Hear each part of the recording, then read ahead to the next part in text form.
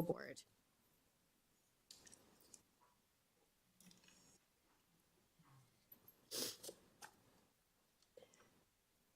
At this time, I would like to call this meeting to order and do the acknowledgement of traditional lands. If those who are able could please rise, thank you. And as you may remember, I have been doing the land acknowledgements alternating from French to English, and June I will be doing it in French. So, nous reconnaissons que nous sommes accueillis sur les terres des Mississauga, des Anishinaabe, de la Confédération Haudenosaunee et du Wendat. Nous voulons également reconnaître la pérennité de la présence des Premières Nations, des Métis et des Inuits. Miigwech. Please be seated. Actually, you know what I'm going to say? Remain standing, as I believe our next order of business is the national anthem.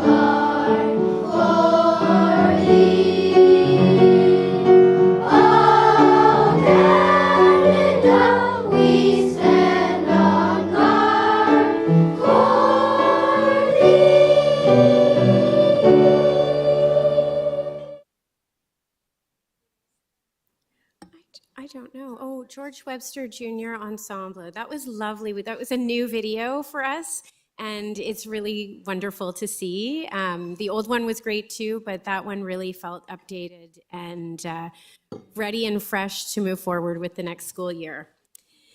So at this time, trustees, I'd like everybody to take a look at the agenda, and we're going to do approval of the agenda. But before we do that, we have had some discussion, Vice Chair Shannon and I, about how we might try to ensure we get through the most urgent pressing matters, because we do have many before us. So we'd love to we hope we'll get through everything tonight. You know I'm an eternal optimist, but with that in mind, we want to make sure some of the key pieces get done first, including the first two things we're thinking about are the student trustee motions, because we have them in the room and we're cognizant that it is exam period. So should this drag on into the late hours of the evening, they may wish to go home.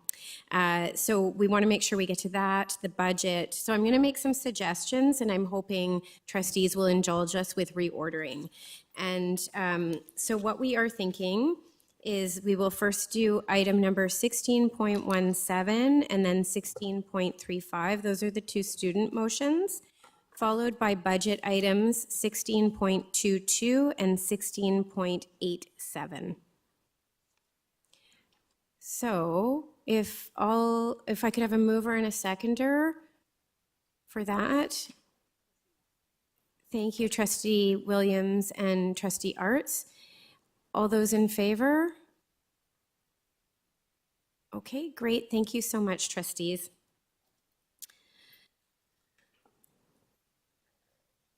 So with that, we are going to move on to celebrations. And I'm going to start off this evening by speaking to National Indigenous History Month. So throughout the month of June, the TDSB is proud to celebrate and learn from and about First Nation, Métis, and Inuit peoples. If you haven't already done so, I sincerely encourage you all to participate in the insightful events and celebrations organized all month long by TDSB's Urban Indigenous Education Center. During National Indigenous History Month, we are extremely fortunate to have the UIEC hosting incredible events with David A. Robertson, Alyssa and Conlin Delbert Sawchuk, Theola Ross, as well as the 4th annual Two-Spirit and Indigiqueer Pride launched by Elder Blue Water. These events provide us with the opportunity to deepen our understanding and appreciation of Indigenous cultures. Thank you to the UIEC and all those involved. It is appreciated by students, staff, and our wider communities. And I would just add that I had the pleasure recently to attend the powwow at Kapamachukwe with Trustee Earhart, and it was truly an incredible celebration, and some beautiful art was presented to the school. So it was really lovely, and I hope many will join next year if time allows. With that, in June, we also recognize 2 other Heritage Months. We recognize Portuguese-speaking Heritage Month and Italian Heritage Month, as well as Pride Month. So to start us off, I'd like to call upon Trustees Dawson and Williams to speak about Portuguese-speaking Heritage Month. Thank you, through the chair. Boa noche. Thank you for this opportunity to recognize Portuguese-speaking Heritage Month tonight at the Toronto District School Board. We have been celebrating this heritage across the school board during the month of June since 2011, and it has been honored throughout the province of Ontario since 2001 with the passing of the Celebration of Portuguese Heritage Act. This month holds special significance as we come together to honor the many contributions of Portuguese-speaking communities, the Portuguese-speaking community in Toronto and Canada. Next slide, please. Thank you. This year's theme is Unidos, United. This is a wonderful theme as we think about the contributions of Portuguese-speaking community to Canada. On Saturday, June 8th, students, staff, and community members united to celebrate the music, food, and overall festivities of the Portuguese-speaking traditions that we all love. Here at the TDSB, we are proud to have over 1,400 students who speak Portuguese as their mother tongue or primary language. This enriches our educational landscape and fosters an environment of inclusivity and understanding in our schools and communities. Did you know that on an international scale, there are approximately 250 million Portuguese-speaking individuals worldwide, making it the 5th most spoken language globally? As part of our festivities throughout the month, trustees, students, staff, and the wider TDSB community joined the Portuguese-speaking community at the annual Portuguese Parade, which took place on Saturday, June 8th, in Little Portugal. Portugal Day started in the country in 1910 and has been celebrated ever since on June 10th. It was introduced by the Democratic Republican government that was in Portugal at the time. The idea of this special day was picked to coincide with the death of Louis de Camões, a poet in the 16th century, who shaped most of the Portuguese language and literature. This vibrant and colorful parade was a wonderful opportunity for the Portuguese-speaking community to come together, showcasing their heritage through traditional music, dance, and delectable cuisine. To mark Portuguese-speaking Heritage Month, an in-person event was held at Central Technical School. Special thanks to our chair, Rachel Chernos-Lynn, and our director, Colleen Russell-Rollins. Your participation was both valued and appreciated by your students and staff. The students were inspired by the keynote panelist speakers. Carla Neto, Executive Director of Women's Habitat, Kevin Silva, Head, Business Development, WeatherTech Canada, Nancy Fernandez, owner of Saudade retail store, Roberto Mercado, former TDSB teacher and author, Ian De Silva, secondary teacher, TDSB. Each speaker provided words of encouragement and guidance on reaching success and sharing the professional words of wisdom to our students. Let's take a moment and see some highlights from the video.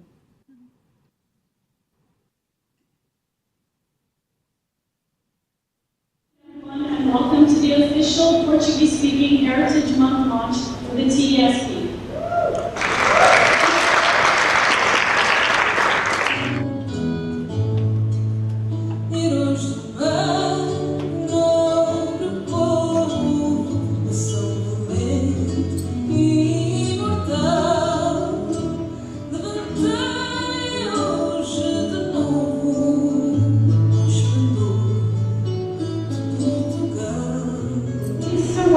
To be here today to recognize and celebrate Portuguese Heritage Month, which has been a wonderful June experience for all of us in the TDSB since 2011. It is with great pleasure that I stand before you today to celebrate Portuguese-speaking People Heritage Month. This is a time to honor the vibrant cultures, rich histories, and remarkable contributions of Portuguese-speaking communities in Toronto and beyond.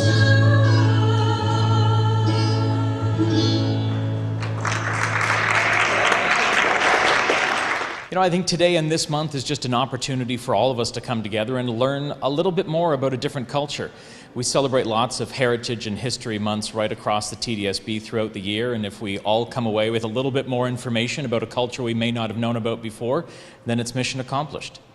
Portuguese is the 5th most spoken language in the world, including powerhouses like Brazil. It is the mother tongue of the Secretary General of the United Nations, António Guterres. So there you are, a very good example that you can strive and become a high-level politician by speaking Portuguese. It's an important month because we celebrate the language, the culture, and everything else associated with Portugal, the Azores, Madeira, and elsewhere throughout the diaspora. And I am here to share a little bit about my Portuguese language heritage and talk to the students about what it means to speak a different language and the many different countries in the world that speak Portuguese. It's a Portuguese Heritage Month. For me, it's a common thread that binds an enormous diaspora across the world. A common thread is our language, of course, and some of our genealogy coming out from Portugal. I feel it's important to see our TDSB, being one of the biggest school boards, celebrating every Heritage Month in order to celebrate community and culture so that all students from all walks of life can feel welcome and supported. I'll see you on Dundas Street. Obrigado.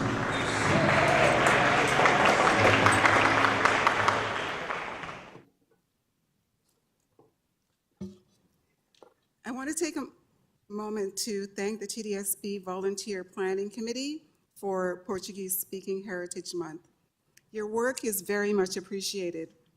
Thank you for joining us in celebrating Portuguese-Speaking Heritage Month, and let us all take this opportunity to recognize and appreciate the vibrant contributions of Portuguese-speaking communities in our schools and wider community. Please follow us on social media, X, at TDSB_PSHM. Obrigados. Thank you. That's thank you in Portuguese.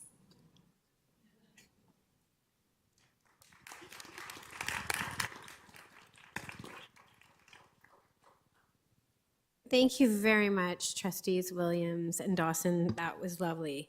I will now ask Trustees Hassan, Trustee King, and Trustee Pei to speak to Italian Heritage Month. Thank you for providing me with the honor of recognizing Italian Heritage Month today. This Heritage Month has been recognized at the TDSB since 2012. It's also celebrated across the province of Ontario with the implementation of the Italian Heritage Month Act in 2010. We're excited to share the many stories from Italian ancestors whose contributions help shape our Canadian culture mosaic. Italian stories and traditions reaffirm identity and connect us to one another. These stories allow us to walk for a moment in someone else's shoes and to see ourselves in others. Stories unite future generations while they evolve and create new customs and traditions for us to embrace. Together, the past, present, and future will redefine what it means to be an Italian Canadian. We are pleased to share with you that an in-person event with author Bruna Di Giuseppe Bertoni was held at the Parkland Public School on Wednesday, June 5th. Author Di Giuseppe Bertoni has won literary awards for her poetry in Italian and has published in both Italian and English. Before her retirement, Bruna was a mental health support worker for Vita Community Living. She has advocated for people with a developmental disability, mental health, addiction, and trauma awareness. She maintains strong ties and continues to participate in activities with Community Living Men's Sauna. Author Di Giuseppe Bertoni read a portion of her book, I Call My Grandmother, Nonna, to students, and entertainment with the Italian flair was enjoyed by everyone who attended. It was a spectacular event full of joy and happiness. Let's enjoy a brief video.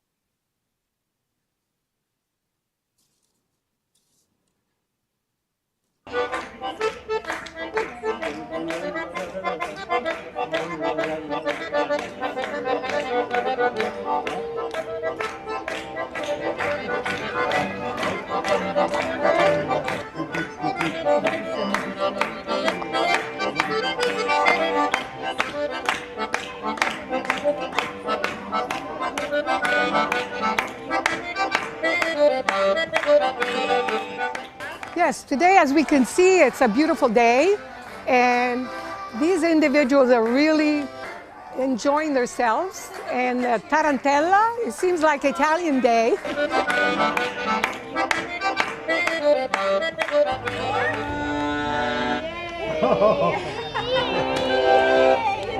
job.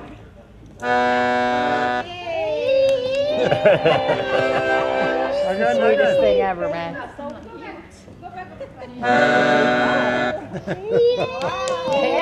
So I'm going to introduce our author.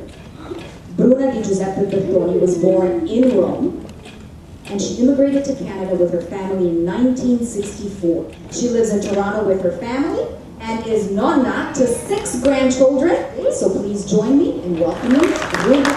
My mom, Giovanna, took care of me until I was old enough to go to kindergarten.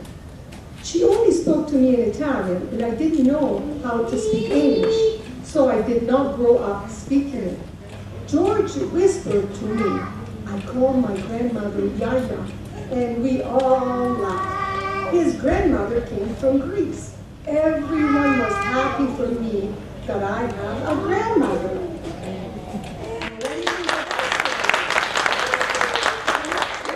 But it's a pleasure to see them. They're all involved and they loved the book that I wrote. I'm happy about that. Yes, yes.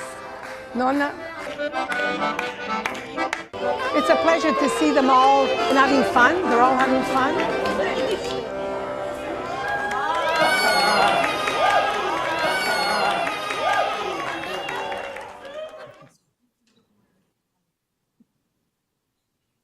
In addition to Bruna Di Giuseppe Bertoni, we will also have author Gianna Patrica present her book, Nonna and the Girls Next Door, to students at Beverly Glen Public School on Friday, June 21st.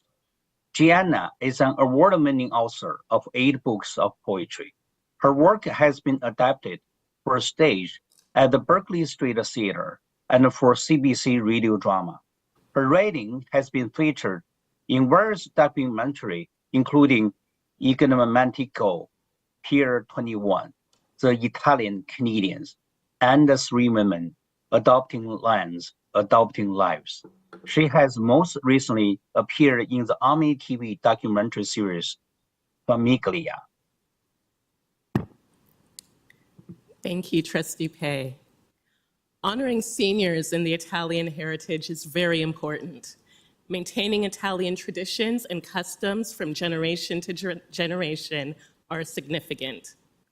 Elderly members within families and communities are the key to preserving the vibrant culture of the Italian heritage. For this reason, we also celebrate Seniors Month in June, which is recognized in the province of Ontario. On a personal note, I remember attending elementary school in the old North York Board and there being a very significant presence of nonas and nonos in the neighborhood. So I'm very happy to share that our next initiative included marking not only the Italian Heritage Month, but also Seniors Month. Students from Runnymede Junior and Senior Public School in Ward 7 drew an image or wrote a thought on postcards with an image of the national flower of Italy. All postcards were distributed to the residents of Villa Colombo Home of the Aged in Toronto to brighten their day and to celebrate the seniors at home. As shared with you, this year's theme is sharing our stories and embracing our future. Through this lens, we asked a few students to share their favorite special traditions or memory with their noni, their grandparents or elders, and it was a wonderful exercise. Resources are available from the TDSB Professional Library for all educators to use, and everyone is invited to follow the Italian Heritage Month Committee on social media. That concludes our presentation. Grazie a tutti, and thank you, everyone.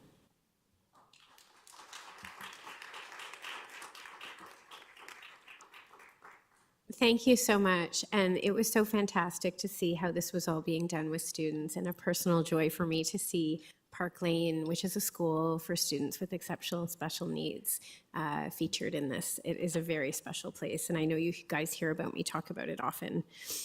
So last but not least, I would like to next welcome to the floor Trustee Rajagulasingham and Trustee Arts, who will speak about Pride at the TDSB this month.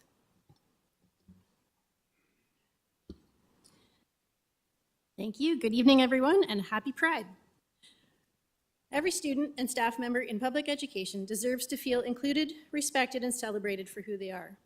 Pride Month is an opportunity for all of us to reaffirm our commitment to fostering a culture of inclusivity, belonging, joy, and empathy within our schools and workplaces. Pride season, stretching from June to September, unites the 2S LGBTQIA+ communities and their allies in celebrating diversity, recognizing contributions, and highlighting the strengths of the 2S LGBTQIA+ people. Pride Month is particularly significant as it provides a dedicated opportunity to celebrate and raise awareness about the rich culture and history of our 2S LGBTQIA+ communities, along with all students, staff, and community members. One of the most visible ways that we celebrate Pride Month is by raising pride flags at all TDSB schools and sites. The Progress Pride flag is a powerful symbol of inclusivity, love, acceptance, and resilience. Flying proudly across the TDSB throughout June and beyond, these flags serve as a symbolic reminder of our commitment and obligation to fostering an inclusive and welcoming environment. Pride isn't just a celebration. It is and always has been political. It is a demand for visibility, affirmation, and safety for queer and trans individuals, families, and communities. At the TDSB, over 4,000, or 14% of students in grades 7 to 12, identify as part of the 2S LGBTQIA+ community, with 3.4% identifying outside traditional gender norms. Despite much progress, too many of them struggle to express their true selves safely and to benefit from a full educational experience, free from harassment and discrimination in our schools.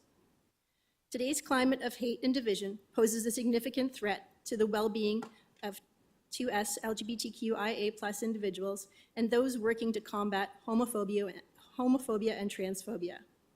We see careless remarks from political figures, governments adopting discriminatory practices, and online hate and intolerance that is growing.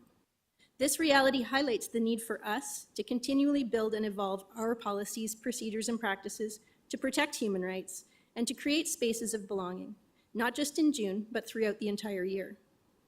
Integrating 2S LGBTQIA+ plus education, resources, and support into our curriculum and professional development is part of our legal duty to ensure education aligns with the Ontario Human Rights Code. I am thrilled to share that the Pride Month Planning Committee has organized a series of events, activities, and workshops designed to empower, educate, and inspire students and staff. From GSA meetings to Pride Prom and participating in Toronto's Pride Parade, and I hope everybody who's available will come because it's a great day. We will be participating in our student design Pride t-shirts, which I'm wearing very proudly. There's a little something for everybody. Throughout the month, students have been engaging in meaningful discussions, exploring 2S LGBTQIA+ history, and celebrating the remarkable contributions of 2S LGBTQIA+ individuals in our society. Our schools are committed to fostering dialogue on 2S LGBTQIA+ issues, addressing homophobia and transphobia, and supporting students. This spring, over 100 schools participated in the two-day Envision Conference. That is a conference for 2S LGBTQIA+ students and their allies. There are numerous other events around the city. Toronto has a number of them. Trustee Earhart and I had the pleasure of attending a wonderful Kids Pride in my neighborhood, which was a glorious event with circus performers and dancing and music. And I got to watch Trustee Earhart bubble dancing with kids. And there was a lot of joy and color, and it was a wonderful space. So our 2S LGBTQIA+ students and staff at the TDSB, please know that you are seen, cherished, valued, and loved. Your presence enriches our schools and wider communities, and your stories inspire us all. Thank you, and happy Pride Month.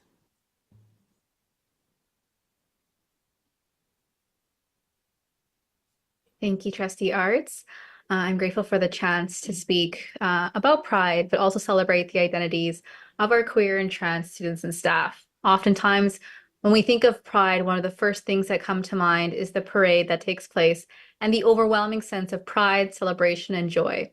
But a mentor of mine, Sudarshanana, who also happens to be my favorite Tamil queer, has always taught me and shared with me that the revolutionary history that is associated with Pride. Queer and trans individuals have been at the forefront of protests ever since the 1969 Stonewall Uprising, and the tradition of 2S LGBTQ+ Pride marches have continued uninterrupted for 50 years and spread around the world.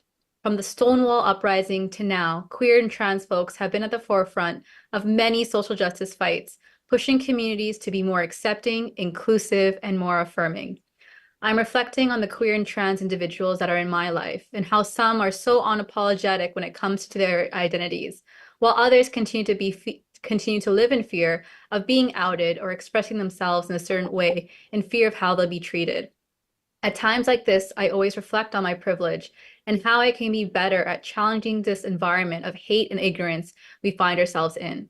Schools need to be spaces where our students feel safe to express themselves and learn more about themselves, while connecting with peers and caring adults that can be there for them on their journeys of self-discovery.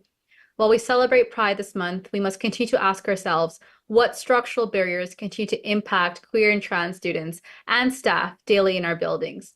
How are these barriers continue to negatively impede how accessible and inclusive services and opportunities are for students and staff?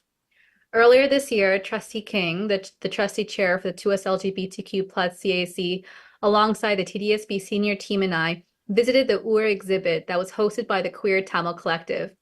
I'm reflecting on the work that was done by the Queer Tamil Collective, a group based in Toronto, and the message they were trying to share.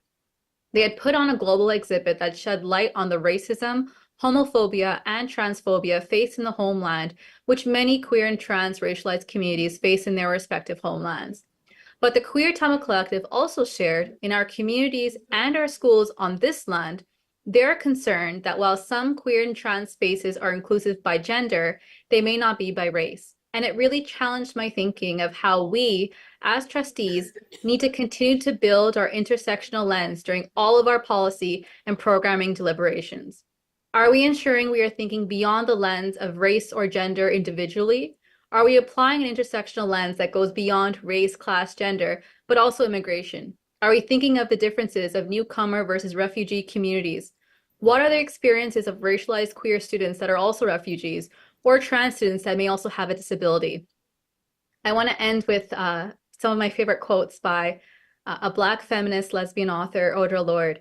I'm not free while any woman is unfree, even when her shackles are very different from my own. You do not have to be me in order to fight for us. You do not have to be me in order for us to fight alongside each other. I do not have to be you to recognize that our wars are the same. So today I continue to reaffirm my commitment to unlearning biases and listening to experiences that are different from mine and sharing this journey with you on how we can create empowering communities where identities are celebrated and systemic barriers crumble. Happy Pride Month.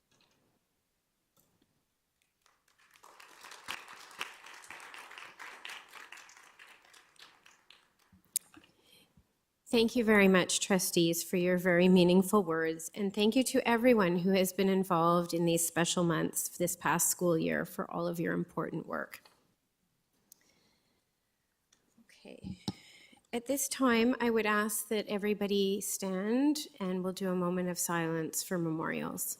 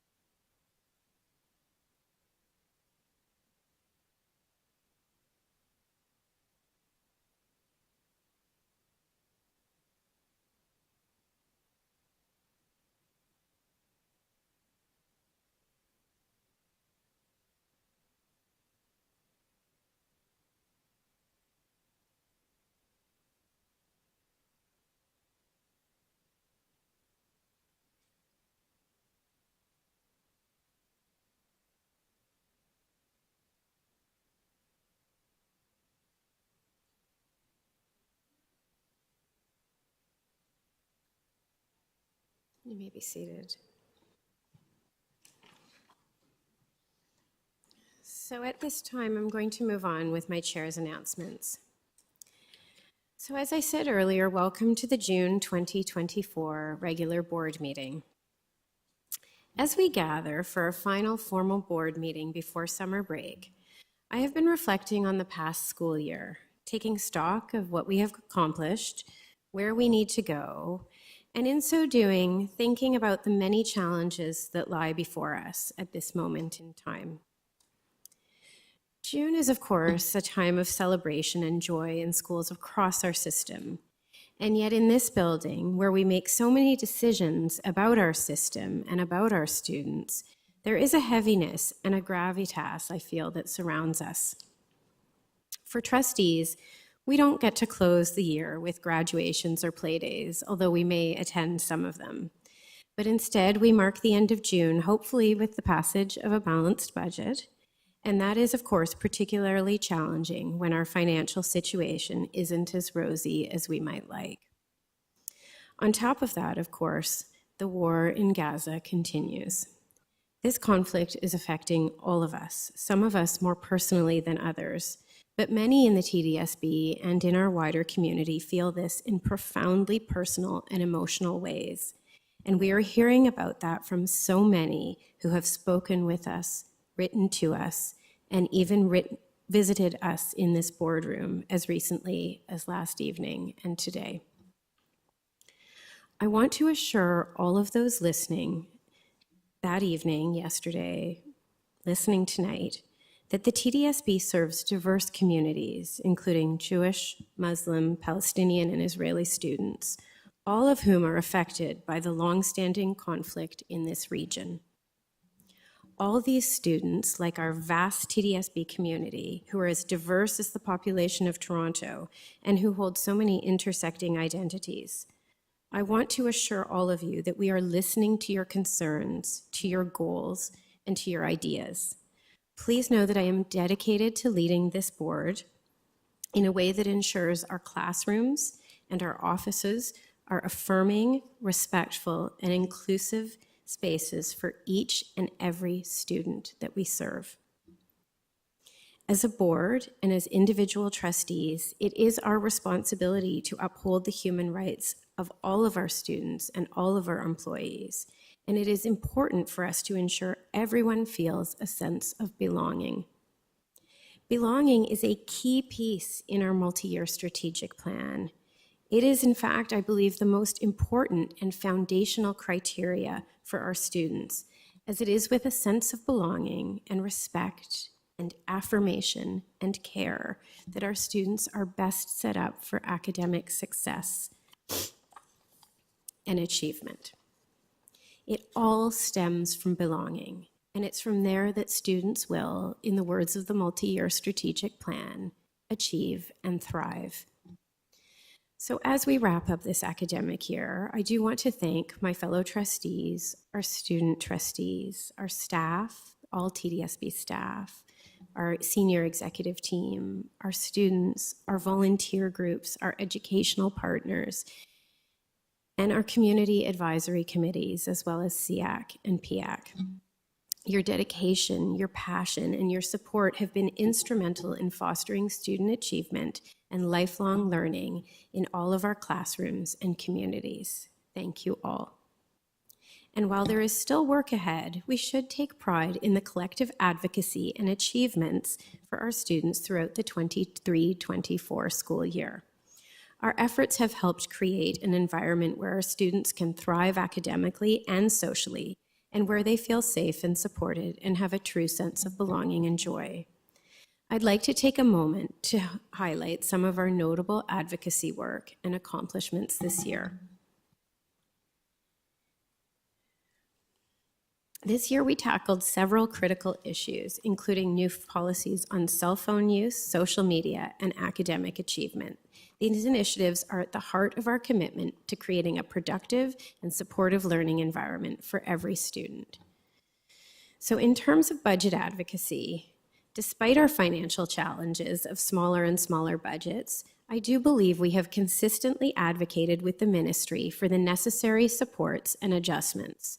We have succeeded in getting more SIP funding for special education, an area where we have been chronically underfunded, and we've certainly led the way in challenging the province to consider the gaps in our funding. These gaps have been noted by other boards, and I do remain hopeful that over time, this advocacy work will pay off, even if it hasn't always in the short run. For more details, for those who are interested in learning more about our advocacy work and the key issues in that area, please review our advocacy letters that are available on our public webpage on the main screen if you scroll down to the bottom. We, of course, also announced updates to our multi-year strategic plan for 2024-2028. The revised plan, developed through extensive collaboration, focuses sharply on student achievement, on high achievement, student well-being, and accountability. With key performance indicators in place, we are committed to excellence and addressing the unique needs of each student, and engaging parents, guardians, caregivers, and community partners along the way. That remains an essential piece of our strategy in the coming years. Of course, there's our cell phone policy and the social media policy. I am very pleased to share that the TDSB has truly been at the forefront of championing and developing new policies on cell phone usage and social media, setting a benchmark for other boards in the province, especially this past year. We have initiated a new cell phone mobile device use in schools policy, aimed at enhancing student achievement and well-being, and this will of course be finalized in the fall. It's currently in its pre-consultation phase, and this policy seeks feedback from school and community partners to ensure that it meets legislative requirements and aligns with best practices. If you haven't already done so, I encourage you to share your voice and provide feedback on our survey before June 30th, which you can find on our main TDSB webpage. Our new policy will be in place for September and the opening of school, and it will likely be refined over time. I am also proud of our leading role in addressing the harmful impacts of social media on students by launching a lawsuit against Meta, Snap, Inc., and ByteDance Limited, or TikTok. This legal action underscores our commitment to student well-being as we continue to advocate for safer social media practices to protect all students, both inside and outside the classroom. Between this and our cell phone policy, I do believe these important steps will have tremendous positive impact on student mental health, well-being, and academic achievement. This will likely change trajectories for young people, and I might add, for many adults who are now becoming more cognizant of their own cell phone and social media use, myself included. Finally, next up, I want to talk a little bit about some ministerial changes at the provincial level. So recently, we learned that there would be a cabinet shuffle and the appointment of a new Minister of Education, Todd Smith. This presents an opportunity, I believe, for new beginnings and new opportunities for changes. As soon as the cabinet shuffle was announced, I reached out to the minister to congratulate him on his new role, and I requested a meeting to start building a relationship as soon as possible so that we can advocate on behalf of our students and communities. This afternoon, I was contacted by his staff to let me know that we are working on a date for a meeting before summer vacations begin. I want you to also know that I did send a letter to Minister Lecce on behalf of the board to thank him for his lengthy tenure at the Ministry of Education. This evening also marks the last meeting for our outgoing student trustees, Yikai Zhao and Ozawa Secord. Our student trustees provide valuable input on behalf of their peers regularly to our board. And the three of you, I would also add Angelica Bell, but she's also staying for another year. So you're included in this, Angelica, but we know there's more from you too. But I want to thank all three of you for all that you have done to support and advocate for your fellow students. We are so proud of your accomplishments and your dedication to students across the TDSB and really across the province. And you should be too. You are all extraordinary leaders, and it has been an honor to work alongside you. And I know I speak for all of the trustees when I say that because they're always telling me how amazing you guys are. I know student trustee Bell, you will be here for another year, but Yikai and Ozawa, we wish you all the best as you move on to university, and we're so excited for this new chapter for you. We know you will all continue to go on to do extraordinary things. And a little bit later, after your student report, we do have some gifts for you, and we'll do some photos together. But I just wanted to say that for now, and I think we can give you guys a round of applause.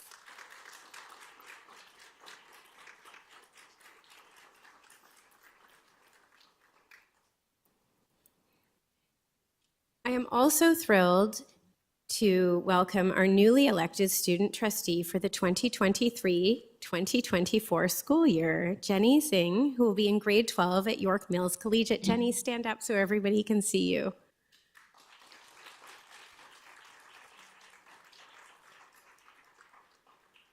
We are so excited that you're joining the Horseshoe.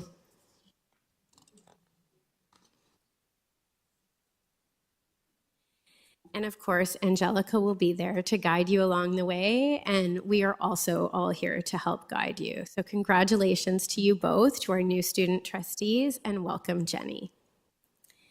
I also want to take this opportunity to congratulate our graduating class of 2024, including many who are celebrating today while we're in this board meeting. You did it. On behalf of the board, we wish you all the best in your future endeavors. Remember to be curious, to be kind, and to have fun as you go out into the world. You will always be part of our TDSB community, and we look forward to seeing all the amazing contributions you will go on to make in your communities, our city, our province, our country, and the wider world. Finally, as the year comes to a close, there is an additional layer to the bittersweet feeling for all of us who reckon with it. The retirement of our extraordinary director, Colleen Russell-Rollins. She will be leaving us early in this fall, but she has kindly promised to open the school year for us, so we are set up for success, and I do very much appreciate that, Colleen. And while it may sound premature to say goodbye, I know that the start of the school year board meeting will be a busy one, and goodbyes may not feel quite so appropriate at this time. So I hope you all indulge me as I try to put into words just how much Colleen has given to students, to staff, and to trustees over her over 30 years career at the TDSB. I actually don't know how many years it is, but I know it's over 30. We won't focus on that. Colleen has always led with integrity, thoughtfulness, grace, kindness, compassion, and high expectations for all students. And I pull those words not just from my box of words that I think of from Colleen, but from the things that people have said about her around this table and in the hallways and in private conversations and in wider conversations. She has challenged all of us to aim high, to consider every angle, to consider our words carefully, and always, always, always put students first. I have often wished that I had known Colleen when she was a young teacher, as I know her dedication to our young people is at the very core of her being. Every time I have watched her interact with students, she has always treated them with warmth, care, respect, and supreme interest in each and every interaction and with each and every student. I think this goes to the core of who Colleen is as a leader, someone who is genuinely interested in listening to others and to helping them succeed. Colleen, we are so very privileged to have had you as part of the TDSB for all of these years, from kindergarten student all the way up to the top job in public education in our country. It has been an incredible honor to have served alongside you, and I will miss you tremendously. Your exceptional dedication to public education has left a lasting impact on our students and staff across the district, and I would argue across the country. We wish you all the best in your retirement. It is so well deserved, and we hope you will come back and visit often. And with that, I want to wish everyone a safe, restful, and enjoyable summer. I hope you all find time to relax, to recharge, and spend quality time with your loved ones. Thank you, and we will now move on with this evening's agenda.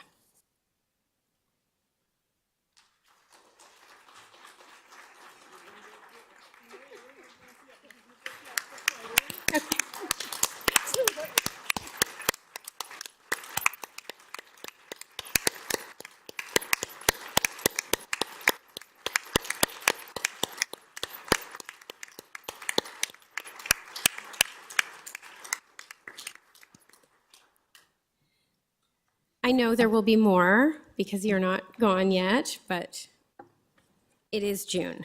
So with that, we are now moving on to item number 10, which is our report from trustees appointed to external organizations. Do we have any of those this evening? No, I don't believe so. And so that means we are moving on to our reports from our student trustees.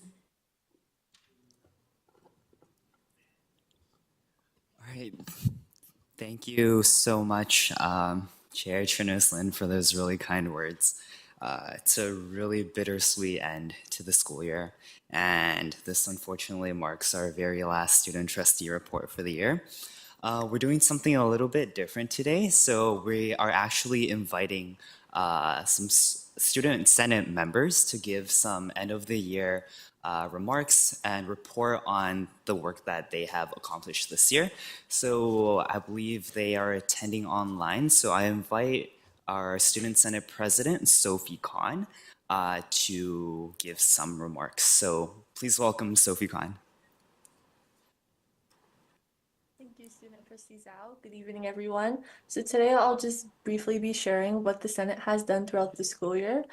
To start off, we had completed several policy consultations, which included the new cell phone and vape ban, and then It also included the mental health and addiction strategy, along with disconnecting from work policy. We had workplace violence prevention policy, and we will end off the year with the student leadership policy, which we will have a consultation for at our last student senate meeting next week. And in April, we had hosted the annual leadership retreat at Monocliffs with approximately 40 attendees, where we had the privilege to prepare students to start leadership initiatives within their school communities and feel confident in who they are as great leaders in their communities. Starting November 2023, we were able to have our monthly student voice meetings for each learning center within our board, where we had the opportunity to gain perspective of our students surrounding the important topics in our board for the well-being of our staff and students. And we concluded with our last student voice meeting, last week, where we discussed items such as Pride Month, National Indigenous History Month, Italian Heritage Month, Portuguese Speaking Heritage Month, and the new implementation of the financial literacy requirement for high school students. And as the Senate for 2023 to 2024, we were able to prepare Student Leadership Day for the next school year with the integration of beneficial activities and resources for our students, with an emphasis on student leadership and their well-being, which will be led by our incoming Student Senate for the new school year. And lastly, as I wrap up, on behalf of both the Student Senate and I, we wish a huge congratulations to the class of 2024. And thank you for having me today, and I'll pass it back to the student trustees. Thank you.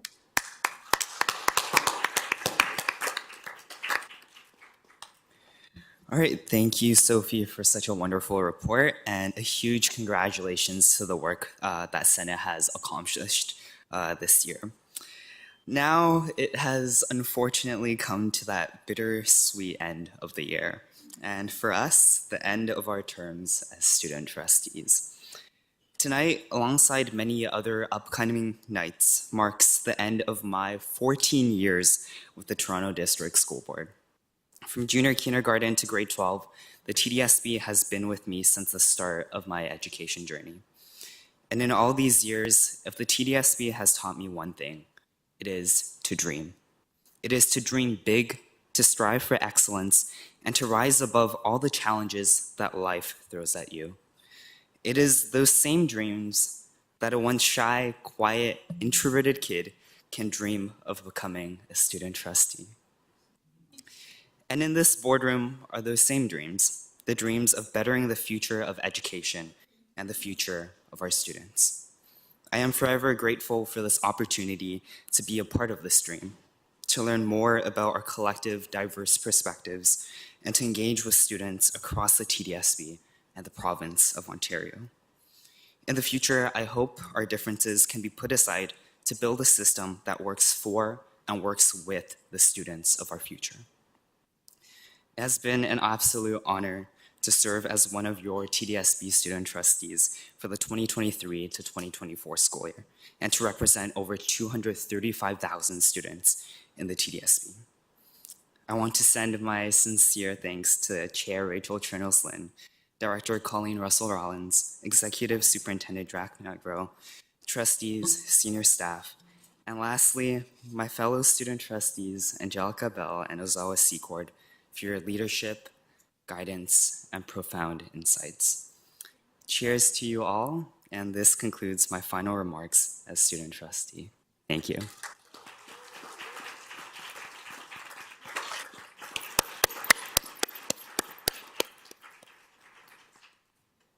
And now, this is some more exciting news. Now we welcome the new student trustees for the 2024 to 2025 school year, Jenny Zing and Angelica Bell. So please give her, these two amazing students, a warm round of applause.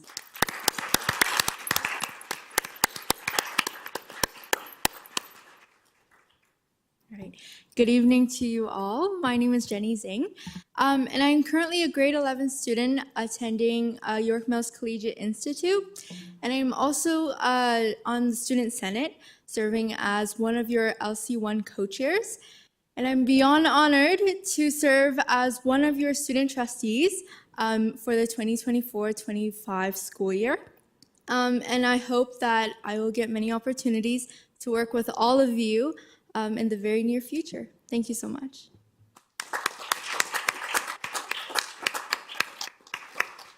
Alrighty. Hello, everyone.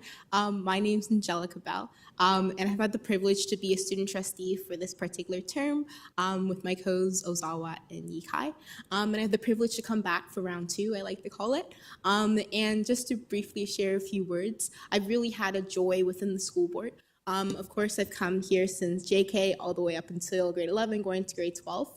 And I truly, truly adore the board space, the conversation, both within the committee rooms and up here on the board floor as well. And I truly appreciate the support that I've been able to have from superintendents along with trustees. I truly believe that within this round 2, I'll be able to even make more of an impact alongside the collective voices of students. And I'd like to end off by saying that knowledge is power, but it's collective knowledge building that's truly, truly powerful. And that's what I hope to continue to strive within my second term as a student trustee alongside Jenny. Thank you very much.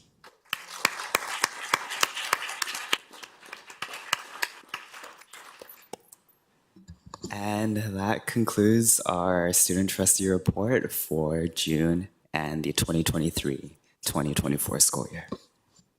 Okay, so before we conclude, we do have some gifts for the student trustees, and we'll do a quick picture, I think, as well.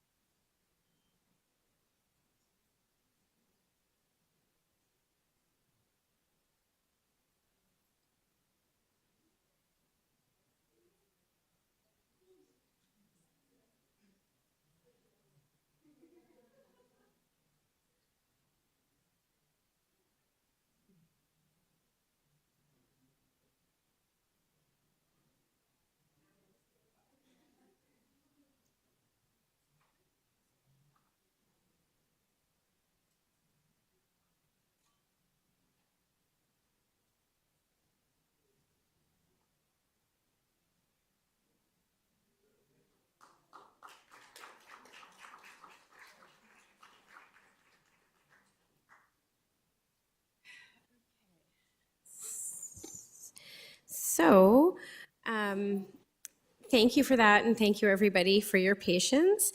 Up next, we will be treated to the Director's Leadership Report. Please go ahead, Director Russell Rollins. Good evening. Thank you very much. Through you, Chair, first of all, thank you for the heartfelt congratulatory message. It touched me greatly. Good evening, students, staff, trustees, and community members. We've made it to the final board meeting of the school year, which means we've made it to maybe our second or third favorite activity, which are our graduations. It's an opportunity to reflect on all of our students and what they have learned and the staff who have supported them in their journey. Whether you go to the kindergarten graduations with proud parents, taking photos and promising them that it gets better when they're at grade 6 graduation or grade 8 graduation or grade 12 graduations, each and every one is a very special milestone. But my mother would always remind me at this time of year that there's summer school. And in TDSB, there is summer school. In fact, over 15,000 in-person learners will take summer courses, along with an additional 18,000 students engaging and participating in e-learning. Learning is truly year-round in the Toronto District School Board. I would like to begin my remarks this evening with a recognition that on June 21st, TDSB, and the entire province will celebrate National Indigenous Peoples Day. It is a time to recognize the profound connection that Indigenous peoples have with this land, a connection that has existed since time immemorial and continues to thrive despite centuries of colonization and adversity.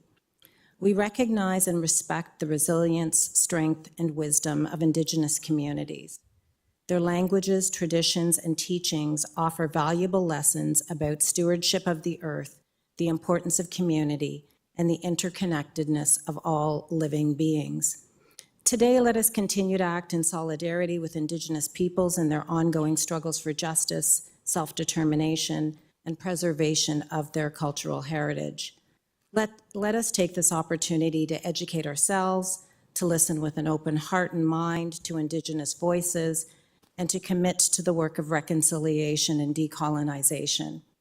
In honoring National Indigenous Peoples Day and National Indigenous History Month, we not only honor Indigenous peoples and envision a future where their rights are fully recognized and respected and their cultures continue to thrive.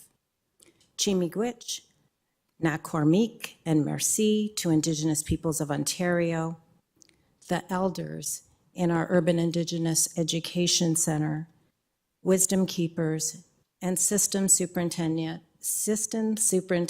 Tanya Sank for sharing their knowledge, heritage, wisdom, and strength with all of us.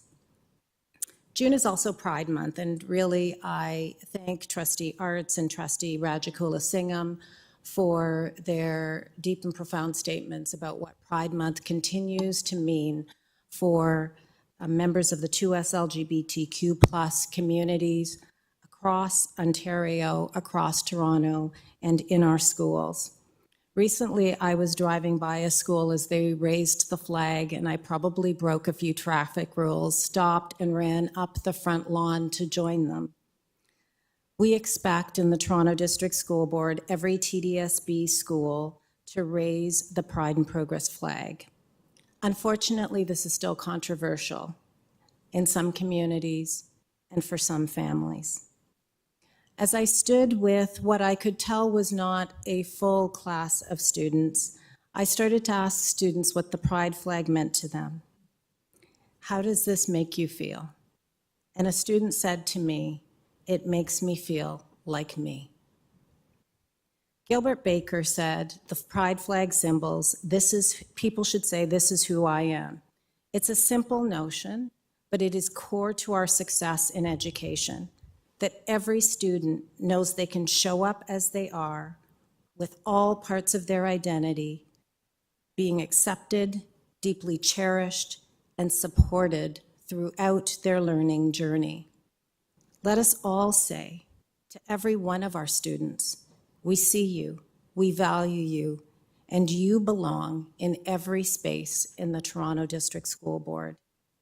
Happy Pride, and more now than ever, let us say that we stand with our students in their full identities and allow them to say, this is who I am each and every day of the school year. So now let's move on to our achievements of our staff and our students. As I enter the final few months of my career at the TDSB, and boy, that's really difficult to say, it is the students and staff that will form the basis of my memories. This evening, I want to share a few recent staff and student accomplishments that help to demonstrate the brilliance that is the Toronto District School Board.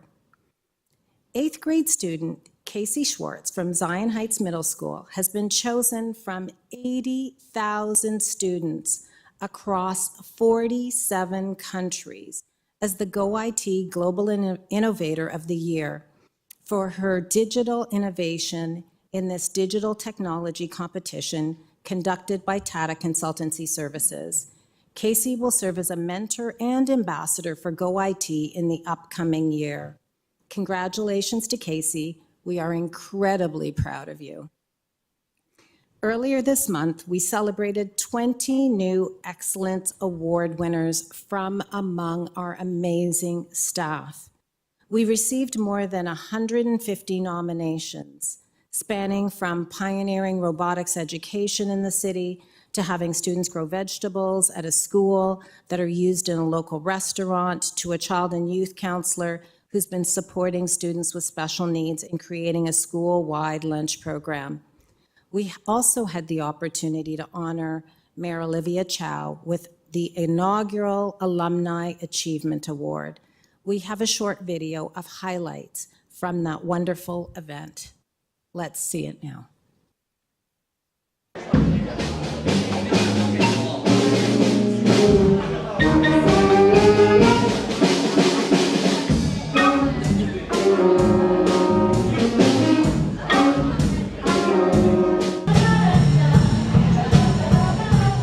I want to congratulate all of our nominees and our winners today. Your remarkable work, your dedication, and your passion in our schools and beyond have made such a difference. You are leaders and beacons of inspiration to us all, making a significant difference in the lives of so many students and colleagues daily. So congratulations, and on with the show. To the recipients, you are change makers and champions for young people, for staff, and for public education. We have never needed you more. So as a transitional student trustee, along with my colleague Jenny, I wanted to make sure that we acknowledge you and celebrate you today. And thank you for coming to join us in this space. All of you leaders, I want to congratulate you. You're worthy of the awards. You build strong communities. You shape our city. Thank you for everything you do, and congratulations to all of tonight's award recipients. Let's keep working together. Thank you.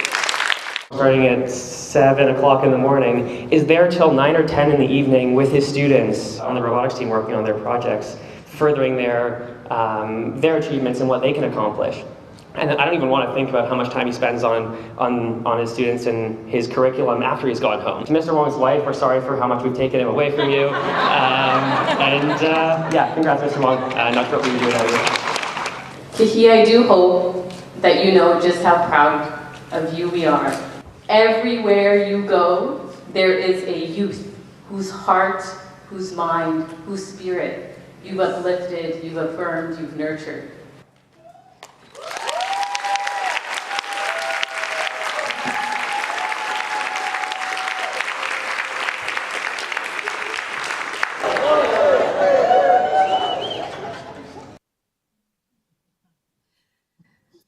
It was a truly wonderful event, and trustees, if you have the opportunity to attend next year's Excellence Awards, you will not be disappointed.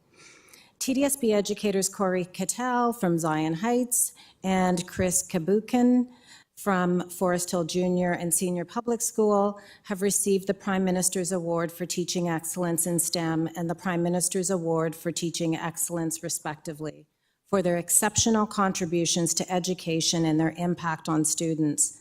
And the list goes on. Each and every day, we see examples of how students and staff across schools and centers are making important strides and having true and deep impact on our students and on the Toronto District School Board. I am incredibly grateful for the talented staff that I've had the opportunity to serve as director. To our student trustees, you know, one of the things I'm not going to miss is following your brilliance each and every month, because your agenda for engaging young people and bringing their voices into this room has truly been amazing. We have seen you grow into your roles and be really staunch advocates for students around this table. You are brilliant. You could choose to sit in any one of these seats and in any seat in any room, virtually or in person, as you decide what it is that you want to do with your future. So I send you love and care and great success in what you choose to do next. To Angelica and Jenny, what a lucky group of trustees to work with you in this upcoming school year, as well on behalf of the senior staff. Thank you very much for your service, because we know you do so much in order to be able to fully participate as student trustees. Thank you.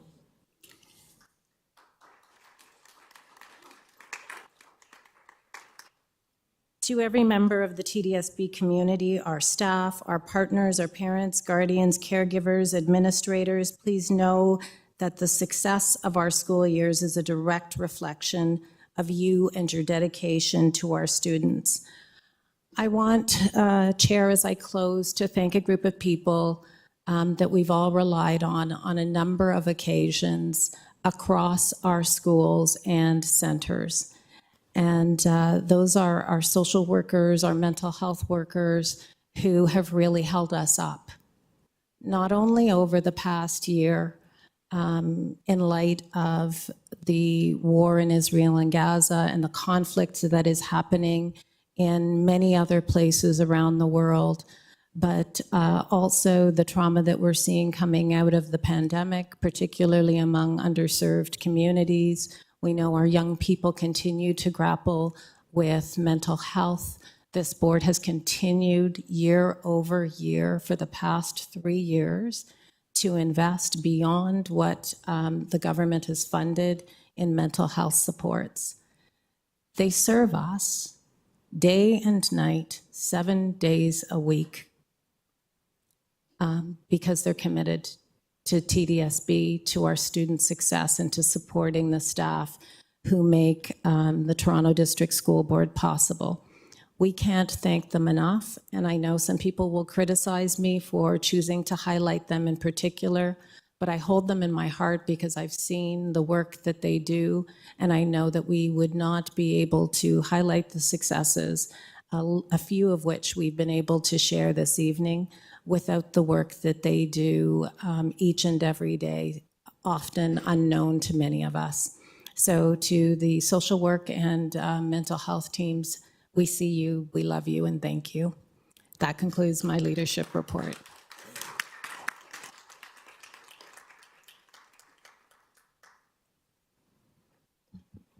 Thank you very much, Director, for your leadership report. It felt a little bit like the Oscars. There are so many extraordinary people, and we wish we could thank them all and give speeches about all of them.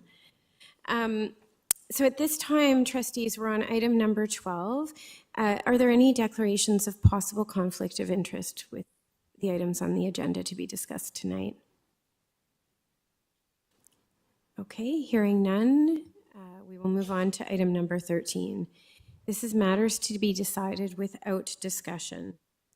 So on the consent agenda this evening, trustees, the list is on there, but if you have eyes as old as mine, you probably can't read that, but it is in your blue folders. It's item number 14, item number 16.1.1, 2, 3, 4, and 5. Item number 16.21, item number 16.31, item number 16.4. Yeah, no, yeah. No, sorry, not on consent agenda. 16.4 is not on consent. That's off consent. My apologies. All of item 16.5, that's 1, 2, 3, 4, 5, and 6. Then on item number 16.6, 1 and 2 are on consent, as well as 3, 4, 5, 7, and 8. Item number 16.7 is on consent, as well as 16.8, 1, 2, 3, 4, 5, and 6, 9, 10, and 11. And there is a written notice of motion for your perusal as item number 17. That will be discussed at a future meeting. What that leaves us with is a fairly lengthy agenda. So off consent, we have item number 15.1, item number 16.16 and 7, item number 16.22, item number 16.3, 3, and 5, Item number 16.4. Item number 16.66. Item number 16.8, 7, and 8. And as we approved at the agenda, we'll be doing the student motions followed by budget. And then we do have another suggestion from Trustee Dawson, if you want to mention it now, Trustee Dawson. If we could move up 16.4.1 after the budget. So 16.4 is the Program and School Services Committee report from yesterday evening. Do we have a seconder to move that up on the agenda? Thank you, Trustee Earhart. All those in favor?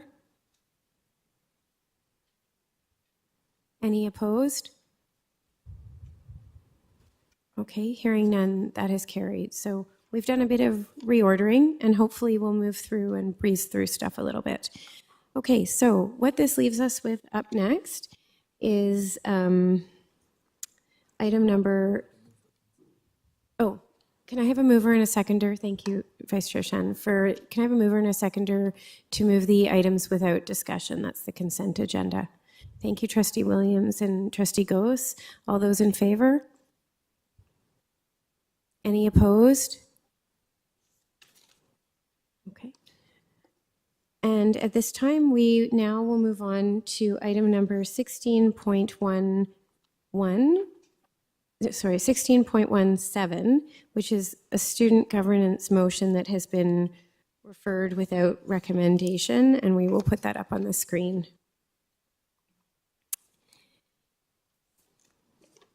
And this is moved by Trustees Rajakula Singham and Suskandaraja on behalf of student trustees Secord, Bell, and Zhao. And I would ask the student trustees if they would wish to speak to this. All right, thank you, and through you, Chair. I just want to start off by thanking Trustees Rajakula Singham and Suskandaraja for moving and seconding this motion on behalf of myself and the student trustees. So the TDSB serves 238,000 students within our 582 schools, representing the largest school board in Canada. Students are at the forefront of what we do as trustees and staff, and thus students should advise the decisions that are made by this board.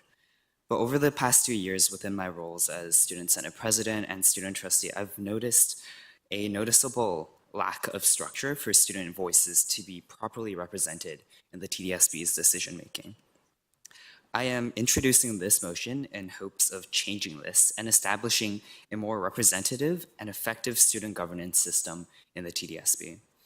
In the current system, under Student Leadership Policy P070, which has not been revised since 2011, the student trustees and the student senate are officially responsible for elevating the voices, interests, and concerns of all TDSB students to the Board of Trustees. However, the student senate only consists of 16 elected students and does not have direct lines of communication with every school in the TDSB and cannot adequately represent the student body. Additionally, only 2 student trustees are elected by students each year, and since the introduction of an online voting system in 2019, 7 out of 10 student trustees have been elected from Learning Center 2, presenting a disparity in the voices represented by the student trustees. So within this motion, I am introducing 3 proposals to ensure more representative and effective student governance in the TDSB that I hope staff will consider during the policy review of the Student Leadership Policy P070 next year. So firstly is the establishment of 2 separate student governance bodies in the TDSB, the Student Senate, which is composed of elected secondary and elementary students responsible for promoting student leadership, and the Toronto Student Presidents Council, composed of secondary school student council presidents and vice presidents responsible for elevating student voice. Secondly, the creation of fair, equitable, and representative election guidelines for student trustees and the Student Senate. This includes a model where each student trustee represents the students of 2 learning centers and where elections are held accordingly. And lastly, the inclusion of student voices into the development of important TDSB documents, such as the multi-year strategic plan and the budget plan.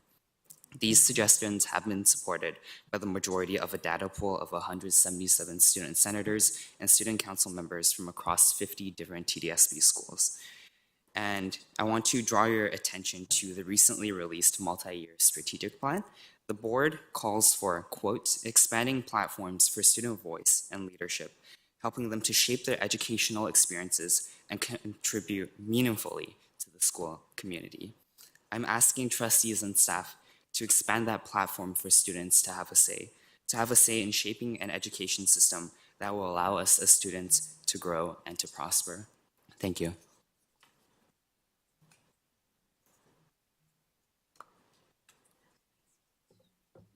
Okay, thank you very much. We have a speakers list growing. First, Trustee Laskin, followed by Trustee DeVitis.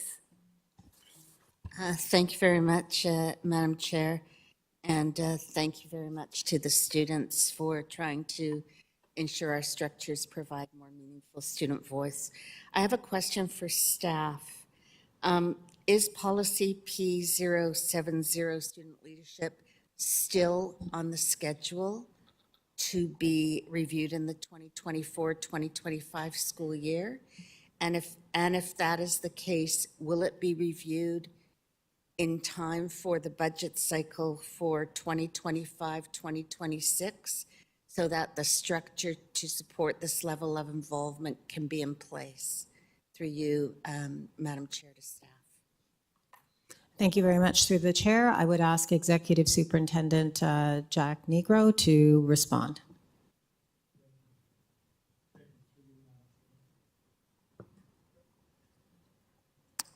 Thank you. Through you, Madam Chair.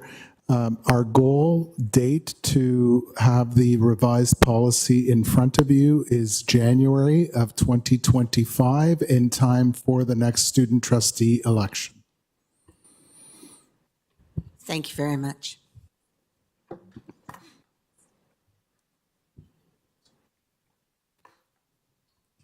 There you go.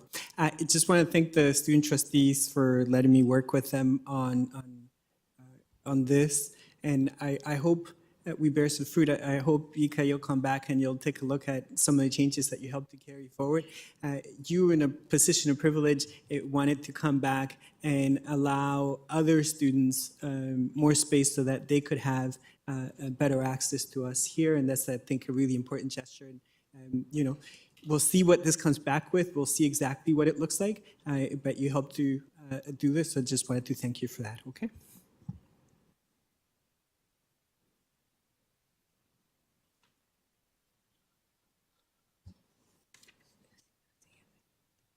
Okay, thank you very much. So with that, I think we can open the vote on this item.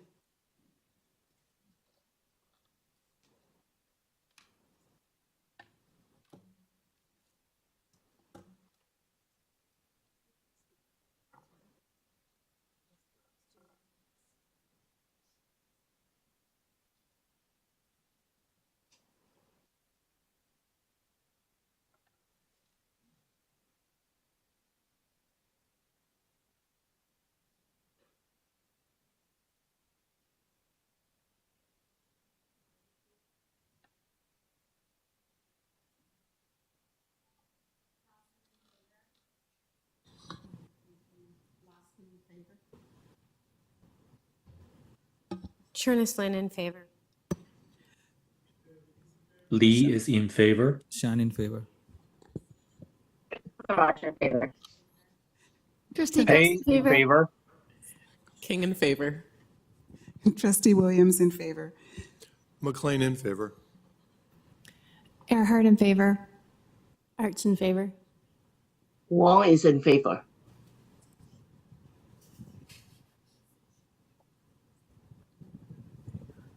Hastings is in favor. Hassan in favor. Nunziata's in favor.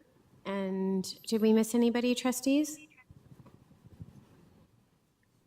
Okay. If you want to. Any opposed?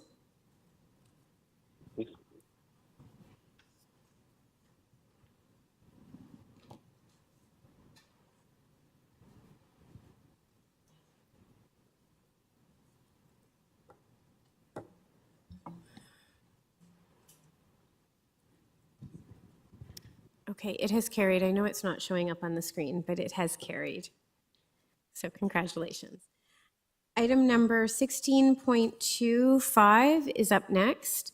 And this is the review of the current financial literacy implementation within the curriculum.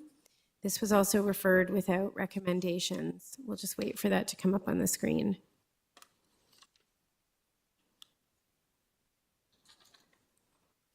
There we go. No. Nope. Nope. Oh, yep. Okay, that's the one. Okay, can I just have clarification as to who's moving this motion on behalf of the student trustees, just so we have that?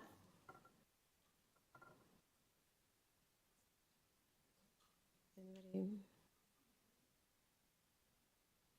Trustees Dawson and McLean, thank you. Okay, student trustees, it may be in the record, I don't know if it was at you, Trustee Williams? It was me. Okay, my brain's not working tonight. Happy to second. Student trustees, please go ahead and you may speak to your motion. Alrighty, good evening, everyone. So today I'd want to start off by firstly thanking the movers and the seconders for putting forward this particular motion that is extremely, extremely important, not only to myself personally, but to the hundreds of students that I've consulted on this, moving forward with this in particular, along with Matthias as well.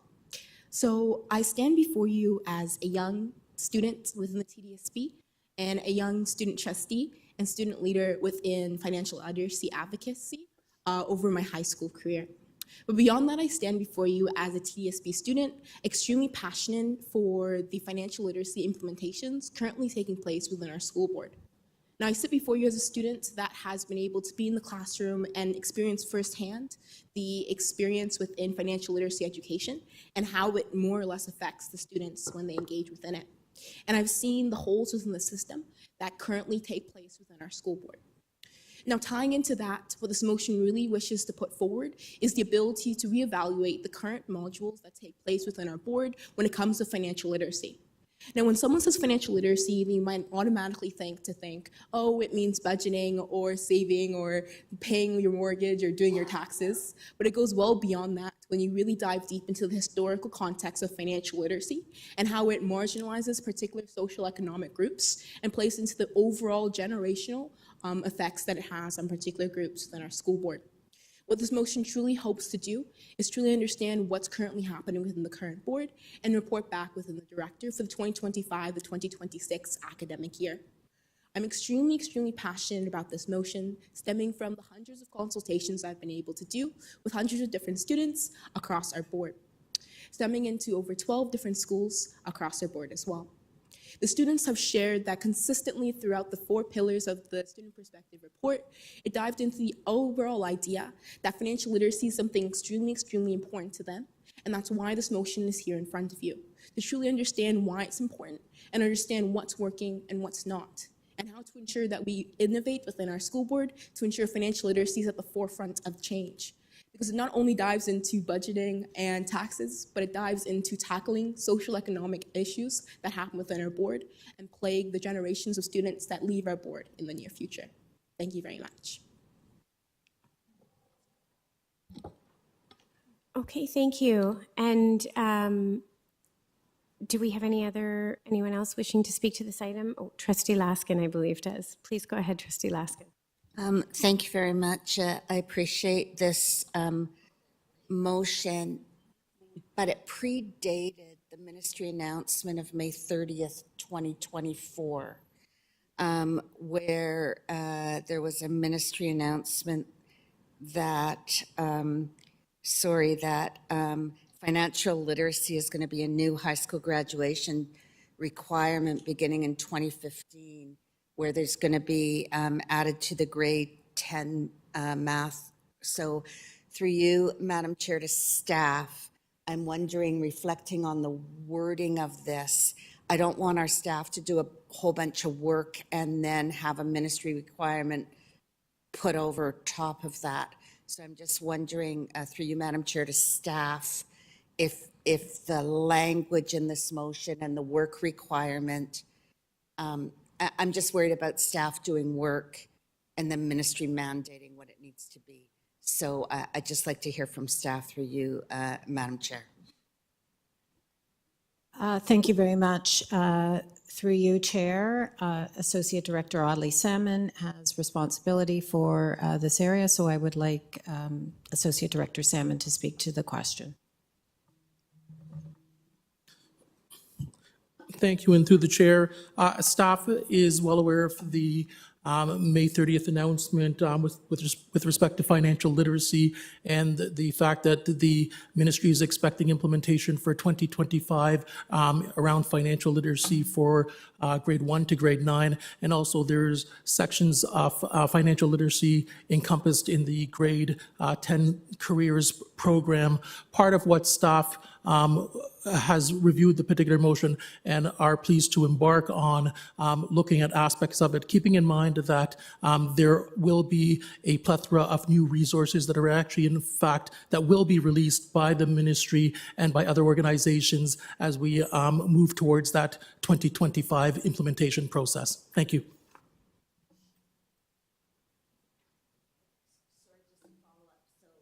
Say yes, the language in this motion is fine and not in conflict, because I wasn't clear. Thank you, through the chair, yes. Appreciate that, through you, Madam Chair, to staff.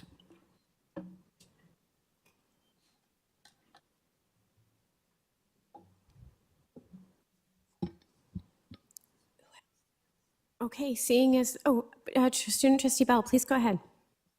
Oh, have you? Yeah, so I'd also like to close off and share, especially based on the remarks that Trustee Oskin shared, which were very valid when it ties into provincial government as well.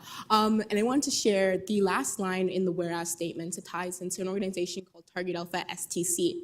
Now, Target Alpha is really unique in the sense as it was the official youth advocacy body / representation when the minister decided to announce their announcement at the Toronto Stock Exchange here in the city. Our CEO, Victor Vasilev, spoke to not only the implementation within the financial literacy requirement across the province, but also represented Target Alpha as well. So Target Alpha is a particular organization that we worked heavily within the advocacy towards this particular motion, leading up to this particular announcement with the minister as well. So that also ties into that piece that we really took forward in the sense of that as well. So it's always a combination of working collectively within student voices and student groups. This motion came forward not only stemming from my personal lived experiences within financial literacy within our school system, but also the hundreds of students that we were able to do consultations with over my tenure of a student trustee this year, along with our work with Target Alpha as well. So hopefully that puts a couple of your concerns to rest. And I look forward to the results of the voting process shortly. Okay, thank you very much, Student Trustee Bell. I'm not seeing any other speakers on the list, so we will open the vote on item number 16.3. 16.35, just to be clear.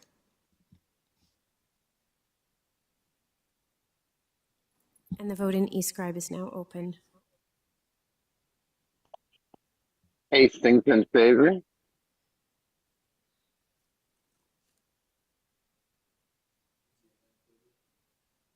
Sean in favor. Patel in favor.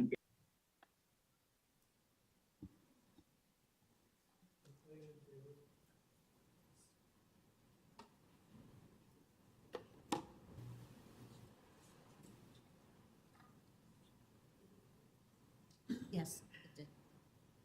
I had no issues.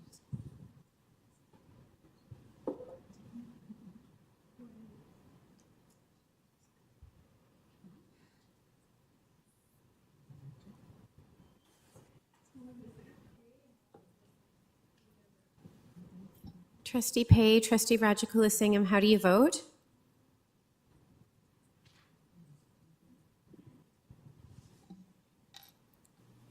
Rajagulasingham in favor.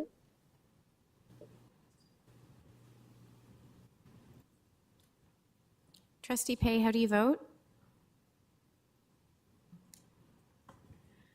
Pay in favor. Thank you. And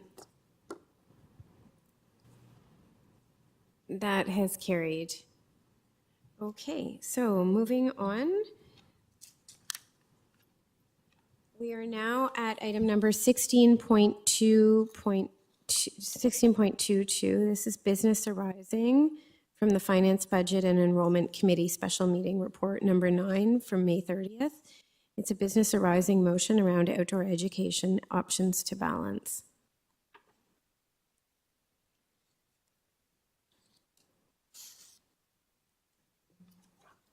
So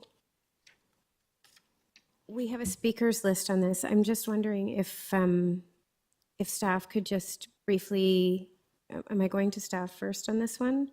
No? Okay. So we have a speakers list that's starting. Vice Chair Shan, I believe you're first. Please go ahead. Thank you. Through you, Madam Chair, if I may ask the staff, just to clarify again, that this particular motion did not generate additional revenue to impact the deficit that we are seeing, right? This motion is a revenue cost neutral motion, if I see it correctly. Through the chair, that is correct, because the savings from A are then used in D to offset some of the user fees. Thank you. So if I may ask through you, Madam Chair, so this particular weekend program that is often subscribed by residents mostly from Scarborough schools, is that right? Chair, that is correct. So by removing the program, we are generating some income. Removing the weekend program, we are generating some income, but that income is going to be used to distribute across the board to reduce the user fee for everyone within the system. Thank you, and through the chair. The booking system has been opened, and what we can report is that the outdoor education trips to the Scarborough Outdoor Education Centre has been well received, and booking is very busy, and we seem to not be experiencing any desires for additional booking.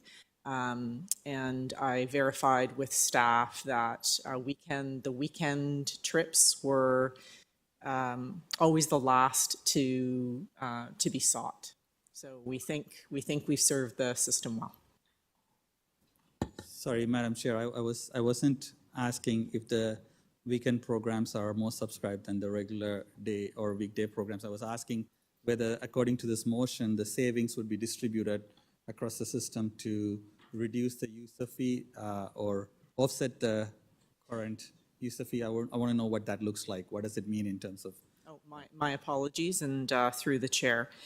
This motion, is our understanding, is that the savings from the elimination of the weekend trips in SOs would offset the fees charged, and it would be up to staff to delineate an appropriate way to use that offset. And typically what we consider is the LOI. Thank you.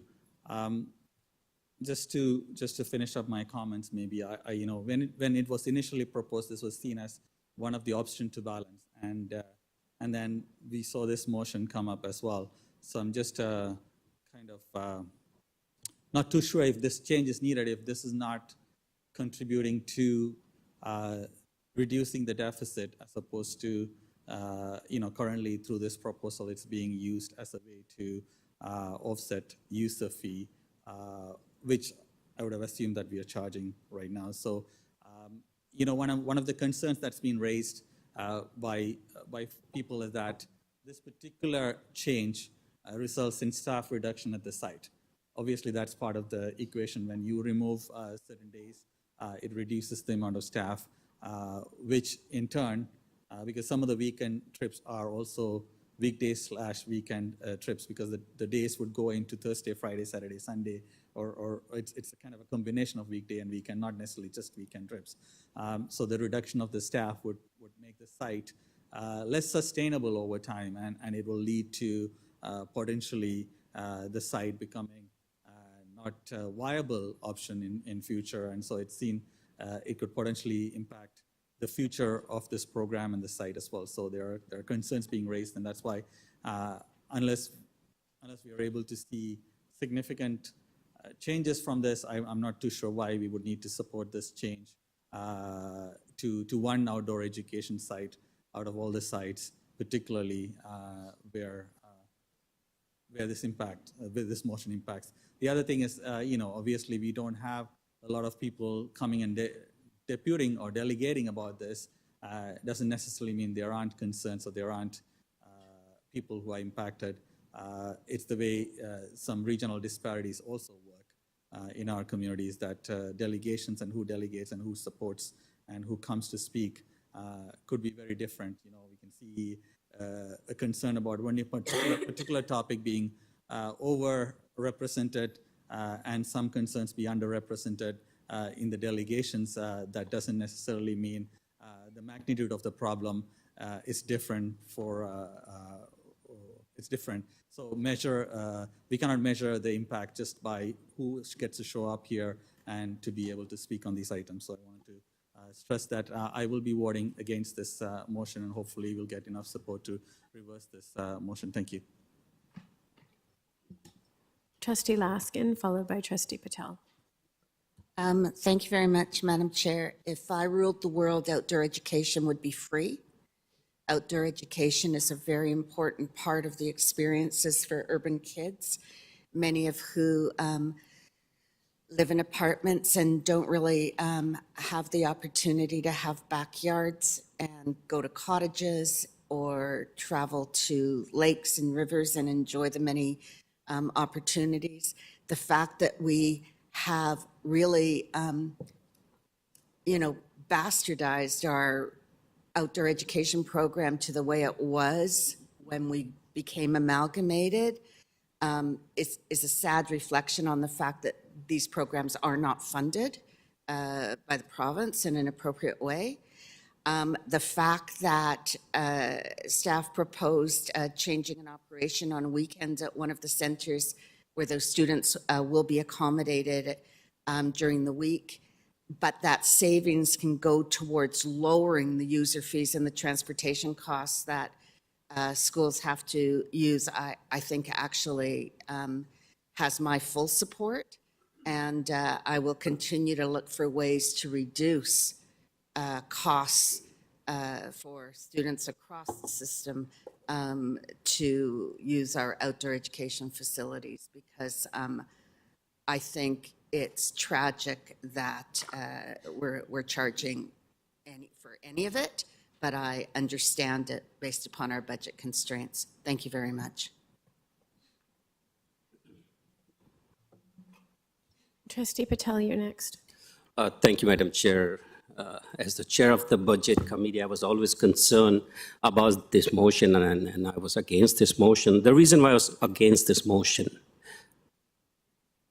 because I believe that the fundamental principle of balancing a budget was not implemented in this motion. On March 19, this was staff's proposal, that there is a deficit balance, and the options to balance the budget was to reduce deficit in continuing education, reduce deficit in outdoor education, reduction in replacement costs for sick leave, reduction in school operational cost, increase to certain user fees, including permit fees, and the resumption of IB fees. There was also a recommendation, reduction in central staffing, including senior team, central teaching staff, and other central administration staff, which was good. When we talk about budget, these are very important items. Initially, when Kearney came into discussion, it was $1 million. And I was keep insisting talking about where is that 1 million, because it did not make sense to me that just to get rid of a weekend program at Kearney, it's $1 million. After a few budget talks, it ended up at $300,000, which is fair enough. We are here to balance the budget. We don't get enough monies from the province. We argue on that. We also talk about Ministry of Education telling the board to look after the affairs. So on one hand, we are proposing to cut a program, and on the other hand, we are taking that money and getting away from our principle, which is to implement fees on certain user fees on outdoor education. So I really don't understand about this principle. You're cutting one program from one end of the city, which is a historical site. Yeah, it's far, but it's a historical site. We got this site when the amalgamation happened.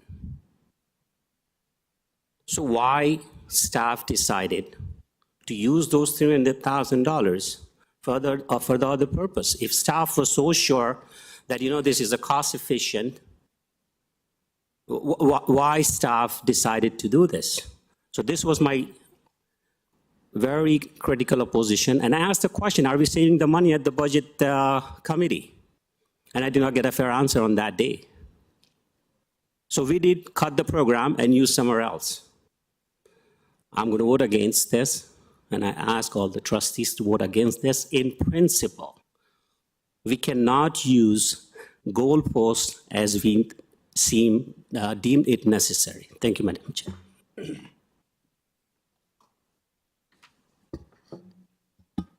Trustee McLean, followed by Trustee Arts, and then myself. Thank you, Madam Chair. Can I confirm with staff that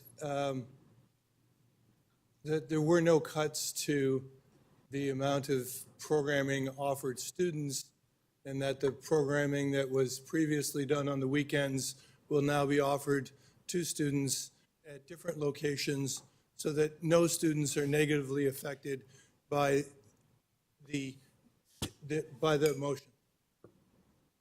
Thank you, and through the chair, that is correct. This was my proposal as I sent it.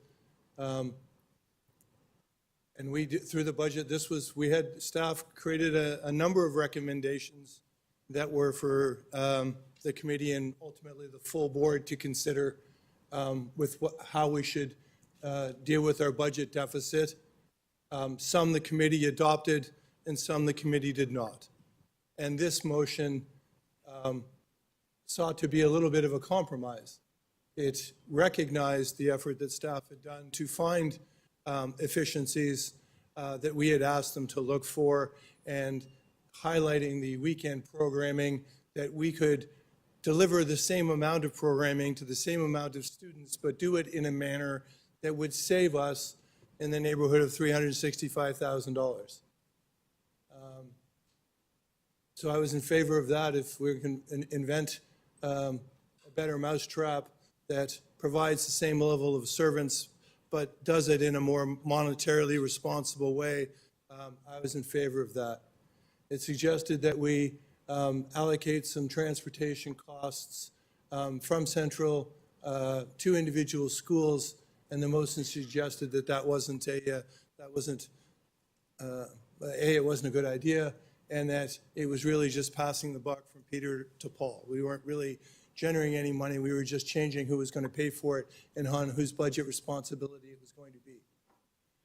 C of that, making up the final part of the $1 million that was being suggested, was actually the doubling of the current student user fees that are currently in place. And when the suggestion was to, by doubling the fees, we could generate additional $300,000 that would be used for deficit reduction. Again, the motion suggests that that's not that's not the best way to balance our budget. And in fact that we have student fees for outdoor education programming is challenging.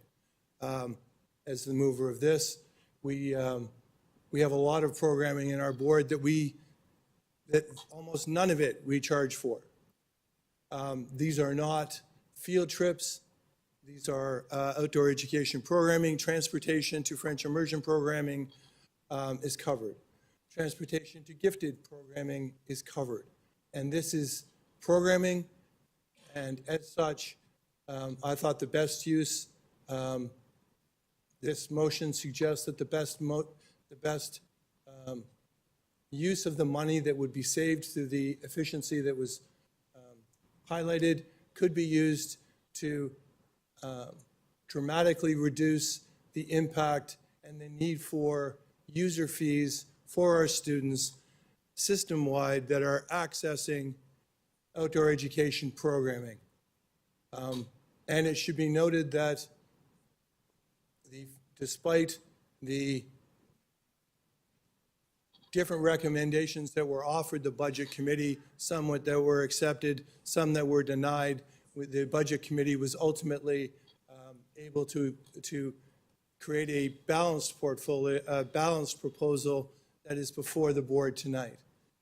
So having this pass and having this be revenue neutral didn't ultimately cause a negative effect on our ability to deal with our deficit challenges. Thank you. Trustee Arts, please go ahead. Thank you, through you, Madam Chair. So I did hear from quite a lot of families about possible changes to Kearney. There was a lot of fear that we might be closing it altogether. It is the preferred destination for camps for the schools and the beaches. But the concern that I heard was that we were going to close Kearney, not that we were going to shift programming. And people were very happy to hear that it would remain open. And I'm glad to hear from staff that that the level of programming across the system won't change. I did very much appreciate this motion from the movers because they brought a proposal to us with good consideration. And I really do like that the proposal is to offset fees. And I know that our priority is always to use that for low LOI schools, and it would be great if we could lower the fees there. And I was initially concerned that it might actually increase our budget pressures, but since staff confirmed that it does not, and we have other options on the table, I am fine with what I originally voted for at the finance meeting.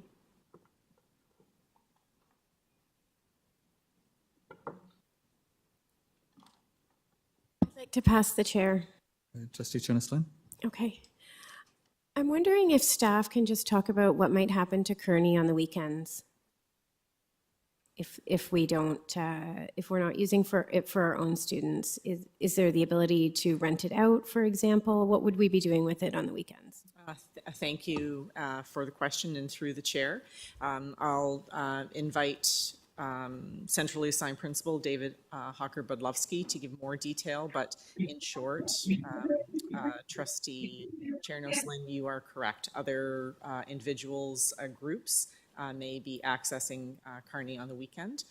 So concerns about deterioration, I want to reassure the board that we would be maintaining the site. But David will give more insight as to who and the frequency. David? Thank you, and through the chair, at our other sites where we're able to offer the use of the site to outside groups, we are able, on a cost recovery basis, offer these the sites to outside groups. These groups include various high school groups, leadership groups, outside organizations such as Girl Guides, some private schools, and in the case of Kearney, would expect to be able to open this up for schools in the local area and other groups that may want to access the site. On average, our other sites are used between 9 to 15 weekends throughout a school year at the most. Thank you. Okay. I know that our outdoor ed programs are invaluable to our students, particularly for an urban board. These are often the first experiences students have with the outdoors. And I know Kearney is a beloved outdoor ed site. That said, I feel confident that staff have assured us that it's not that students will be losing program. They will be going to programs at other places and will still be keeping within our policy of every grade 4 student getting a day trip and every grade 6 student getting the opportunity to do an overnight trip. And those will just simply be accommodated during the week. Given that this is a revenue generator, I see this as a practical move given our financial situation. And I feel very confident in that decision.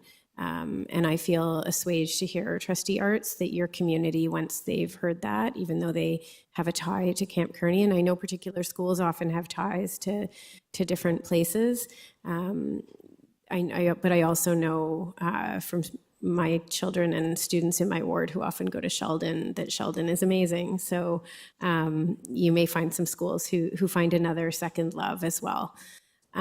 So I will be voting in favor of this. Thank you. And I can take the chair back. I think that is the end of the speakers list, unless, is there anybody online? We're just going to check.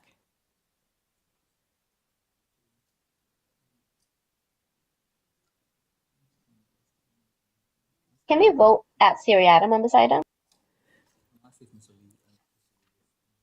Okay. Yes, we can vote ad seriatim on this item, of course, Trustee Suskandaraja. And Trustee Lee, are you on the list for this item? I am, Madam Chair.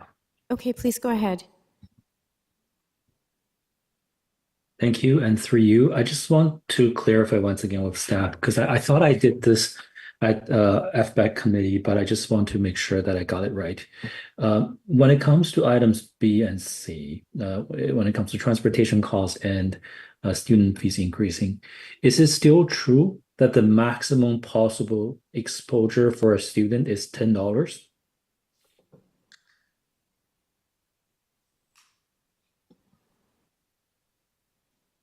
I think that question was for staff. Is staff able to? It's for staff, yes. Yes, thank you. I was just flipping to find the reference. The current fees are at maximum $10. That's correct. Okay, so no students will have to pay more than $10 as a result of this. And will we continue to have allocations in place for those students who will have trouble affording this? Thank you. And through the chair, our fees are placed on a scale, beginning at $5 for schools from the LOI from 1 to 150, $7.50 for schools on the LOI from 151 to 250, and $10 for LOI 250 and higher at all times for our students when there is an outreach from a family indicating that finding these funds for their children are a barrier. A school would be highly supportive and waive the fee. Thank you. Thank you. Okay. I'd love for all of our fees to be zero, but unfortunately, we know that's not true. We fight every day for more budget, and we fight to save budget, and we do it in the name of delivering education to students and better education for students. User fees, I think, has to be a part of our everyday discussions as long as it is fair, as long as it is affordable, and as long as we have allocations in place to help those students who cannot afford it. So I think B and C takes away our ability to redirect funds to places where I think we have no other choice or where we cannot collect a fee to subsidize. So as I understand from staff and from other trustees, A doesn't mean that students in Scarborough is getting less services. In fact, A means students in Scarborough will be getting services that are more on par with other students in other parts of the city. And as someone who graduated from a North York school, I didn't go to Kearney. I went to another outdoor education center that still exists today, and I had a fantastic time. And all the students in my ward right now are having a fantastic time going to those centers. So I believe we can do it without Kearney, but I do not support BNC because I think we need to find every dollar and cent where we can to better education for students where we have no other source of funds. All right, thank you.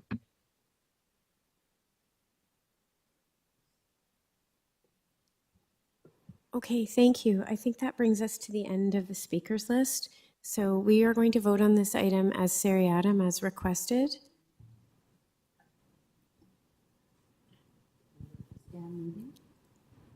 I believe we have Dan as the mover, and I can't actually read what that says. Oh, Trustee Laskin. I'm sorry, guys. My eyes aren't that good for so far away. Is it possible to put the motions ad seriatim a little bit bigger so that we can see them?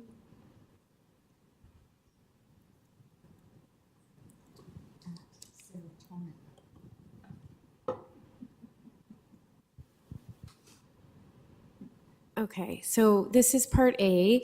This is that the proposed change from weekend use of Camp Kearney be adopted, that the proposed change from weekend be adopted. The vote is now open. McLean in favor.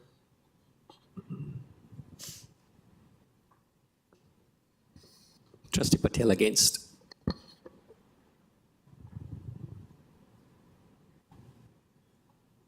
Nunziata in favor. Shan against.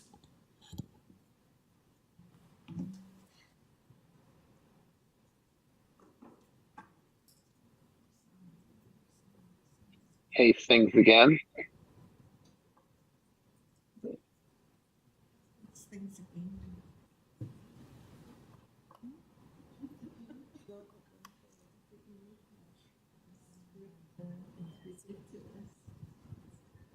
opened for me.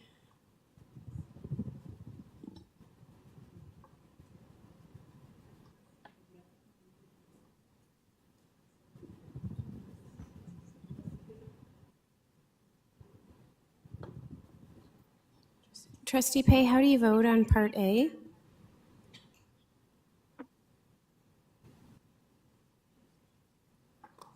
Trustee Pay, how do you vote? Against?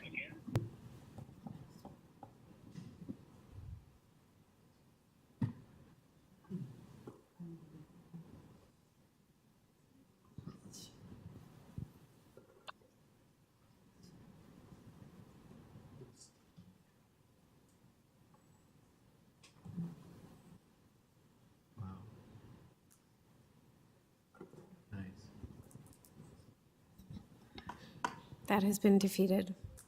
Doesn't that make the rest of it moot? So D is dead. Done. I'm just going to get clarification from governance, but I believe that we can't do any of the others without.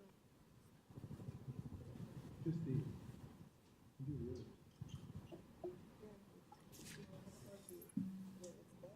No money being saved. We can't do D. There's no money being saved. Right, but the others, if the board wants the other $700,000 that was suggested by staff, the board could do that. I said we shouldn't do it. If the board turns it down, then Okay, so we'll vote on B and C. I think D is impossible.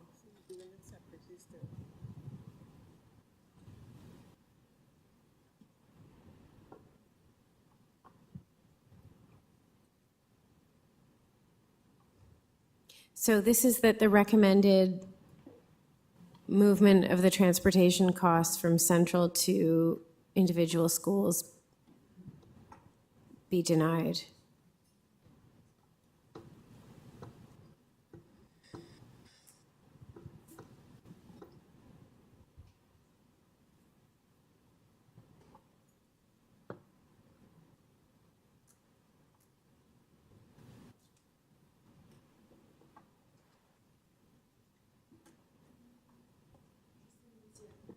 Nunziata in favor.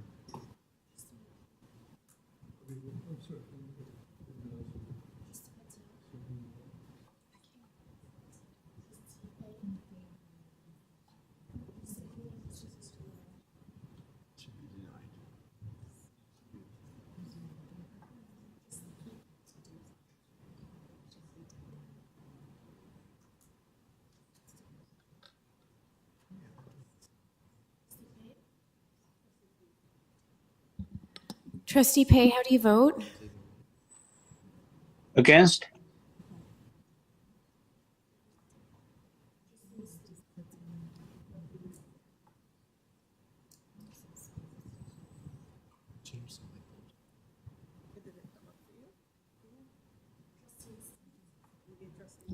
Trustee Hastings, how do you vote?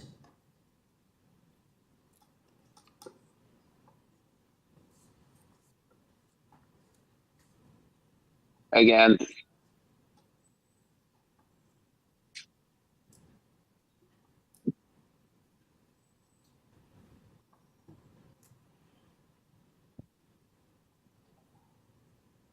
Okay, and that is carried.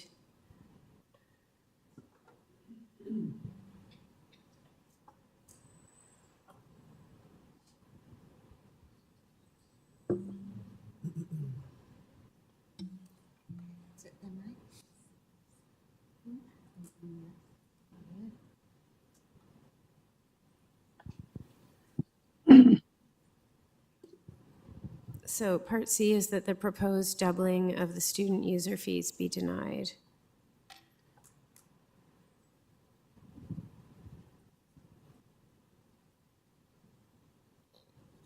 McLean in favor. Nunziata in favor. Pay in favor.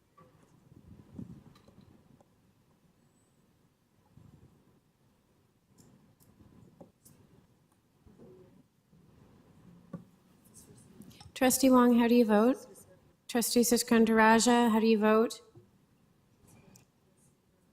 Trustee Rajagulasingham, how do you vote?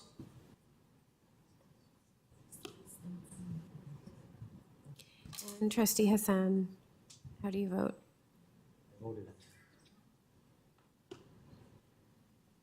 In favor, Rajagulasingham.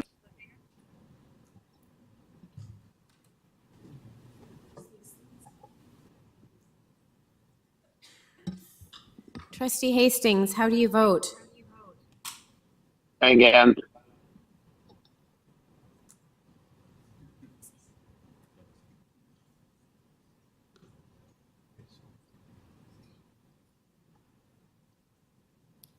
Okay, and that has carried.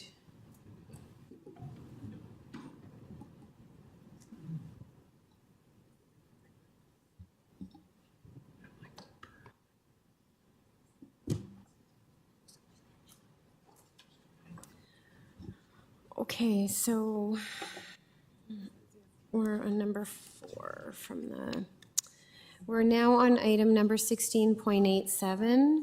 This is the 2024-2025 budget estimates.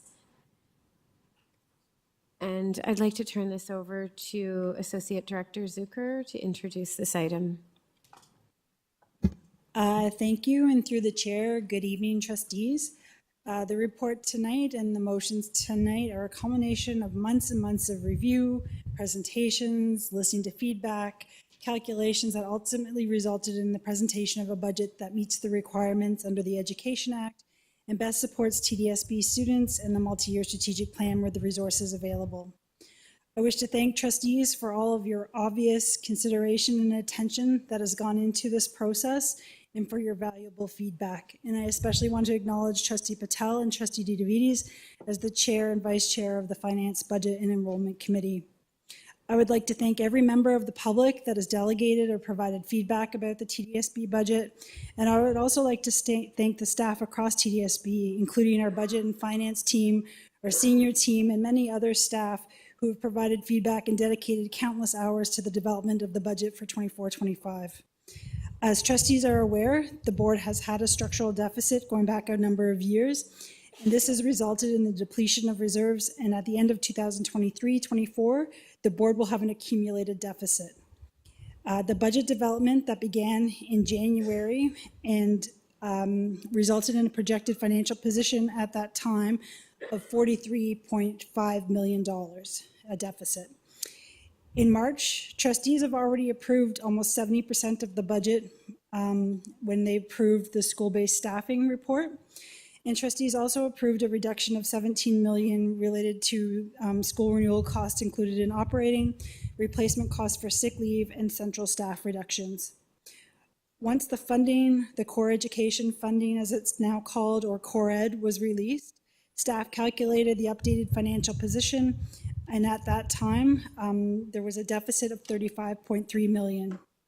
Using the guiding principle, which included minimizing the impact on direct support to K-12 students and supporting the multi-year strategic plan, staff provided trustees with operational efficiencies or fee increases to adhere to board policy of $4 million, a use of proceeds of disposition of $27.5 million, and then asked trustees for feedback on how to find the remaining $3.8 million. So at that time, on the June 13th FBEC meeting, trustees did approve motions to come to board to find the $3.8 million in savings through an increase in the projected savings for replacement costs totaling $3.5 million, and the addition of the ability to charge for repair costs for one-to-one devices for $300,000. In addition, another motion was passed for staff to reconsider the decision to remove the seniors discount for Learn to Life programming and to make up the difference through fully operationalizing the device repair recovery, resulting in an additional $200,000. If these motions are approved this evening, the board will be in a balanced budget position for 24-25 with the assistance of the one-time use of the $27.5 million in proceeds of disposition. So staff will be happy to answer any questions at this time, and I will turn it back to the chair. Thank you.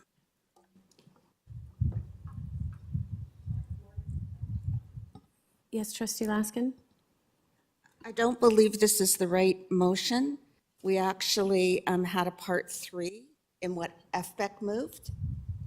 FBEC moved a part 3 that said send a request to the Ministry of Education to use $27.5 million in proceeds of disposition to cover budget shortfalls in the fiscal 2024-2025 school year. Can you scroll down? Is it there?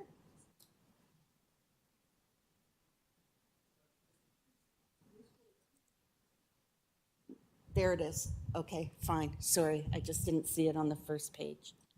Where? Thank you. Oh, there it is. Okay, I see it. Okay, so we're going to open the speakers list on this item. Trustee DeVitis, please go ahead. Before I speak, Chair, I have a motion to move, so if other speakers want to go first and speak to the item.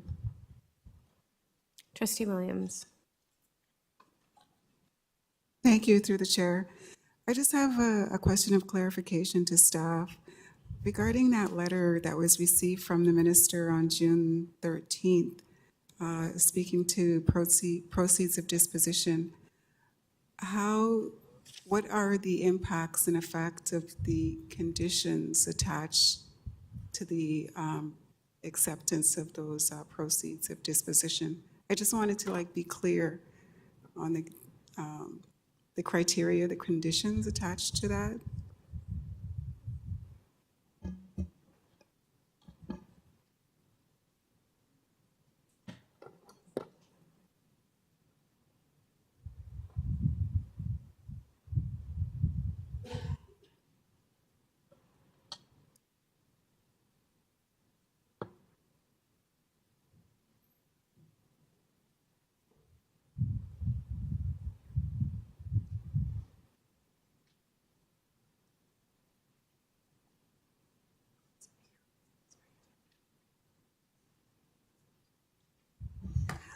Through the chair, in the letter, and I'm just quoting, sorry, I just had to pull it up. It says that using proceeds of disposition is a viable option available and will have strong fiscal controls and conditions attached. It doesn't necessarily, they will protect and prioritize programming for K-12 students.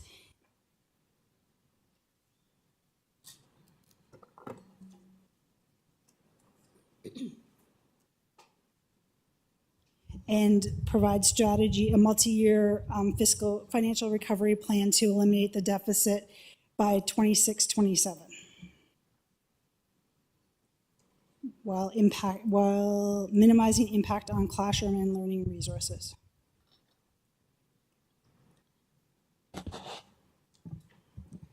In addition, we must submit a detailed plan to address the school renewal needs, prioritizing renewal needs that are within the scope of SCI or the school condition assessment program. So those are the main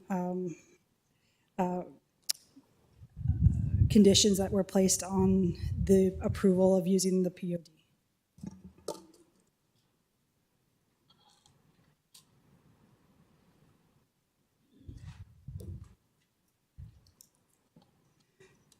Thank you, and through the chair. I see a request for confirmation of the approval of the conditions by June 21st, which is this Friday, and just a little clarity on how that process will unfold.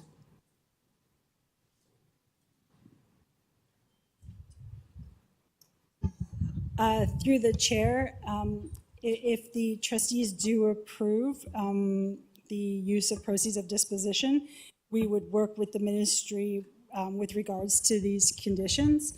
As the trustees have received this letter and are aware of those conditions. So by asking us to use proceeds of disposition, I think would be agreeing to the conditions in the letter. Through the chair, thank you for that clarification.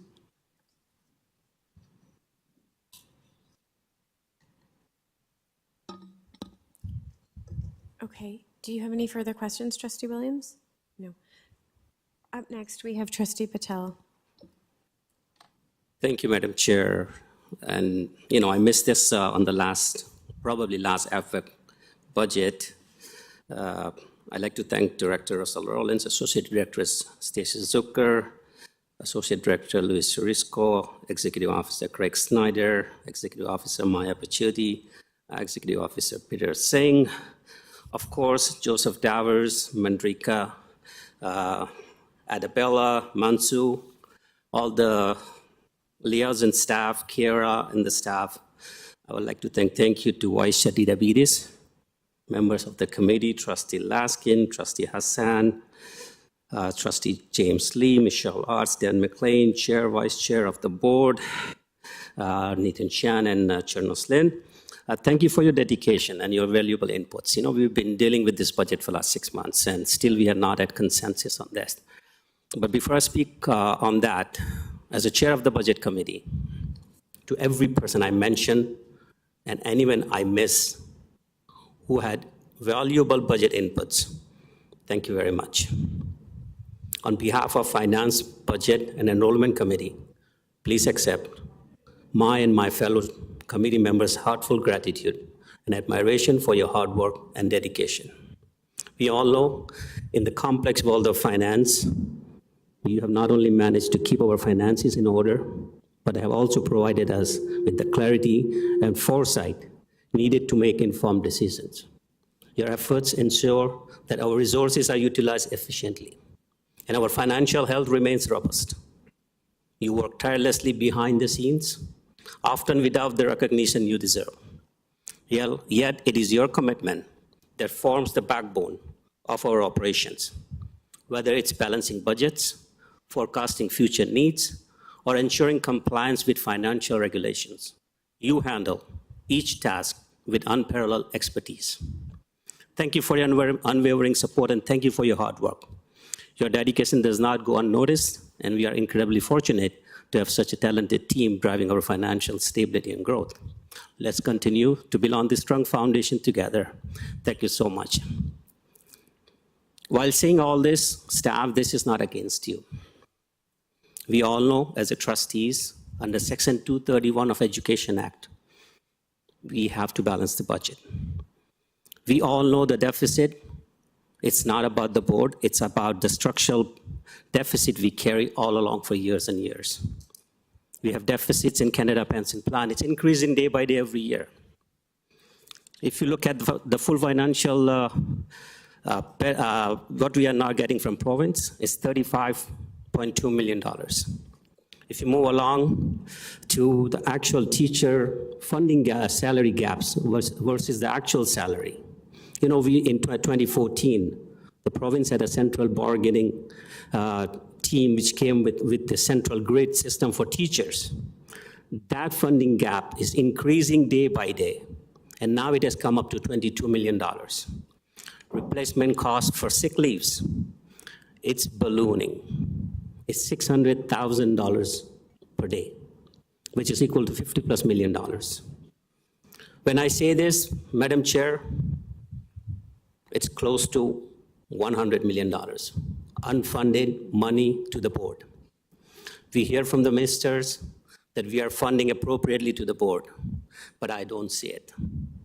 As a budget chair, it's very hard for me to bring down any budget. But sadly, this budget is targeting our seniors, our students, our vulnerable population of this TDSB.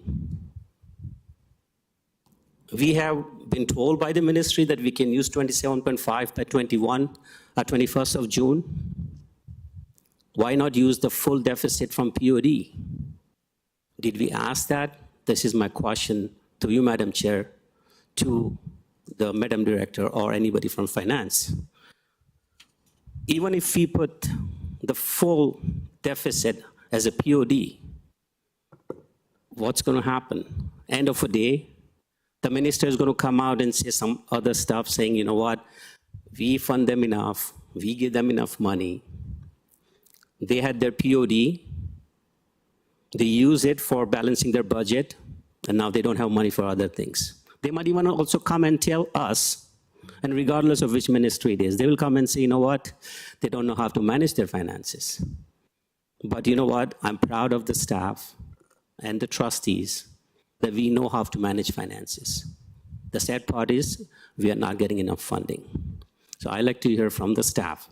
First of all, if we reject the proposal on before 21st of June, what will happen? We still have time until 30 June if staff can come with additional funding, because sadly, I'm not going to support any cuts to the seniors or to the students. Thank you, Madam Chair. Thank you very much. Through the chair, we do not know what the Ministry of Education or the Minister of Education will choose to do. I will say that receiving a letter that outlines stipulations and timelines as set parameters for the expectations from the Ministry of Education. Certainly, if the board makes a decision and has clear directions to staff to go back to the Ministry of Education, we can certainly do so, but I do not believe that the staff is in a position to commit to the Ministry of Education granting the use of PODs, especially without any additional budget reductions through the mechanisms or approaches outlined in this budget report or previous budget reports, that it is likely that the Ministry of Education will increase PODs. I would now like to welcome Associate Director Zucker to offer any additional thoughts that she may have with respect to answering the trustees' questions. Thank you, and through the chair, the only thing that I'll add is the $27.5 million was chosen very specifically because we can attach one-time expenses to that one-time use of funding. As we've always said, using proceeds of disposition is not a sustainable way of balancing the budget. And so what that would do, even if the ministry were to approve it, would be to put us in the same structural deficit position next year. It would also, I think we're in a little bit of a different situation than we have been in the past because we don't have those accumulated reserves to offset any additional expenditures that may happen during the year. So the reason why staff used and proposed the 27.5 again was because of the tie to specific one-time expenses. To go above that, there would be no way of recuperating the additional amount in future years.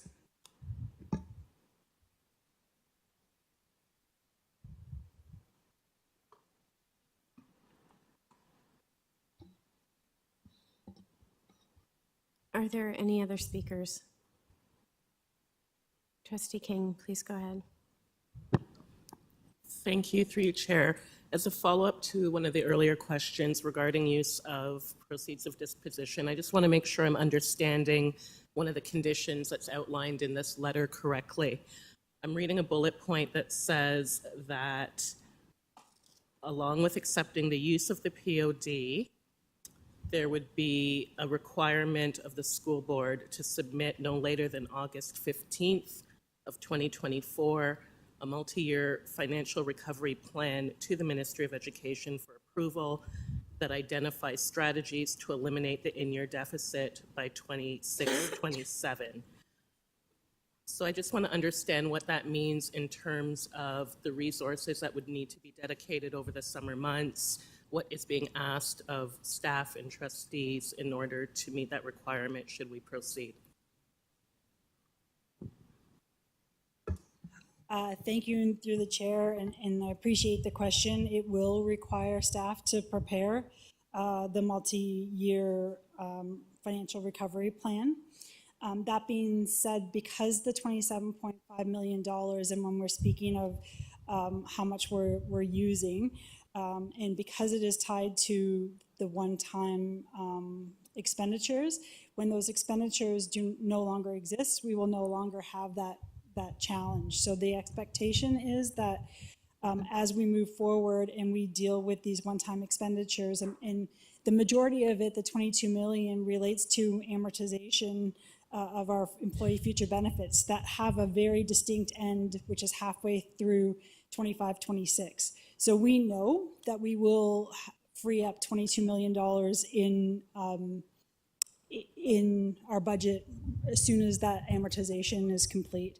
So through the chair, yes, it will take staff time, and you know, there will be some additional work that is required, but we are hopeful that because of the tie directly to specific areas that we will be able to address it a lot easier.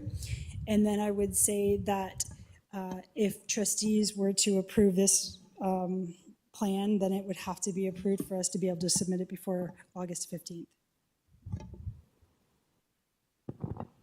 Thank you for helping clarify.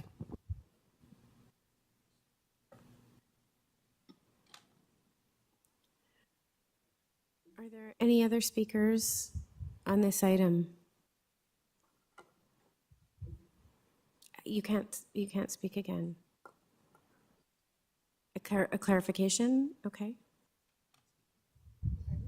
He's asking a question of clarification. Trustee Patel. He's spoken, but.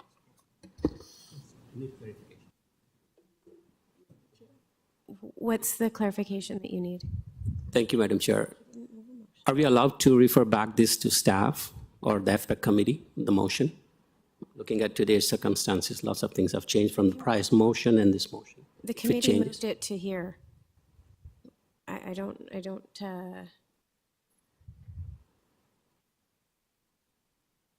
I'm not clear on.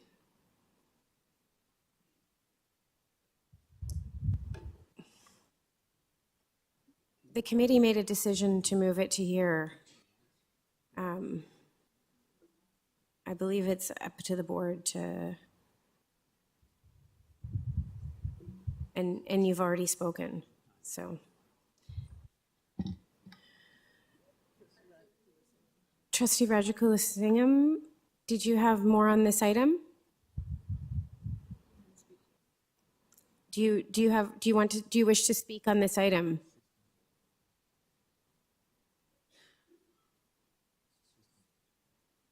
Trustee Sriskandarajah, do you wish to speak on this item?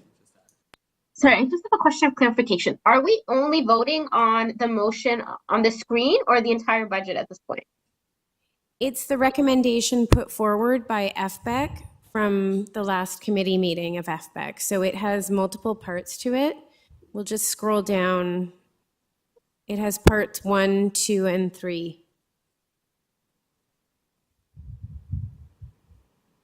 Okay.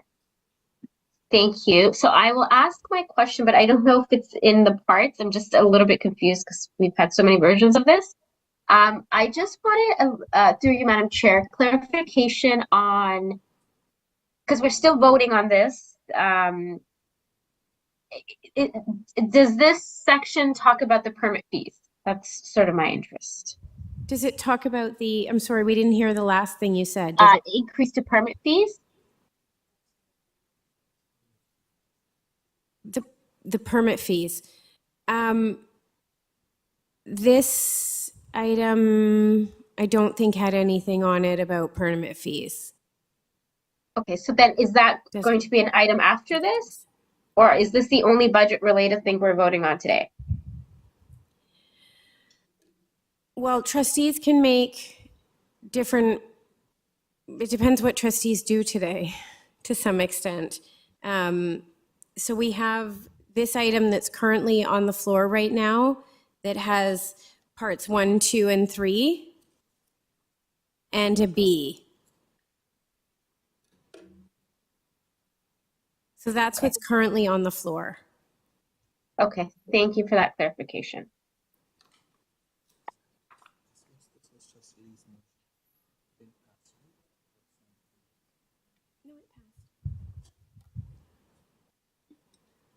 Just a reminder, this is what passed at budget.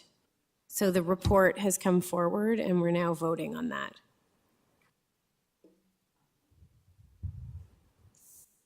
Vice Chair Shan, is there anybody else on the speakers list? Okay. Trustee Davis, do you wish to speak on this motion or like on this, what's on the screen now, or are you making an amendment? Both? So is it an amendment or is it business arising?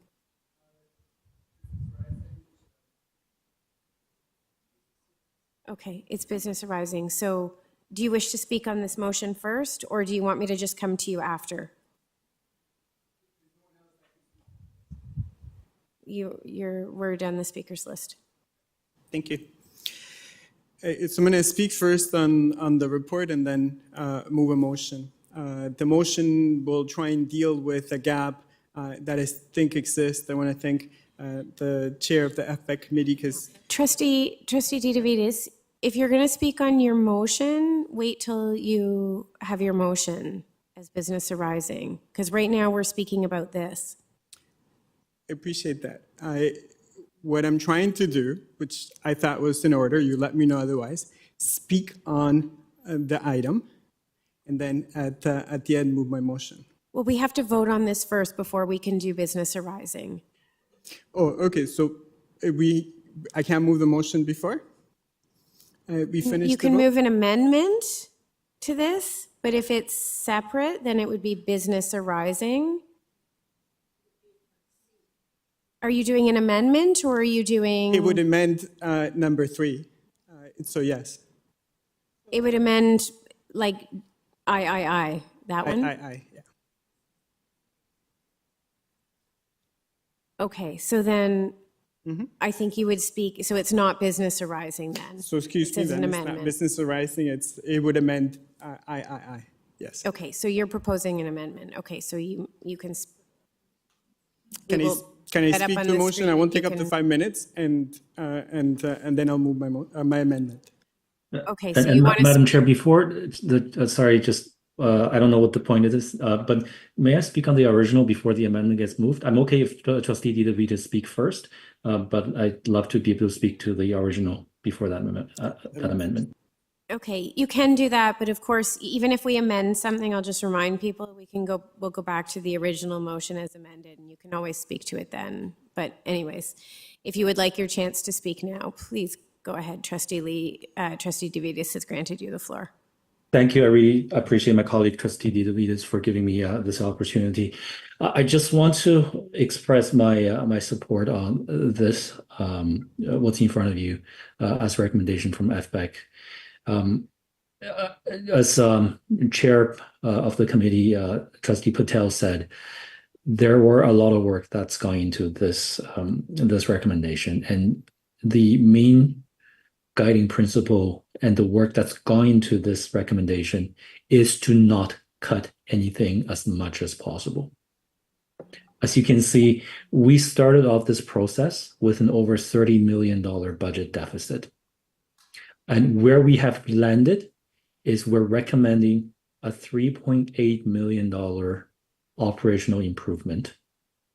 And also, I call it operational improvement because a lot of that really is operational improvements, along with a use of $27.5 million in proceeds of disposition. We're really minimizing the budget cuts. And I just want all of us to understand that this is done in partnership with staff, in partnership with the Ministry of Education, because we need approval to use the proceeds of disposition. And to my understanding, the conditions for us to use this amount is based on us being able to demonstrate that we will have a plan to come back to a balanced budget. We can talk about political advocacy. We can talk about whether or not we're funded, adequately. But until we get to a point where that changes, we are still limited to the legislated requirements of a balanced budget.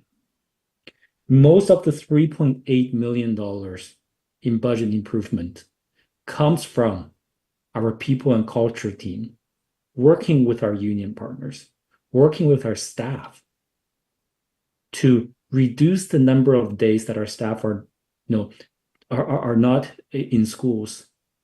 This will not only have a budget benefit, it will also alleviate the supply teacher shortage that we have. It will improve fill rates. So this is one of those things where, we save money and we improve education in the same time. I don't know how many times I can say that in my career as a trustee. And the other parts, the other, $500,000 in savings, that comes from educating kids on taking care of the tools that are given to them. Educating kids to be responsible with their resources and assets, and asking them to be responsible for any damages that they intentionally cause. And I say intentionally cause because I'm sure staff has already allocated support programs for damages that are not at the fault of students or for families that needs help. And I know my colleague, Trustee Laskin, added the Section B into this recommendation, not as a way to spend money that should be dedicated to children on extended community programs, but to buy more time so that we can develop a comprehensive strategy that works for everyone, all of our stakeholders. This recommendation doesn't cut. This recommendation maximizes our resources and deliver education to the best of our ability. If we want to protest the political situation of our budget, that's fine. But we still owe a responsibility to our students so that they know when they come back next year, they have a school to go to. So I am in full support of this motion and recommendation. Thank you.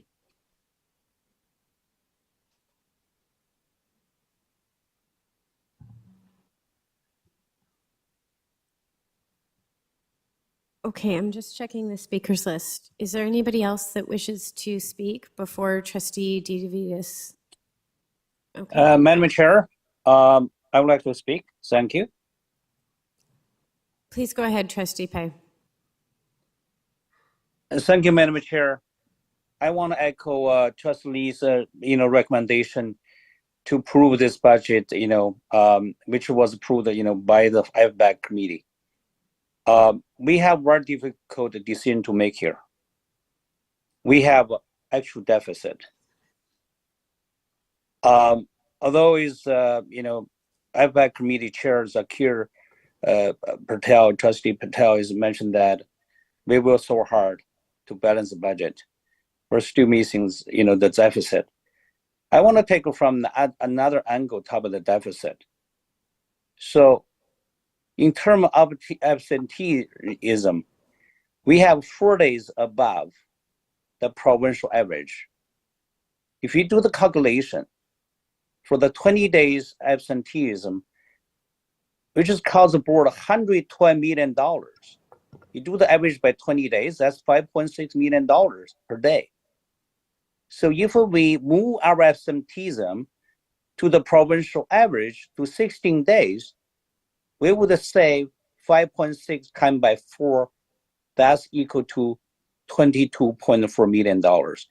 We will be in much better position, use less POD, and also support the senior program, support the outdoor education, and support the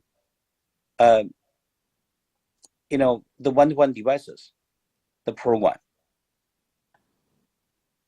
So the question is, how can we do better in terms of our fiscal responsibility? Not only to the Ministry of Education, but most importantly to our students. So I really think we need to work harder here. One thing I want to talk about is about our home assignment investigation process. We're 8 months average in terms of investigation. But actually, the provincial average is only 3.7 months. So why our investigation takes so long? We know that if our investigation takes so long, so what's going to happen to our budget? We're going to take a big hit for that because we're going to incur more expensive for replacement cost for those people on the home assignment. It's easy to point a finger at somebody else or third party.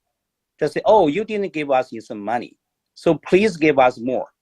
But I think it's most important at our end, we should consider that. As a school board, the largest school board of Canada, how can we do better with our finances?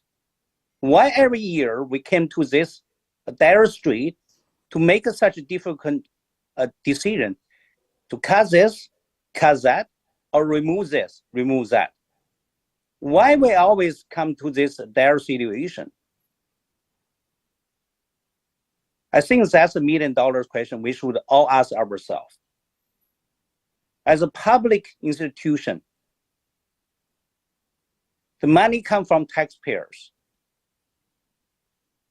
We should do our best effort to save taxpayer money, to make sure the taxpayer money was well spent on students, was well spent in classroom, was well spent on the ministry direction back to basics. This is very different decision for me to make.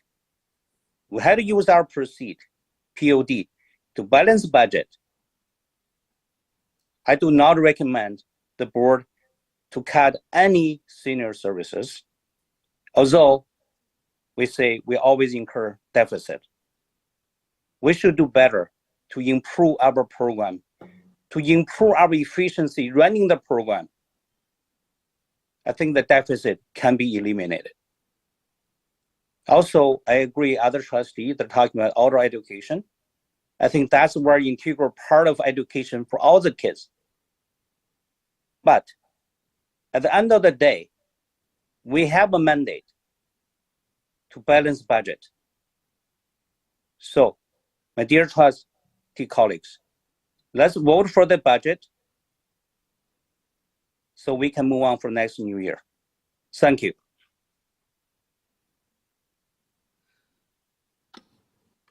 Okay, I think Trustee DeVitas, it's your turn.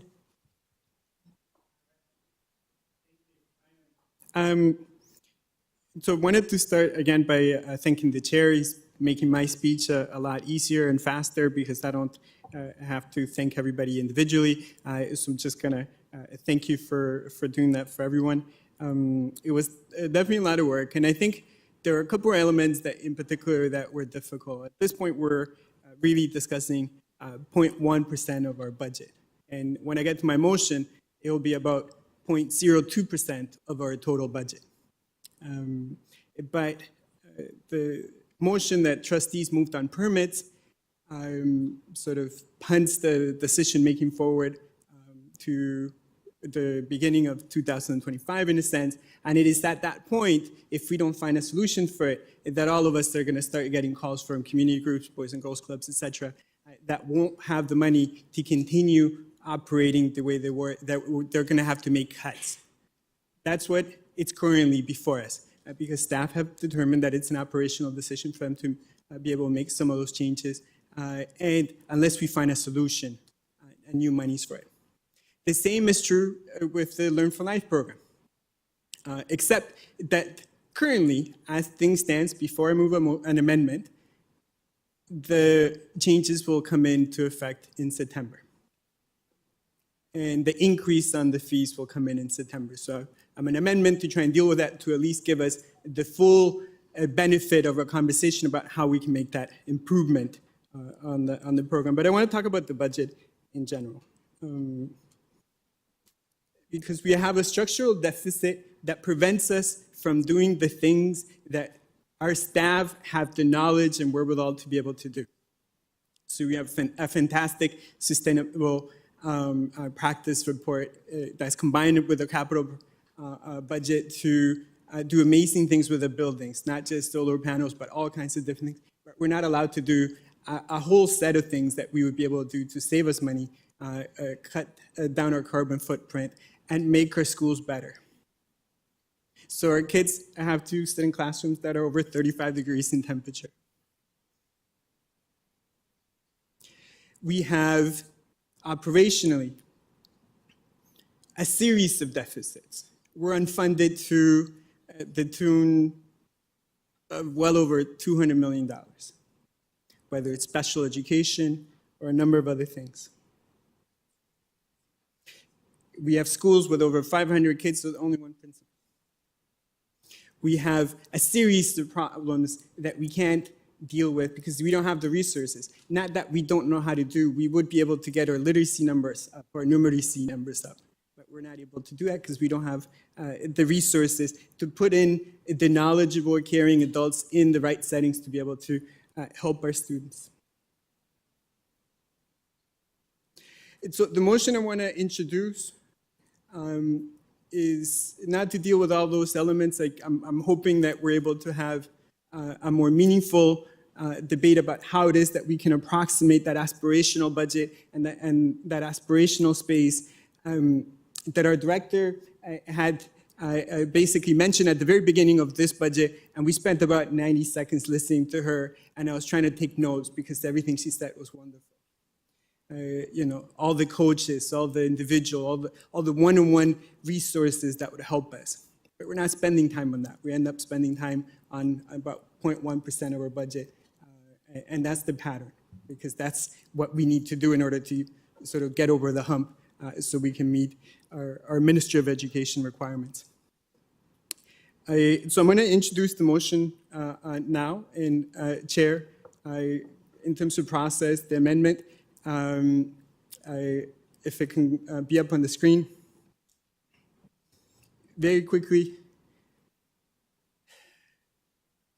Actually, do I have to stop and explain it and do I get to speak on it as an amendment, or do I continue with my 5 minutes, Chair? The clock would start again if you're putting it on the floor. So I'm putting it on the floor, and I want to thank Trustee Arhart for seconding this. And I won't take up the 5 minutes to explain it. As of right now, staff have indicated that they're going to put in place fee increases, reduce the subsidy in a sense, and this will allow us to save about $500,000. Trustee Laskin has a motion already as part of the report, and that deals with the other $200,000 of the about $700,000 that we needed to help balance this part of the budget. The motion seeks to give us enough time. We've heard staff say a number of times, including again today, that we shouldn't use proceeds of this position for operational issues that are not one-time things. I consider this a one-time use to hopefully get us through this semester, upcoming in September, so we can have the conversation, so we can work with community to develop a better program, a program that will basically balance due to increase attendance. If we have more people in classrooms, we reduce the cost per student, and that reduction in the cost per unit allow us to balance. How to get there is, I think, something that we can achieve with support from community. Where we would get the funding would be from the proceeds of this position. The current motion that was on the floor before the amendment calls to spend $27.5 million. That's what was on the letter from the Ministry of Education. I understand the hesitation from staff about increasing that. But to be honest, the first draft of that letter that we received had $30 million. 27.5, 28, again, we're talking about 0.02% of the budget. I don't think that will be something that isn't workable within this context. And it helps to save this program and makes our decision-making process more reasonable within the context of what staff are being forced to do. So that's the motion. Happy to take questions. Again, thank you for Trustee Arhart for helping to move this, and also thank you to members of the community that have continued to advocate for this program. Thank you, Chair.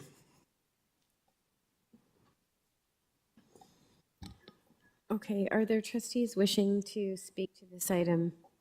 Trustee Laskin, I think you were first, and then we'll start a list. Thank you very much. So from what I gather from this, it's really going to amend Part 3 of the previous motion to use $28 million of proceeds of disposition and not 27.5. Is that correct? That would be correct, yes. Thank you. Through you, Madam Chair. I thank the mover and seconder for this, for buying some time to try to see how we can make the general interest senior daytime programs more cost-effective by working with those directly affected folks. So thank you. I'm very supportive.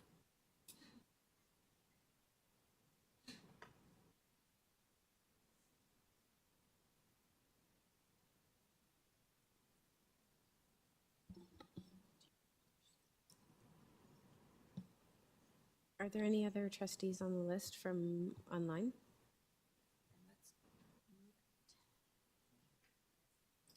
Are there any other trustees online? No? Okay, Vice Chair and Trustee McLean. So Vice Chair Shan, you go first. Thank you. Thank you through you, Madam Chair. I'm just assuming C may be not necessary because A says that any increase would happen after the report comes in the fall. Would C be a necessary part? I'm not too sure, but I want to ask a question to the staff. So if this motion passes, it effectively changes the request to 28 million POD. If that passes, then it will be seen as a direction from the board to ask for higher than what the ministry has indicated. Would that be the? I'm just seeing if this is a mechanism to, if this is a possible mechanism, if people wanted to change things to a POD, would this be? I don't know if I'm clear, but I wanted to ask through you, Chair, to staff, if this amendment passes and then consequently the next one passes, what would the next step be for the staff around POD?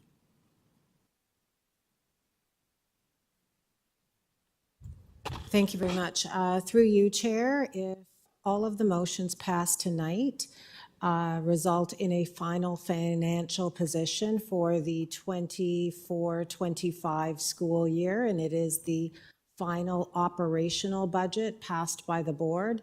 Staff would then work with the Ministry of Education to outline the changes made by the Board of Trustees and approved this evening, including the final amount that is being requested for use under PODs.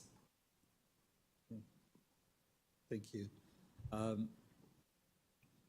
Through you, Madam Chair, I'm just thinking back to that letter that we got from the minister. I know in these motions we have something that says that we request the province for such and such amount, but the letter from the province kind of already indicated what they are giving. So is it we request this amount, or is it now would be a different thing that we request the additional because they have already committed to helping with 27.5? So it is the motion still asking for it because it says whereas the province has indicated that they'll give this? Would that be sufficient to say that, you know, the school board asked for a 0.5 million additional POD to be used? It sounds a lot more feasible than to say we are dealing with a number that they have. Because the reason I'm saying this is this whole process of the budget process has been like that. You know, we started with a higher number and we slowly made it into smaller numbers, over time. We kind of made it feel more palatable to ourselves as trustees as well, because the number looked smaller day by day, but we had made different changes over time. So it doesn't, if you look at a cumulative picture, it is much higher. And should we be, if it's already negotiated with the province for 27.5 million proceeds of disposition, should our motions reflect only the increase that we are asking from them?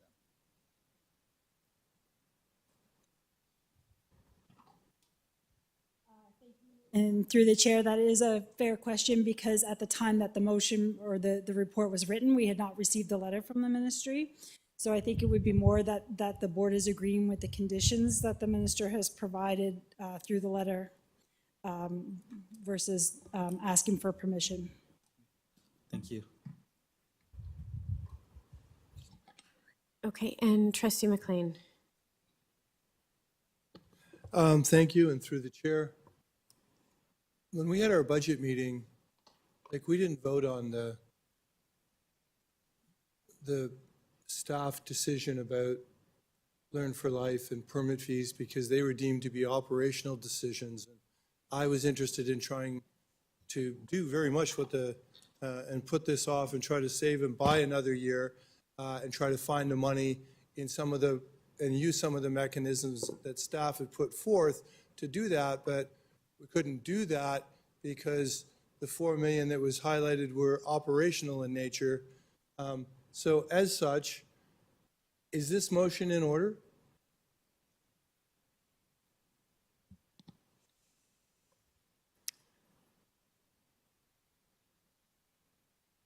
So that's a good question.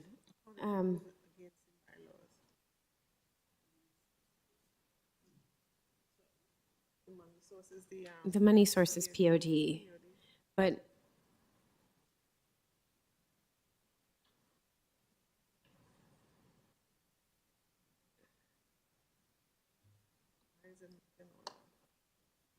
so the question that's been raised is this was deemed operational when we were in FBEC.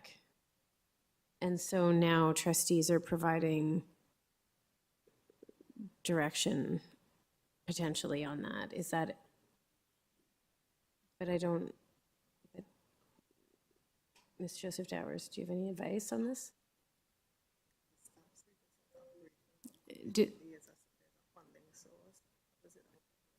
Seeing as there's a funding source and based on the bylaws, is staff seeing this as contrary to being operational, or? Thank you through the chair. One moment, we just need to confer and we will answer the question. Okay, thank you. Maybe we'll take a short recess just because we haven't had a chance to stretch in a few hours. Thank you.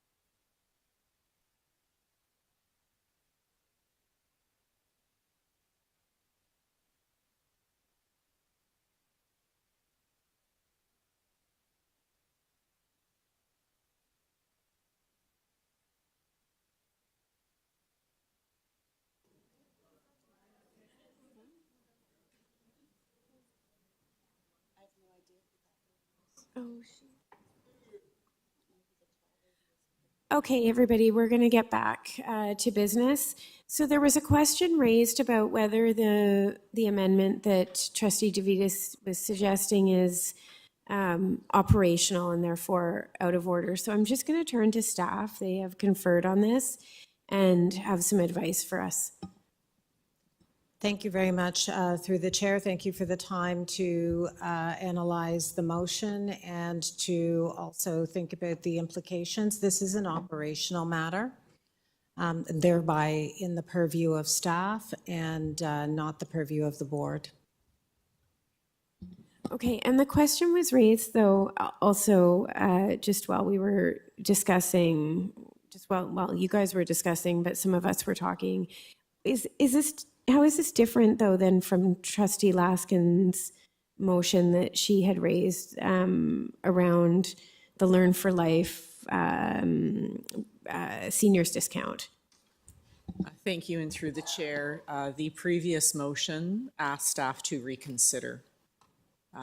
So it gave it back to staff and was respectful that it was an operational matter. So we would be looking at the spirit of that motion and to be analyzing and reconsidering our approaches.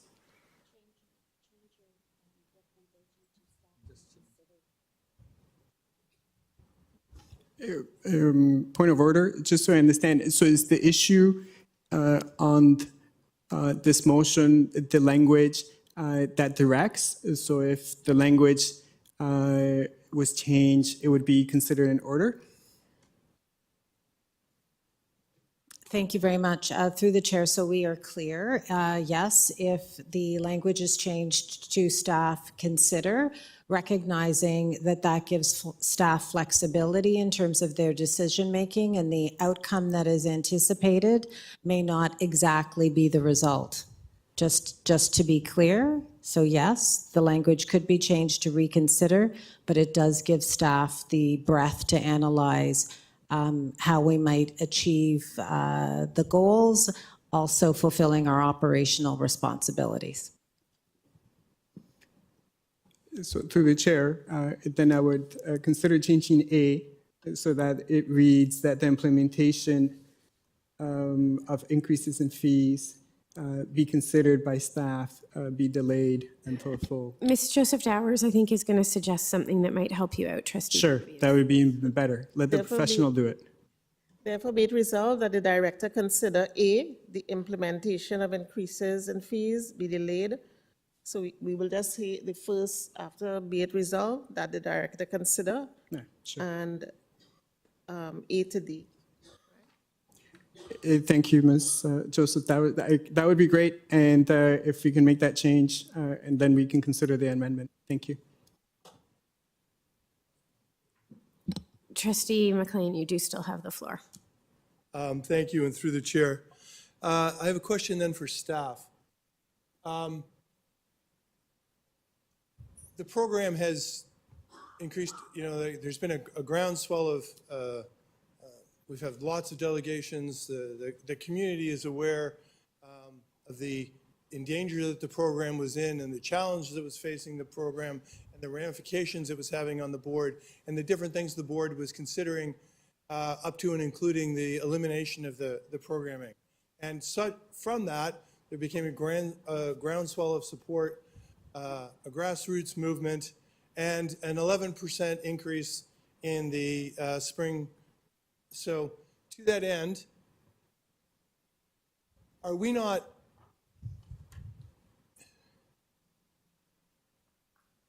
I personally have no interest in D and having a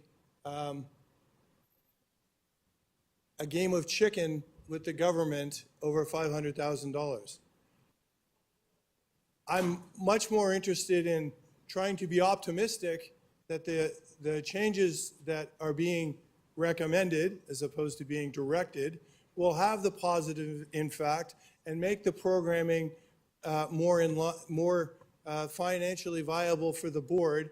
And in the event that didn't happen, in which case D becomes, which is what D is designed to address, would we not then be in a position at next year, would the shortfall not be part of our 24, 25 operational budget?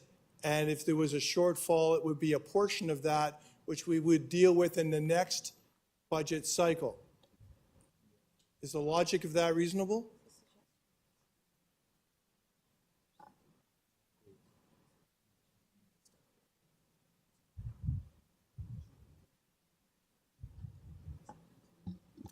Through the chair, could we ask the trustee just to clarify his question for us so that we can ensure we're giving you an accurate answer? We're asking you, okay, thank you, thank you, Madam Chair.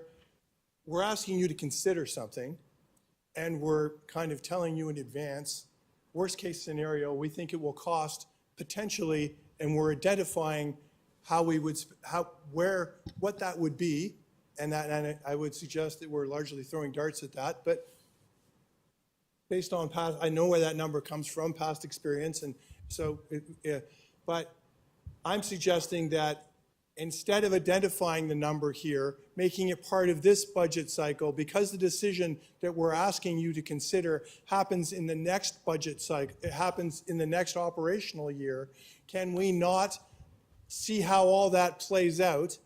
And if the shortfall does exist, then deal with it. Then our 24-25 operational year would run.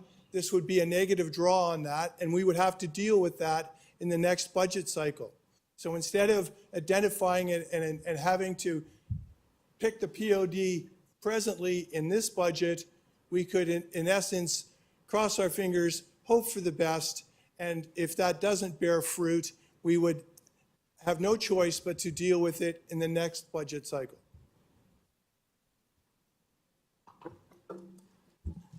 Through the chair, thank you for the clarification. And I think what you're asking is what we did last year, right? We said we have identified that there is a deficit in general interest courses of $600,000. So we're going to increase fees to offset that deficit, and therefore, and then this year it didn't come to fruition that we broke even. We're still in a deficit, so we had to adjust through our revised estimates. I think that's what you're saying. So, sorry, and so if we were to do that again this year, we would have to make changes. Our expectation was that there would need to be changes in order for us to break even. If I may add, because I think another part of the question that was posed is speaking about the hope for actions to see the deficit reduce and for the concern to be eliminated, and staff have been listening very intently. The 11% rise indeed is very hopeful for spring. We still are experiencing a 10% overall decrease. That is a trend. We have established a meeting with the Friends for Learn for Life. We're going to pursue that. We're very excited about them wanting to get the message out. We're hearing very clearly from trustees the concern about the discount for seniors. So all of these pieces of information will absolutely be part of the consideration staff take back. And I leave the accounting to Associate Director Zucker. Thank you. Okay. I'll stop playing optimist now, and I'll go about this a little differently through you, Madam Chair. Is it staff's position that identifying and requesting the additional $500,000 of POD at this time is the best way to go to achieve this objective?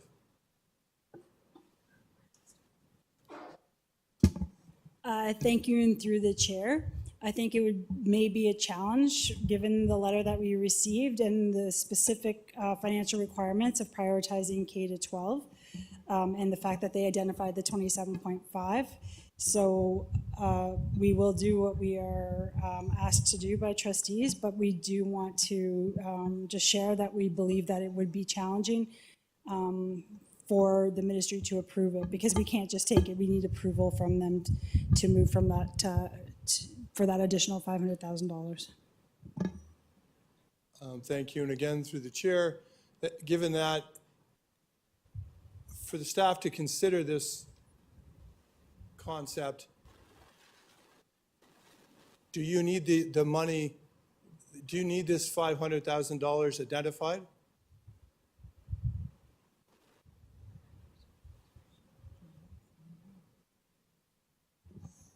Through the chair, I would look to governance, but I'm understanding that the bylaw would have to identify the savings. I've asked enough hypotheticals. I'll let my colleagues play with all of that if you're so inclined. Thank you, Madam Chair. Do we have anybody else on the speaker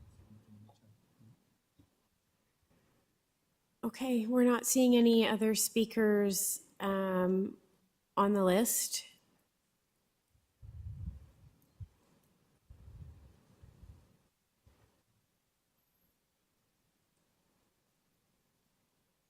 So we'll open the vote.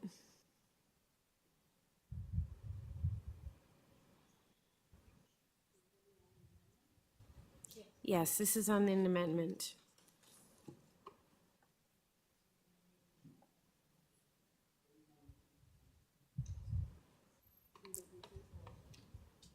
Mr. Skandarajah in favor.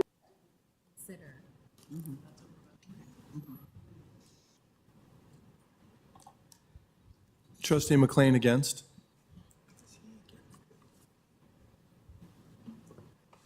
Trustee Patel in favor.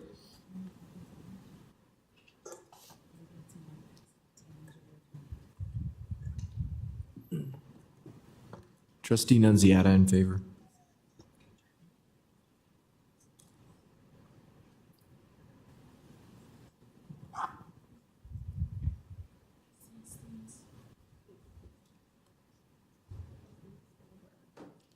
Trustee Hastings, how do you vote? In favor. Good man. Who said good man? That's a good man. Who are you missing? Trustees Lee, Trustees Pay.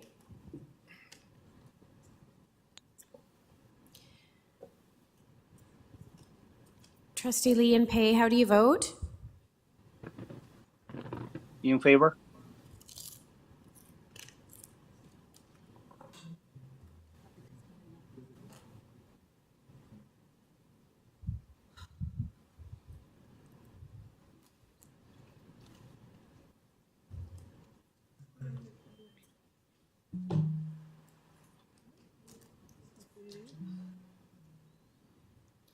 Trustee Lee, how do you vote? I think you're going to have to mark him as absent.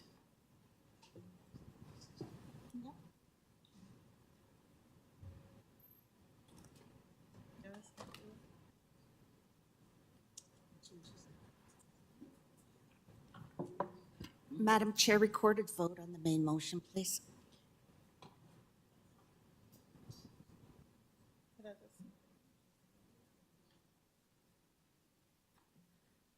So we've had a request for a recorded vote. So we're now back on the main motion. Does anybody wish to speak on the main motion as amended?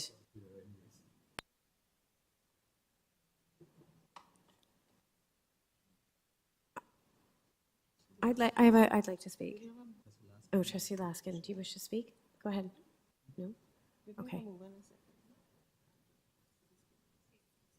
Okay, this is the main motion as amended. I just want to ask staff, where are we now in terms of the cost of this budget and versus what we are approved for in terms of POD? Thank you, and through the chair. So if the main motion passes and we... This is the motion as amended now. So with the $500,000 in it, correct? I didn't hear what you said, I'm sorry. Sorry, with the $500,000 in it. So we will be requesting the ministry to add the additional $500,000 to the 27.5 that they have already approved. If they were to approve that, then the budget is balanced. If they do not approve it, then the budget would have a deficit of the 500,000. Okay, and what about the items that we did, the item we did earlier about Camp Kearney? Doesn't that get added to the? So through the chair, because the Camp Kearney A and D both, A didn't pass and so then D was not voted on, there's no anticipated savings, so there's no change in the way that we administer user fees. So there's no budget impact. And there was no budget impact previously because the savings identified were used to offset fees. So from a budget perspective, there's no impact of that decision. Okay, so this moves our POD by 0.5. Through the chair, that's correct. Okay. Do you wish to be added to the speaker? Okay, we note that he wants to be on the speaker's list. So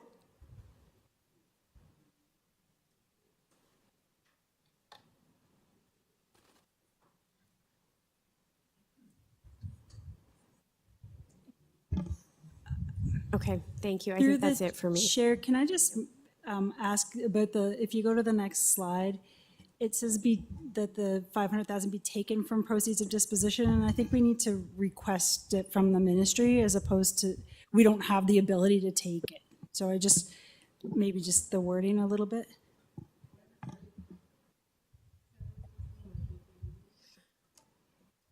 So it should read that we're, so would we have to add another part that would say that we ask for an additional, like request an additional $500,000, let's say, in POD, should it be needed? Through the chair, that would be staff's recommendation, yes. So number 3, I can't see it on this screen, but on the next page, if we move to the next page,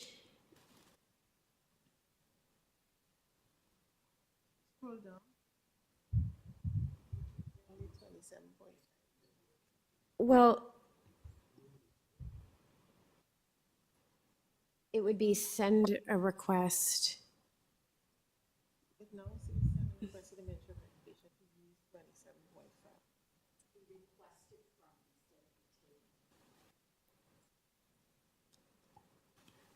I'm seeing 2 different things.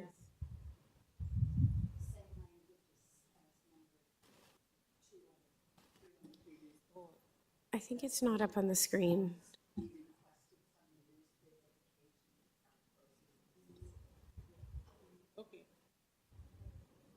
Be requested from proceeds of disposition in the amount. And we would have to change the other part to be 28 million.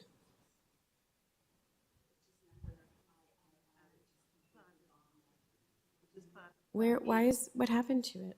It has a scroll up. Won't fit on this. Oh, I see, okay. Scroll down.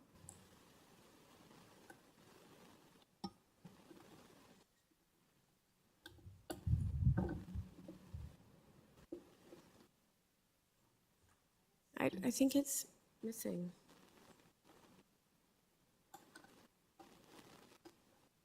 It's above B, right above B.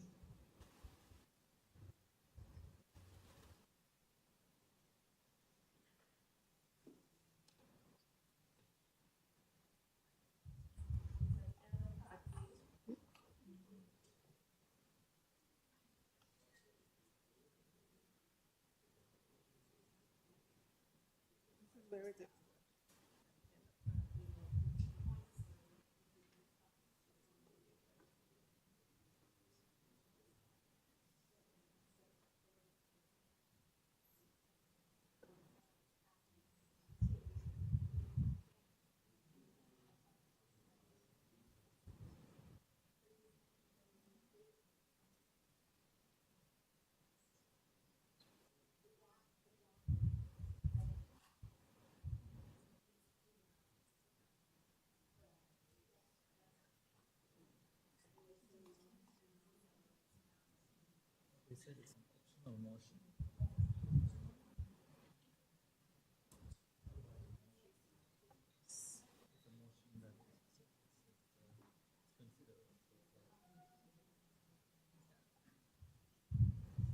You don't need to comment, I just.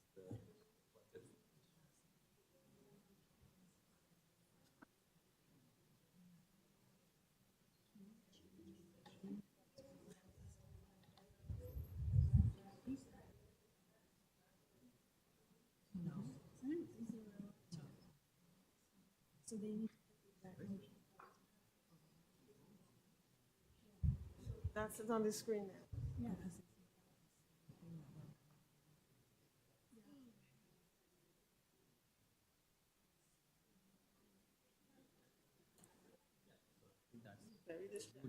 Sorry, because I'm trying to like manage. It's on the screen. Okay.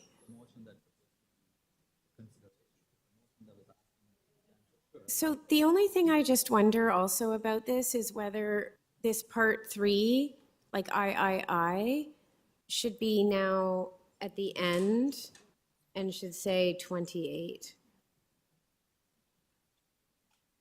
Am I wrong?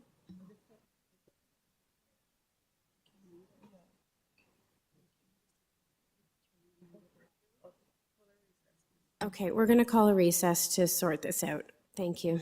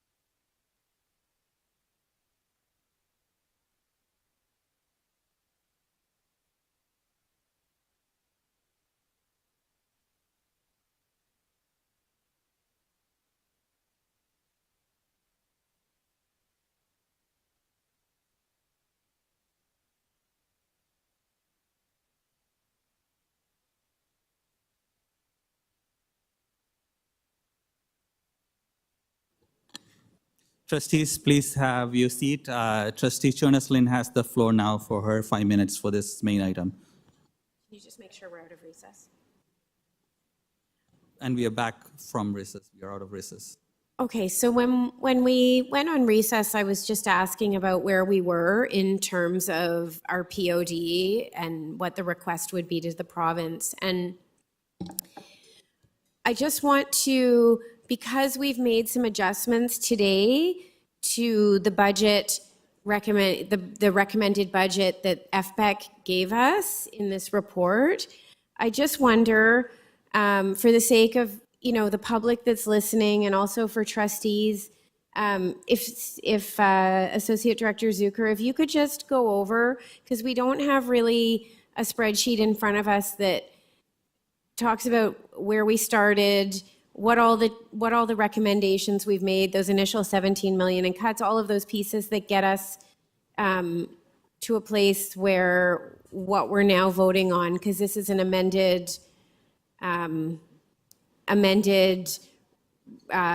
budget from the committee. We've amended it slightly, and now we're voting on it, and this would be our budget moving forward, that we'd be sending off to the province. So I just want, for clarity's sake, I think it would be helpful to make sure I understand it and everybody understands where we're at now and how we got there. Thank you. Thank you, and through the chair, and happy to provide the clarification. And so I will be listing a lot of numbers, and if anybody has any questions, please ask. So we started with a deficit of $43.5 million, and trustees approved reductions of $17 million. That got us to $26.5 million. When the core education funding was released, we walked through all of the changes between our projected financial position and our new financial position, and it equated to $8.8 million. And if you recall, most of that $8.8 million had to do with the $11 million that we did not receive in funding for de-streaming and transitions to high school. So that changed the budget, or the deficit at that time, from $26.5 million to $35.3 million. So that was the starting point when we met last week. And so last week, once staff had proposed using $27.5 million in proceeds of disposition, that left us with $7.8 million left in order to balance the budget. At that time, last week, staff identified $4 million in operational savings, which left $3.8 million in order to balance. And that $3.8 million is in the motion that you see in front of you. And so if the motions are passed this evening, we would be in a balanced position. The only thing that changed this evening was the addition of the $500,000. And so again, that would be an additional $500,000 in expense, and additional use of $500,000 of proceeds of disposition. Therefore, again, we would be in a balanced position.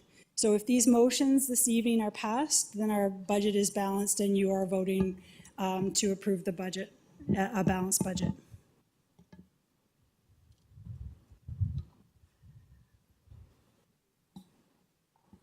Okay, thank you.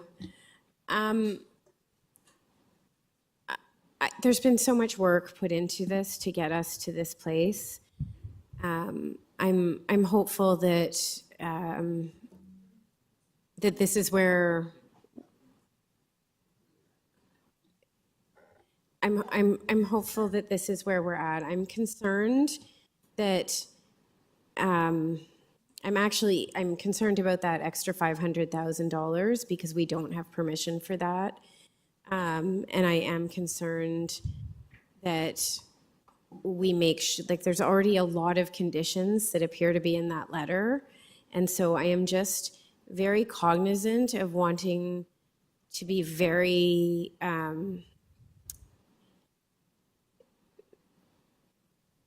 just very careful about how we're proceeding, that it's done in a very thoughtful manner and not taken lightly.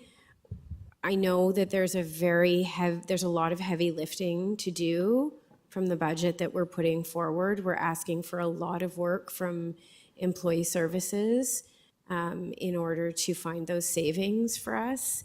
And so I have to admit I'm a little bit nervous about this budget in that sense. I know we've tried to tighten our belts on many things, but you know, I will say that I feel like we're pushing off something like problems we don't necessarily want to deal with this year that we're going to have to deal with next year and the year after. And so I do have some reluctance around this, but I just want to, I will vote in favor of this, but I just want to be cognizant that there were a lot of things that staff asked us to do that we didn't do in this report. And if we were doing many of those things, we would year after year find savings that we could be putting into our system. And I know that the will of the board was a little bit different in this case, but I just think in the year to come, we need to reflect on that piece a little bit, because I will be honest, I feel like we need more supports in our schools, particularly resources for K to 6, K to 3, K to 6. We always need more resources everywhere, but particularly in that age. And I worry that without them, it becomes more challenging at all levels of the operation. So I think as we move forward in the year to come, we will be looking to the efficiencies that staff can find operationally. Those are going to be important.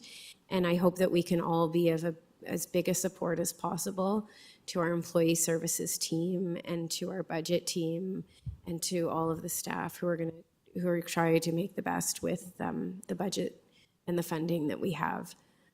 So I'll leave it at that. But I just know that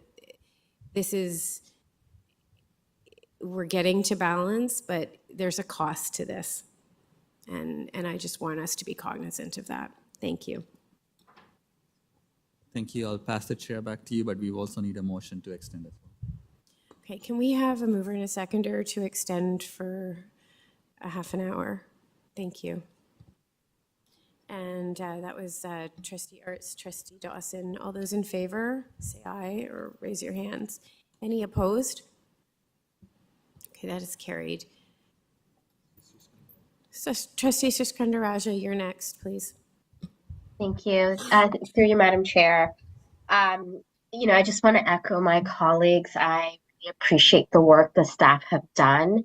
You've done some really serious mathematical gymnastics to get us to this point. And that work is not lost on us, and we truly appreciate you and so proud of you. These decisions are not a result of decisions that you necessarily made or we have. It's just circumstances beyond our control. And I want to thank my colleagues who spent countless hours, months and months working on this. I'm so proud of our budget consultation process. I think it's you know, a gold standard that other levels of government should emulate.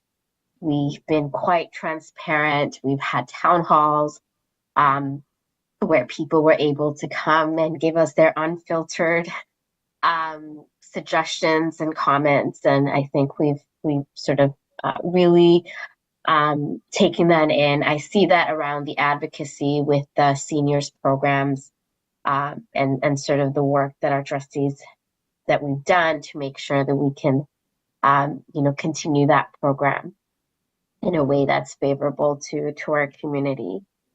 The one question, you know, I know there's nothing that's perfect, and this is sort of the best that we have at the moment. I do have one question that's been sort of really nagging at me, and I just want a better understanding of it, just because I don't think we've talked about it tonight. It's the question of permit fees. You know, we've been talking about it for the last few weeks. So I just would like some clarification from staff. So through you, Madam Chair, my understanding is that we are not increasing, we're not, as trustees, we're not voting to increase permit fees, but the staff are going to do that operationally, meaning that even if this budget doesn't pass, staff will continue to move forward with their plans through their operational means. Is that correct? Thank you, and through the chair. So the permit fees, through previous board motion, we were asked to bring the permit fees back in the fall. And so we know that permit fees are through either not charging for costs that we're incurring mostly on the weekends or through over subsidizing. Currently, the amount that the board is subsidizing the entire permit fees is about 5.6 million. So when we were preparing this budget, knowing that we're coming to trustees in the fall, our assumption is that we will be proposing an increase in fees and that it will be approved. That's the assumption that went into this budget. And that the fees would start to be implemented in January, which would then mean that from January to August of 24-25, we would be incurring additional fees. If trustees are not to approve the fee increases in the fall, then we will have to look at how we balance the budget without that additional $2 million at that time. So we will not be increasing fees until they are approved, as they always have been, by the board. Thank you for that. I think that gives our community a bit of reprieve for the moment. I understand we do subsidize, but the reality is so many of our programs find it still really outrageous, the prices. And again, I get it. We have a model of cost recovery and we have other constraints. But I think we do have a commitment to community use of schools. And we need to work towards that. But that's a conversation we can have in the fall. But again, I just wanted to share my sincere appreciation to staff for all your hard work on this. Thank you.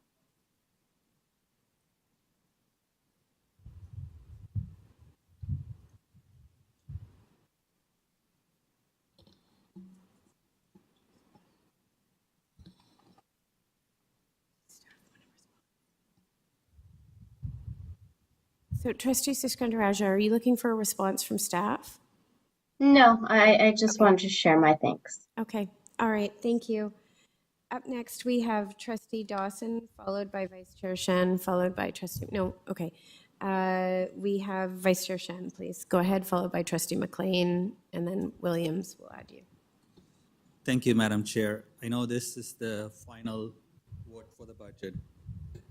Just wanted to clarify with staff. I think we had come up earlier in April with a $43.5 million deficit, and then somewhere in the middle, after the funds were announced by the federal provincial government, we also realized it's a $8.8 million additional shortfall. So a total of $52.3 million deficit is what we are trying to make up for, and $27.5 million is through proceeds of disposition. So about $26 million have been found in different places throughout the process. Am I right, roughly?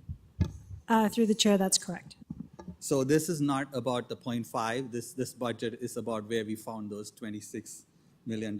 And when I vote for this motion, and the way our structure is that we've kind of adjusted our budget process over time. So this looks like where we are actually currently talking about the 3.8 million. But in fact, when the final vote comes, I'm reflecting on all the things that we've done over time to bring it to this.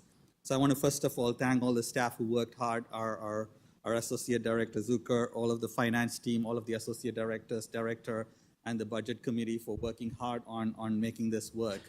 But I'm reminded again that, what we end up usually is feeling a bit better at the end because we've done this work of cutting or changing things over a period of few months, that it feels a little bit better at the end of the day. But cumulatively, what have we been doing, not only this year, over many years? And I think it's important to contextualize that.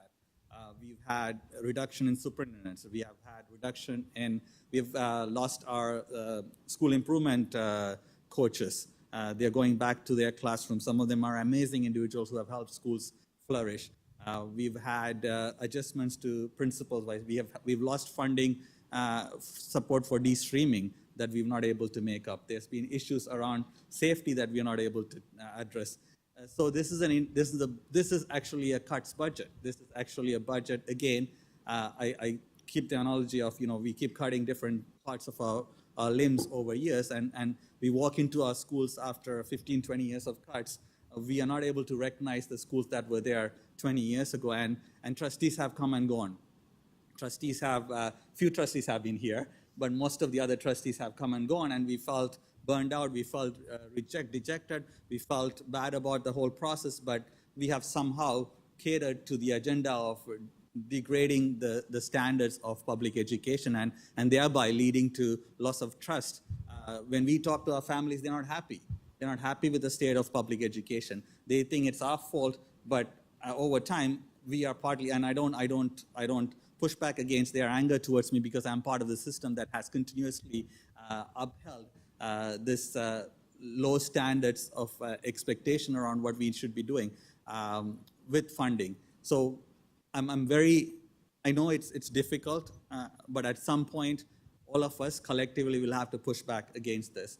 The money that we are talking about, $50 million of whatever we start, $52 million, is not a major chunk of funds if you look at the bigger picture of how much the operational budget of this organization is. And it is important for us to be able to negotiate and the province to be able to see that it's inevitable that they need to start looking back at how funding is coming to a city that is very different from many places. Our needs are different, our socioeconomics are different, the kind of infrastructure that we are dealing with is different, the cost of living is different, that we are not able to find enough staffing to keep our schools' classes functional.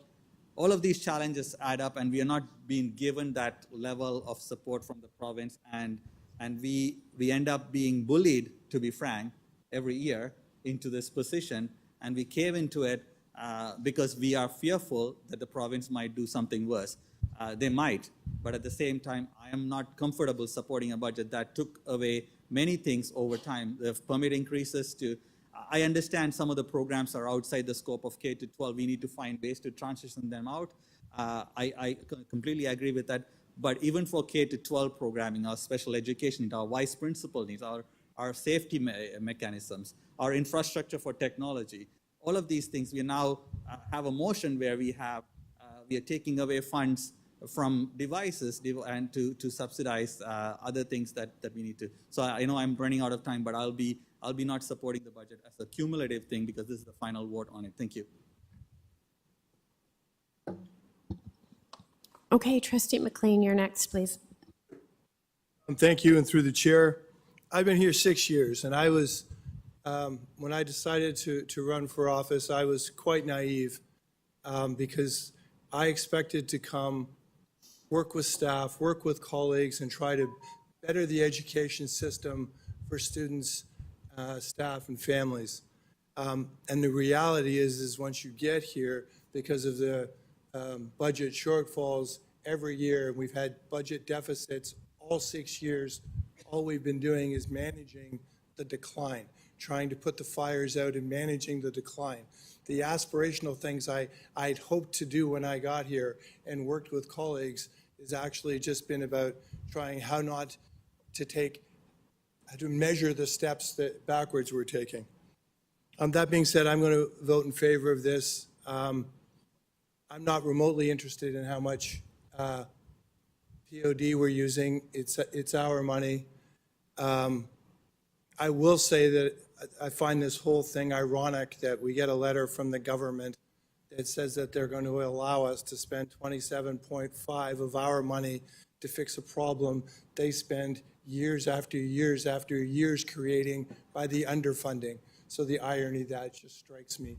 That being said, I do, and just because I'm just inherently difficult, I'm going to ask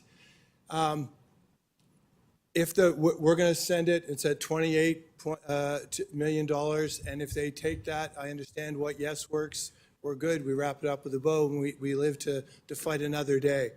In the event that they draw a hard line at 27.5 with the number that they had indicated, my question becomes, does the 500,000 we are then out become the responsibility of the board to then fix the fact that we are no longer where we are required to be in our deficit, our 3-year deficit plan, that we're down to 0?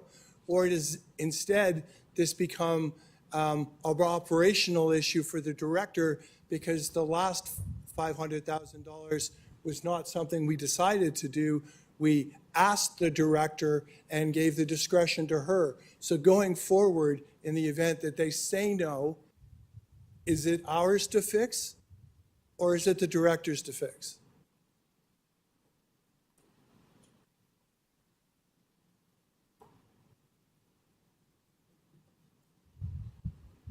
Thank you very much. Through the chair, it's a great question to ask at 11:30. We think that it is our problem to fix, my problem and my successor's problem to address. Okay, thank you, Trustee McLean. I believe that brings us to the end of our speakers list. So with that, we'll open the vote on the 2024-2025 budget. And just a reminder that this was a recorded vote that was requested on this item. McLean in favor. Just wait till it's open, please. But we get that you're, well,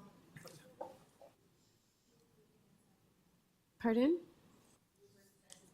I can't hear you. Oh, a mover and a seconder. Who would like the honor of moving this? Can we get a recorded vote? We've already asked for that. Trustee Arts and Trustee Hassan.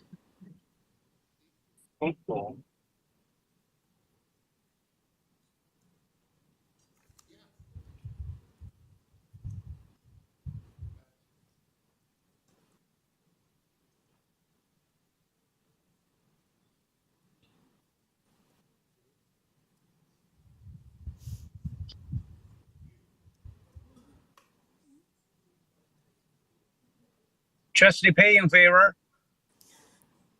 It has opened. We got your vote, Trustee Pay. Thank you, There's Madam no Chair. button to actually vote. It's opening for me.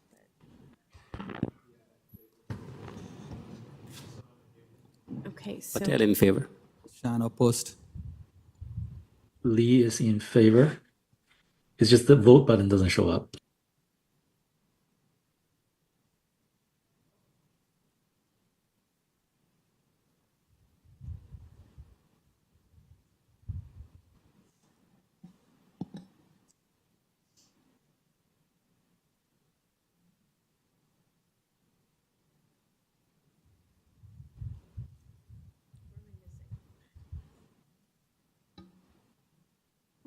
Bella, who are we missing?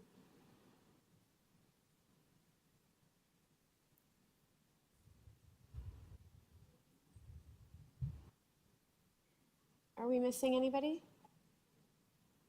Williams? Trustee Williams, how do you vote? I can't hear you. In favor, okay. I heard. I'm reading lips at this point.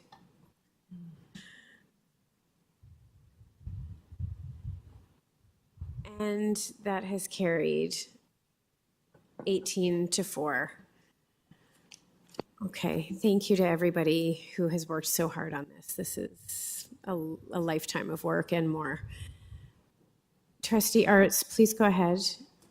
Madam Chair, I actually don't know if it's a point of personal privilege or a motion, but we have item 16.3.3, which is our amendments to our special education plan, is something that is due to the ministry now. We have compliance reporting around that, so I'm wondering if we could have that as the next item for approval so that the director and our spec ed staff can go ahead with the submissions to the ministry. I would move that, and trustee. So Hassan? can I ask for a seconder to amend the agenda to reflect this change? Thank you, trustee DeVitis. All in favor? Raise your hand or say aye. Any opposed? Okay, that has carried. So we'll quickly, hopefully, deal with this item. So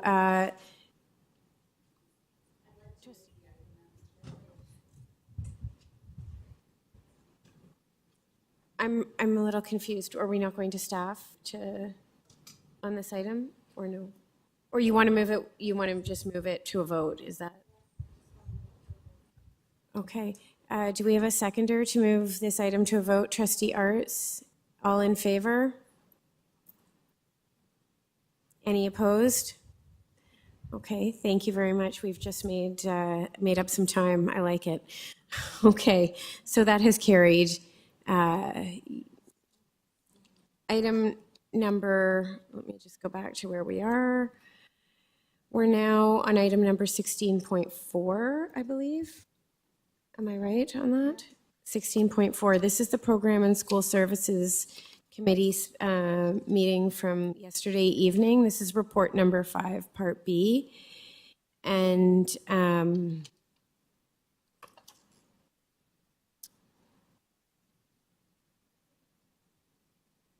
we're just putting this up on the screen. And I'm going to turn it over, I believe, to the director to start us off on this item. Thank you very much. Through you, Chair. You have before you the Combating Hate and Racism Student Learning Strategy Update. This was first brought to Program and School Services on Wednesday, June the 5th. The meeting did not finish and was continued yesterday. Last night, I asked the Program and School Services Committee to refer the strategy back to staff for re-envisioning in a manner that is consistent with the belonging pillar of the multi-year strategic plan to affirm and respect student identities. A motion to that effect was defeated and the strategy was received at Program and School Services Committee. The report is before board tonight for receipt. We invite the board to provide recommendations to support our continued work to ensure that our schools are places of belonging, affirmation, and care while we continue to address acts of hate and racism when they occur.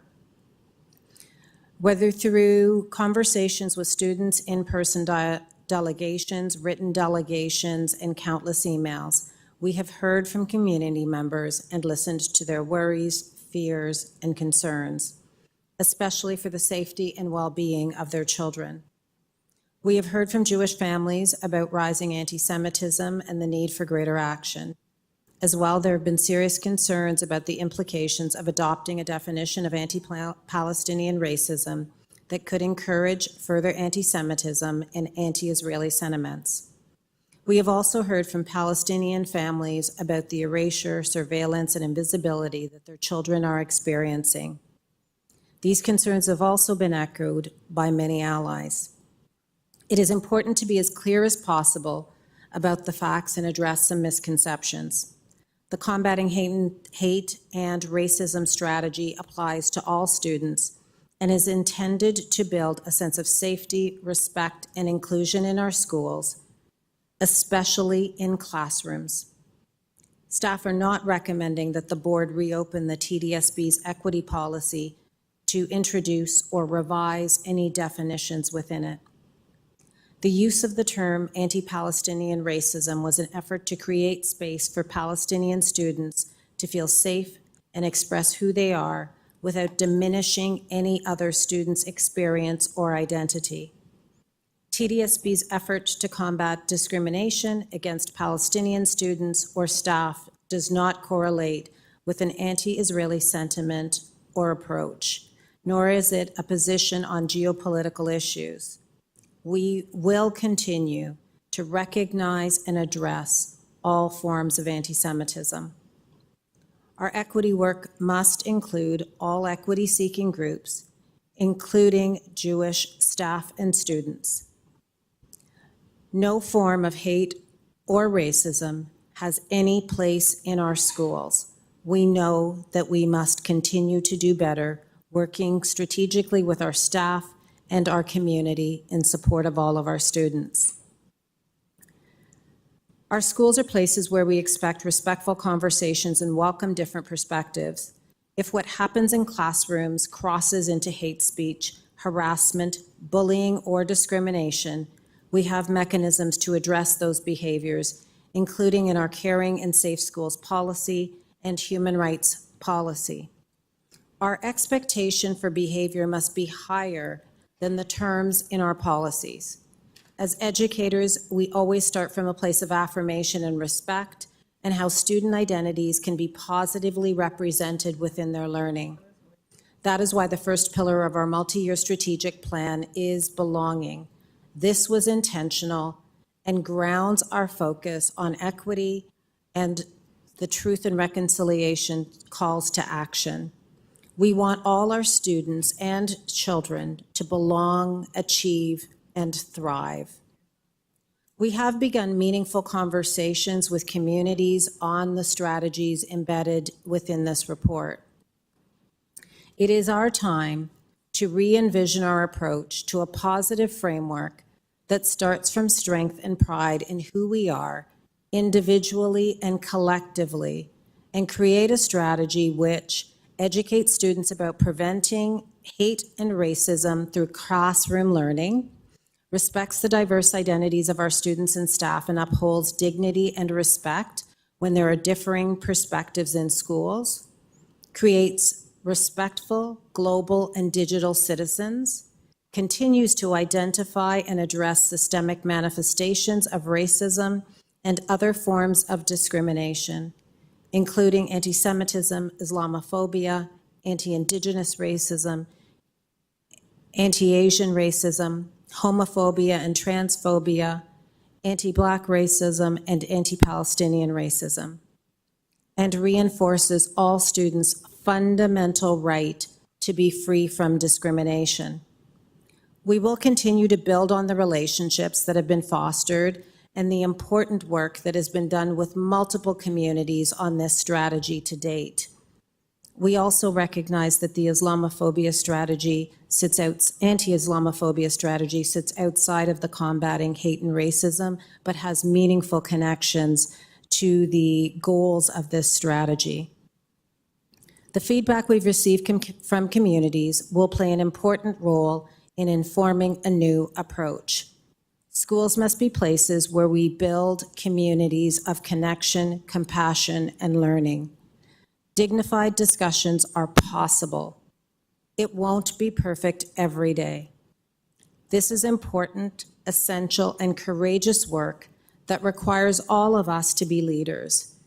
If this is what we truly want, we have to work together to act in a way that affirms the right of every child to be in school and to be who they are. This is our opportunity to show what a dignified discussion looks like and how we can surround our children with love, respect, and dignity.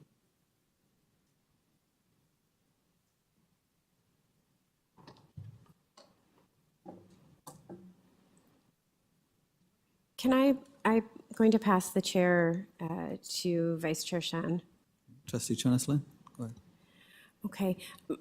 I just first have a question for governance staff through the chair. I'm wondering, because many people have been asking, there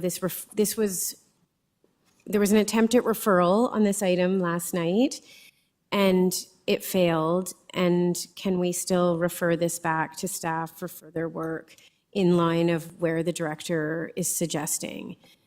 So could governance explain, because I asked that question today and it was explained to me, but I feel like I need it explained to the public. Madam Chair, the committee defeated referral. The board cannot now ask for referral again. You can make amendments to the motion to receive. Okay. So I just want to express that my preference to this would have been to refer this back to staff, because I think and I spoke on this at length last night.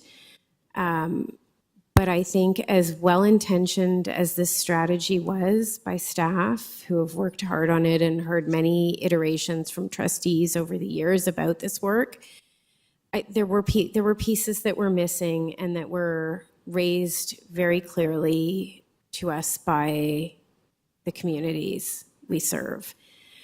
The first piece was that the report, because it came on its own and it didn't come alongside the human rights report or the report that had all the information about the racism bias and hate portal, all of that data, that coupled with the fact that there's been an enormous rise of anti-Semitism in the city of Toronto and felt in our schools very, very strongly, that absence coupled with the inclusion of a new strategy around anti-Palestinian racism that didn't have definitions attached to it is causing a lot of confusion, a lot of fear in Jewish communities around Toronto and I would say beyond. And these are concerning pieces to me because ultimately we want all our students to feel safe in school.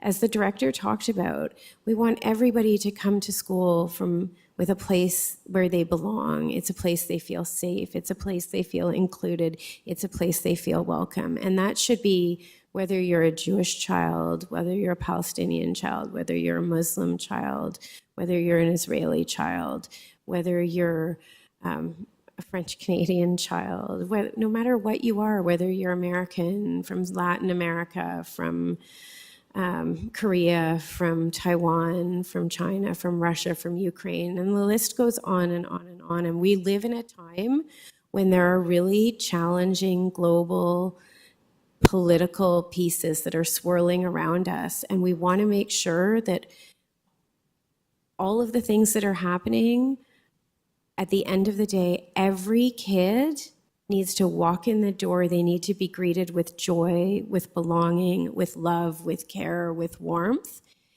And we need every family to feel the same way, because without our communities and without our families, we are not the same institution. We need our communities. We need to embrace all of our families, and we need them to feel that they not only belong, but that they believe in public education. And I worry that the discord that this report has created and the divisiveness is eroding confidence in our institutions and public education. I really am disappointed that this can't be referred back, because I think it's confusing to the public when we ask for changes if it's not referred back. So when I'm going to suggest that we receive this, but I'm going to make some recommendations that I hope staff will. Order, Madam Chair. May I ask some clarification why we cannot make a referral? Is there any specific section bylaw you can point out to me? Trustee Pei, can Trustee Chernoff finish her? Can you just explain that? Denise already explained that. Denise explained it, but we can ask the governance to. Denise? Yeah, I want a specific section bylaw. I understand the argument is like. Trustee Pei. Trustee Pei. Yeah, okay. Trustee Pei will get, it was already explained, so can you hold on until Trustee Chernoff finishes her remarks? Okay. Please do not interrupt. Thank you. Sure, thank you. So I want to be very clear that I really feel that every kid who walks in our doors has to feel welcome. And the other piece that I forgot to mention, because I'm so tired, and I know everybody's tired, but the other piece that I feel was missing in this report, and it's not a reflection on staff, and I know it sounds critical, and I don't mean it that way, but I feel like the community needs to understand this, and you'll see it when you get to my recommendations.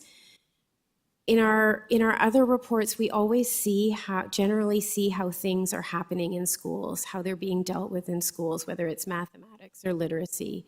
We didn't really get a sense of how we're combating hate in our schools. So I think that's an important piece going forward, because what I'm hearing from community is that they're not feeling like we're responding enough because of what they're hearing. And so I think I know we do have pieces in place. I think it just needs to be clearer to the public in how we're doing this. So with that, I'm going to put forward a recommendation. Thank you. Because I'm moving this. You're moving. Receipt. I'm moving receipt with recommendations. Am I allowed to speak to that or no? If not, I Trustee guess Earhart will speak to it for me. that's fine. You can speak to it. It's fine. So it's up on the screen. It has a few different parts. So the key pieces, and I have talked about it, so I won't speak at length, and the director has spoken about it. I feel that Point of here, I saw that this is about his recommendation. Is this a motion on the floor? Is the motion on the floor, then I think we need to talk about the original motion first, right? Is this amendment? No, Trustee Pei. Yeah. First 5 minutes, Trustee Cherneslin spoke about the motion that was on the floor. And now, since she's moving an amendment, she's getting the extra 5 minutes. Now, once she finishes her amendment, then we would be taking speakers list on her amendment.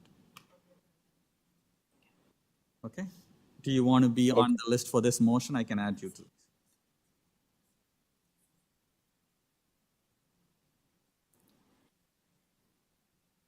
Okay, so may I resume through the chair?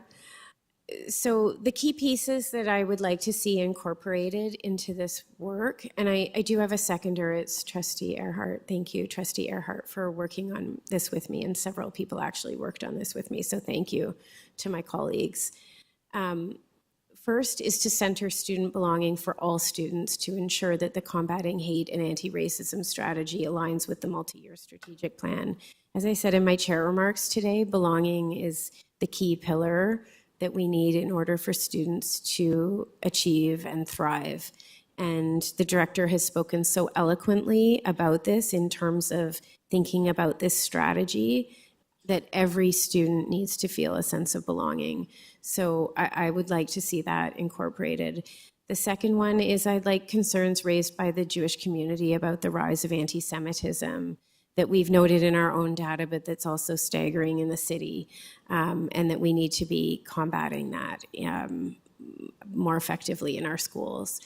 And see that the staff report back on how this work is being implemented in schools in future iterations of these reports. I think that last key, I can't underscore enough. The director has talked about this.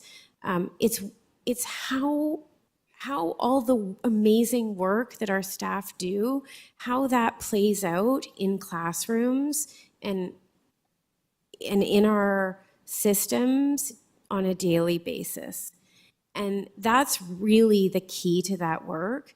And I think when families get a glimpse into that, they will feel reassured by what we're doing. We are a system of education. And that piece often incorporates education. So I just feel that will provide a much better understanding and reassurance to our communities that we are on the right track with this. And so I hope my colleagues, I hope you will support me in this, and I hope that we can achieve consensus as best as possible. Thank you. Thank you, Trustee Cherneslin. Can I have a mover to extend till 12 o'clock, mover and a seconder? All those in favor? Anyone opposed? Okay, that's carried. Thank you. Trustee Earhart, do you wish to speak on this? In the interest of time, I'll just say that in committee I did speak about a desire to really focus on children at school and their school experience, and that is what we have been tasked as trustees to do.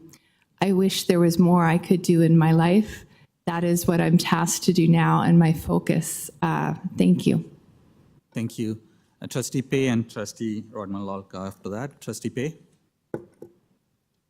Thank you, Mr. Chair.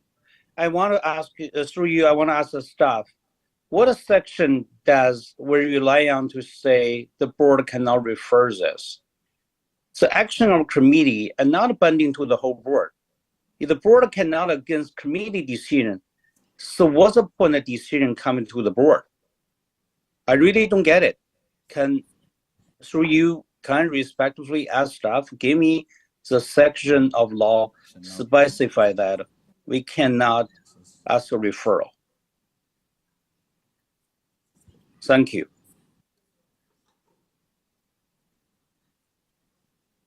Can I get staff to respond to that quickly as well? Why?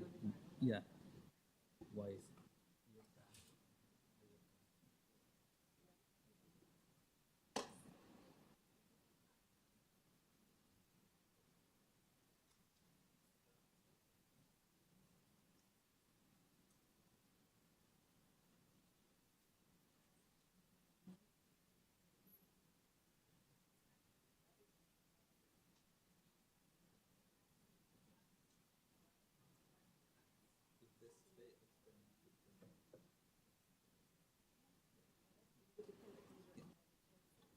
So Trustee Pay, just to clarify, the committee's recommendation is for the report to be received. So that is taking precedence as the discussion first. If this committee, if the board decides to not receive it, then it goes back to the point of referral that you could introduce at that time, because those two options were explored and the recommendation that came from the committee is received of the report. That's why that is taking the precedence in terms of discussion. Sorry, Mr. Chair, that's not my question. My question is a specific section law. That's stipulate that we cannot refer this back to the board. I want the law, the section of the law. Thank you.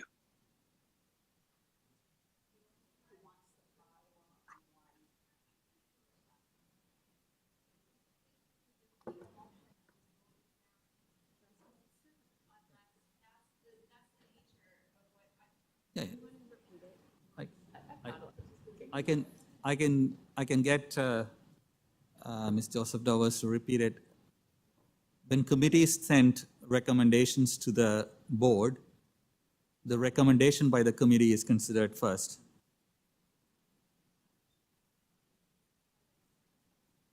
I don't think we. So, Mr. Chair, this section of the law, like, can you give me a section number, or you can put it on the screen so I can see it. Permission to try. Point of order. Through the chair, directed to Trustee Pay, if it's helpful, I'll review what I learned today when I contemplated what my options were with the motion that would be before the board today.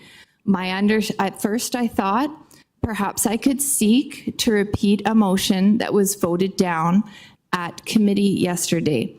I learned I do not have that choice. I don't have the bylaw to quote, but I learned I did not procedurally have that choice. I tried to craft a different motion that would refer back to staff. I learned I cannot draft a motion that is too similar to a motion that the committee already voted down and didn't advance a minority report on. So I was unable to do that. I considered abstaining from this vote because I did not wish to be in a binary that that's where I am. That's not where everyone is. That was where I am. I learned if I abstain, I am counted as a no on this vote. So I have learned that my options were to move an amendment to a motion that is before us, or to walk out on this vote, or to accept the motions before me, or to vote against the motions before me.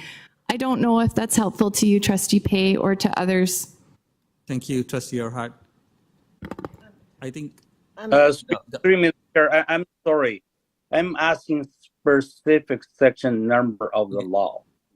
I'm asking specific law. I'm not asking you interpretation or other trustee interpretation. So okay, I'm asking specific section law because I'm new trustee here. I want to learn the board bylaw. Trustee Pay, Because just what give us down here, Trustee Pay, excuse thanks me. for your question. We're going to try to see if we have any reference in the bylaw around this, and Ms. Joseph Dovers is looking at it. Through the chair, section 51416, when a committee report is before the board, the committee's recommendation must be considered first.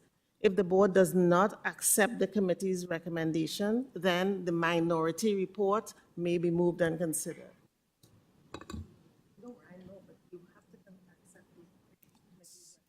So that's, we don't have a minority report. The committee's recommendation is now being amended by Trustee Cherneslin, seconded by Trustee Orhart.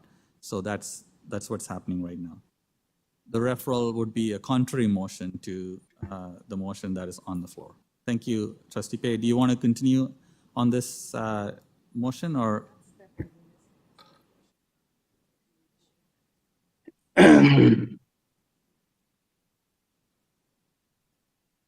Trustee Pay? Okay, so what about section 1216 of the Robert's Rule of Order, 12th edition? An amendment can be hostile to or even defeat the spirit of original motion and still be adjournment.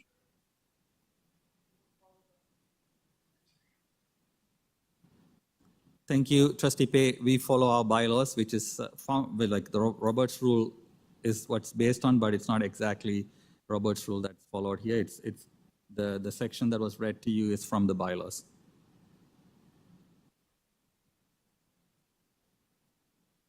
Okay.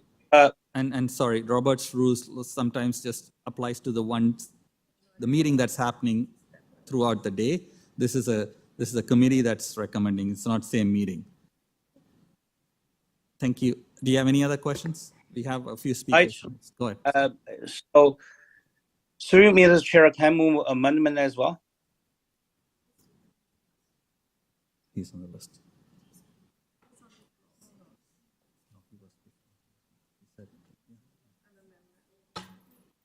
No.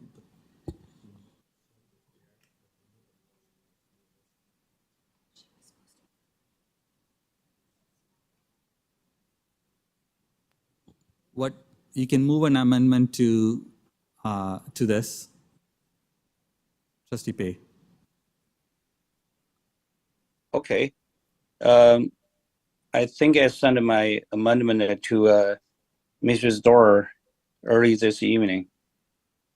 Is that possible for her to put it up?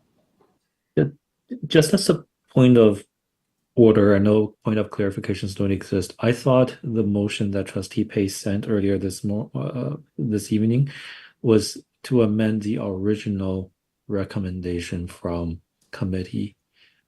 Just to be clear, are we amending Trustee Charles Lynn's motion? I haven't seen what it is. If it's not an amendment to Trustee Cherneslin-Lynn's motion, it won't be considered. It won't be on the floor. We'll have to move it after Trustee Cherneslin-Lynn's motion is voted on. Okay. Trustee sure. Pay? Thank you.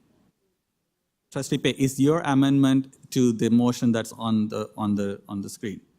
If it's not, then you will need to wait until Trustee Cherneslin-Lynn's motion is considered to move an amendment, because your amendment is not to the amendment, Trustee Cherneslin. Sure. Thank you. Thank you. So we have Trustee Laskin and Trustee Alexander Rodman-Lolkov on the next list to speak on the amendment by Trustee Cherneslin.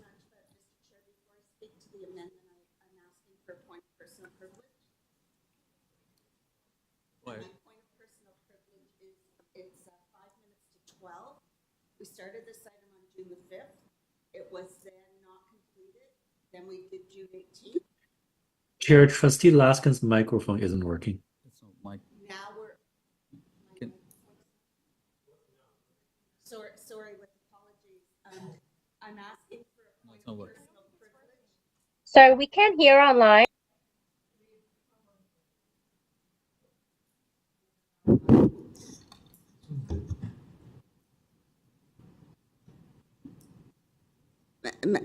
Madam Chair, or Mr. Chair, I guess, because it's your, I'm asking for a point of personal privilege that we suspend the bylaws that cause us to hard stop at 12.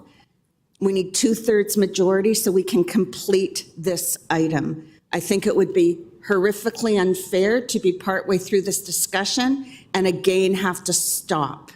So I'm asking for your indulgence to move that, suspending the bylaws to complete this item. Can I ask, as a point of order on that, if we could do it in a smaller interval, so we're not here until 4 in the morning?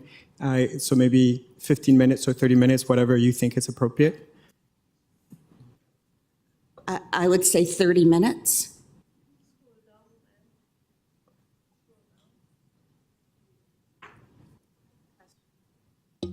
I have just a question on this item. Can we make sure that we have the ability to stay live so that this meeting is open to the public? My only concern is just if we can't, I just want to make sure that we have the ability to either keep the mics on. Through the chair, due to some unique timing today, we can continue past midnight while still broadcasting to the web. We can? We can. Okay, thank you. So just so that I'm clear, the motion on the floor is to suspend the bylaws but to have a stop at 12:30.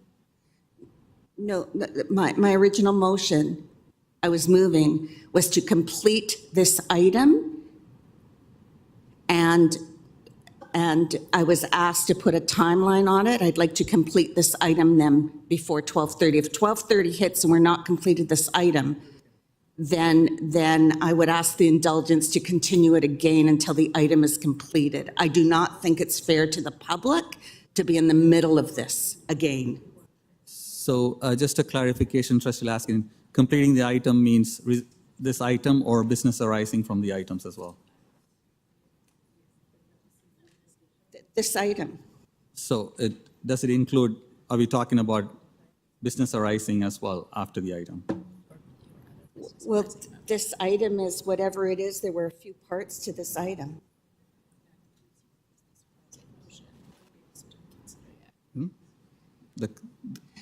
Whatever the board decides, I just think it's really unfair to the community for us not to finish this item.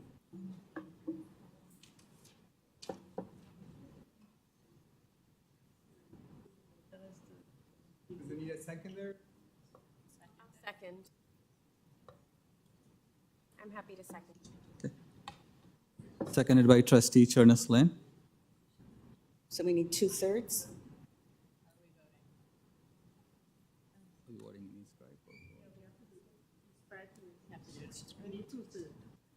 Is it on e-scribe? Yeah, let's wait for you,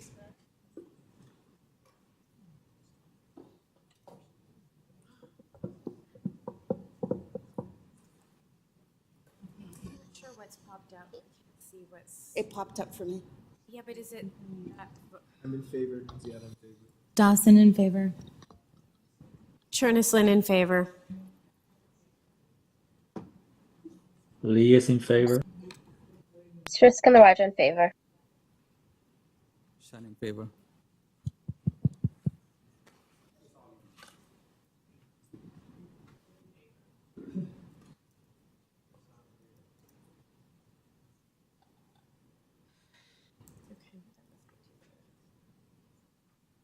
Anybody missing? Sorry? Hastings is against. No, Trustee Ghost was in favor. She was in favor. It's just Trustee Hastings who's against.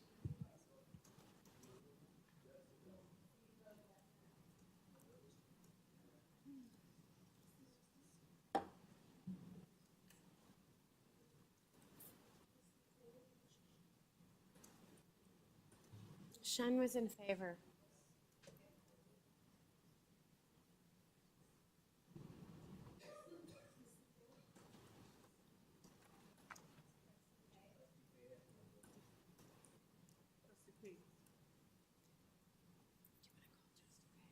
Trustee Pei, how do you vote on this suspension of bylaws? Just the time bylaw.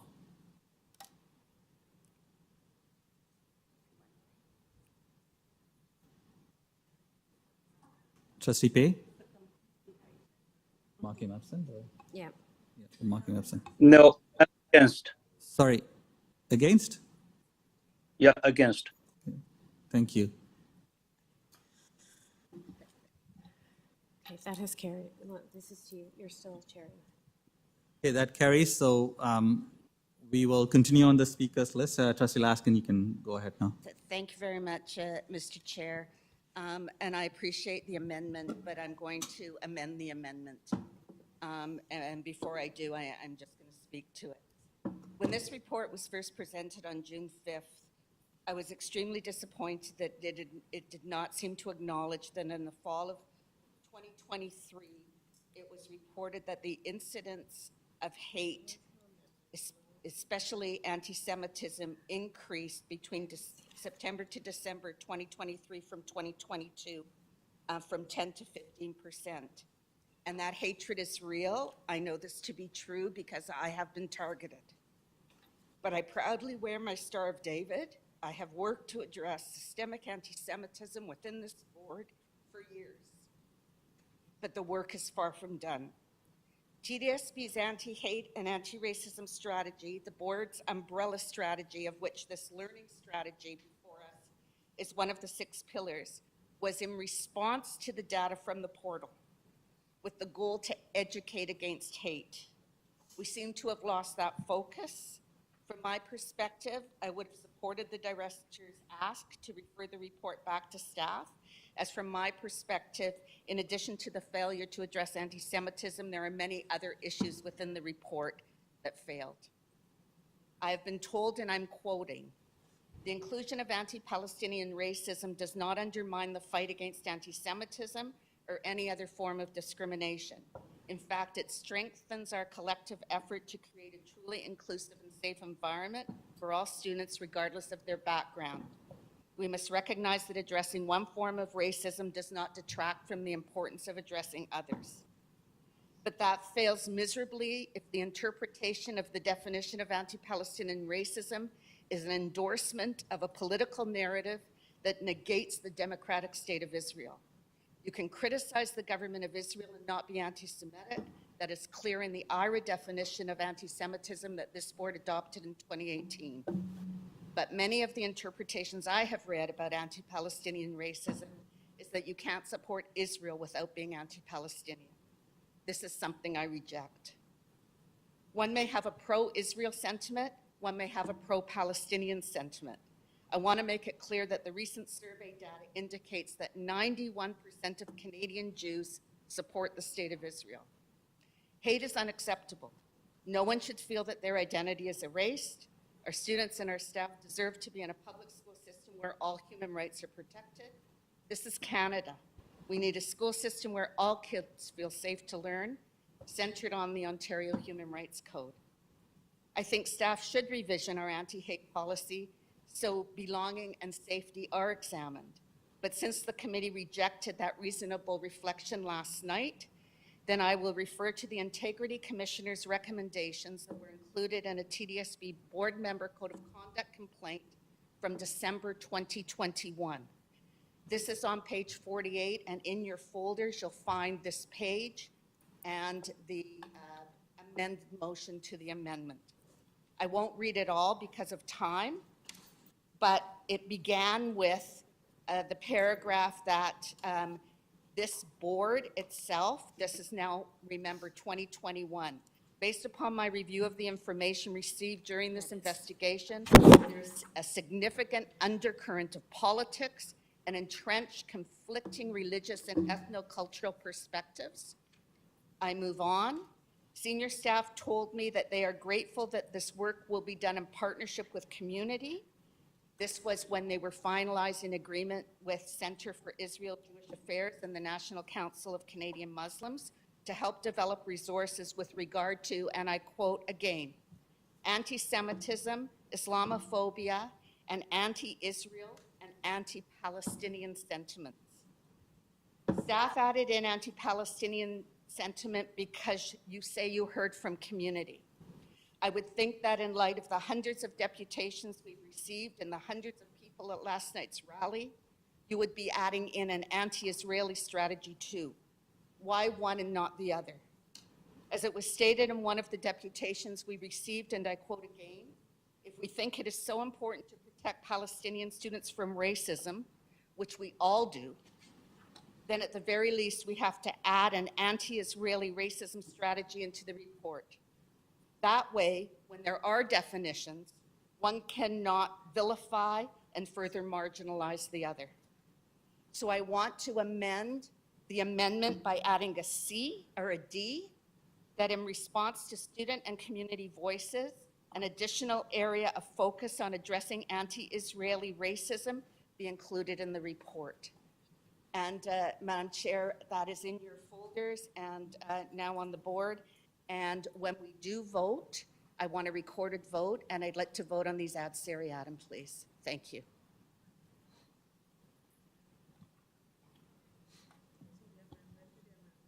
Thank you.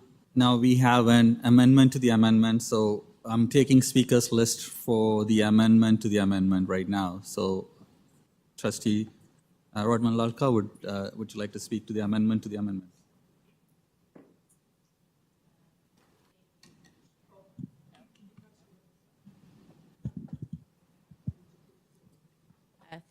Thank you through the chair. Is it on? I'm going to be brief tonight due to the hour and the fact that I spoke at length yesterday. Education is not on. Hello? Better? Okay, sorry. Education is the most important tool that we have to bring people together, to promote tolerance, understanding, and peace.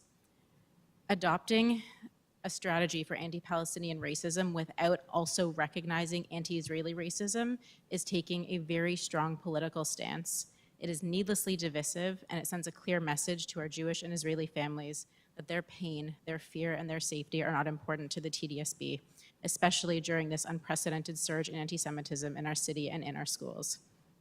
Staff has told us that APR was included due to student and community voice.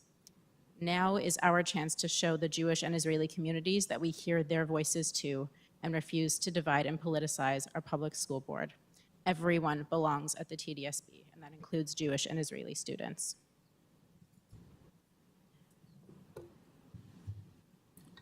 Is there any? Sorry,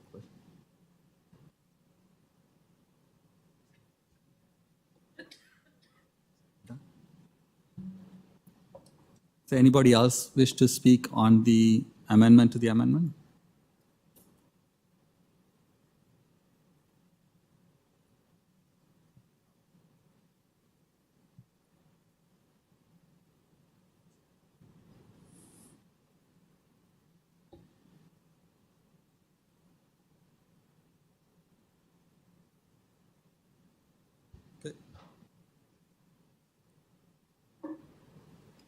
Seeing none, we go to the vote on this one.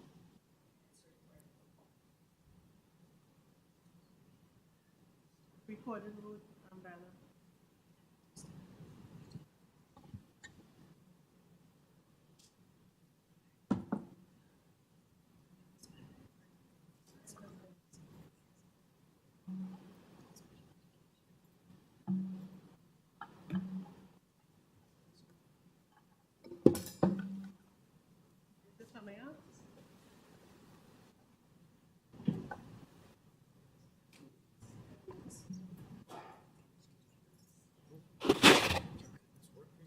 Here, let me test it. Nunziata in favor.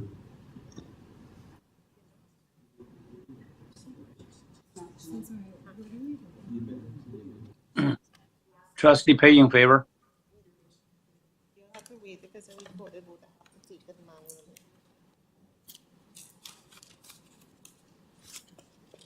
We're just asking that trustees hold their vote for 1 second, just because eScribe's not working.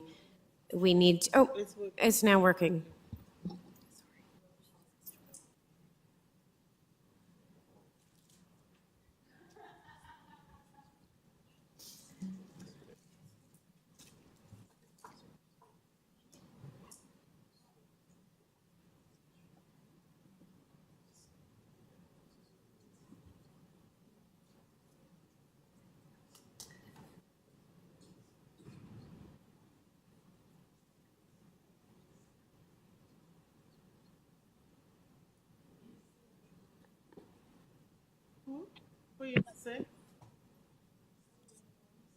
Who's missing? Trustee Williams?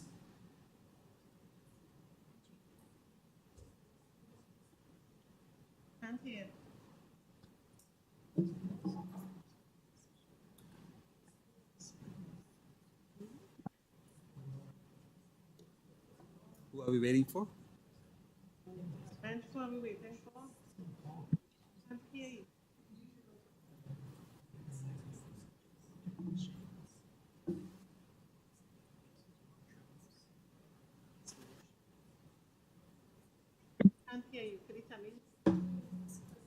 Trustee King?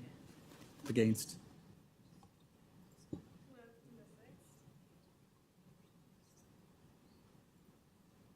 Is that it?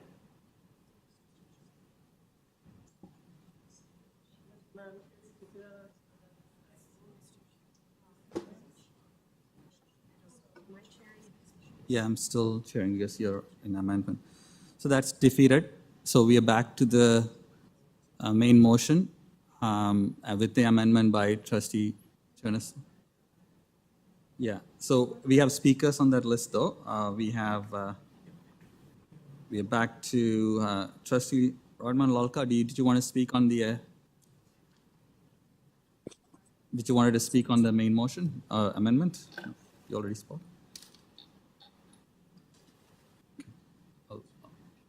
I'll go to Trustee King.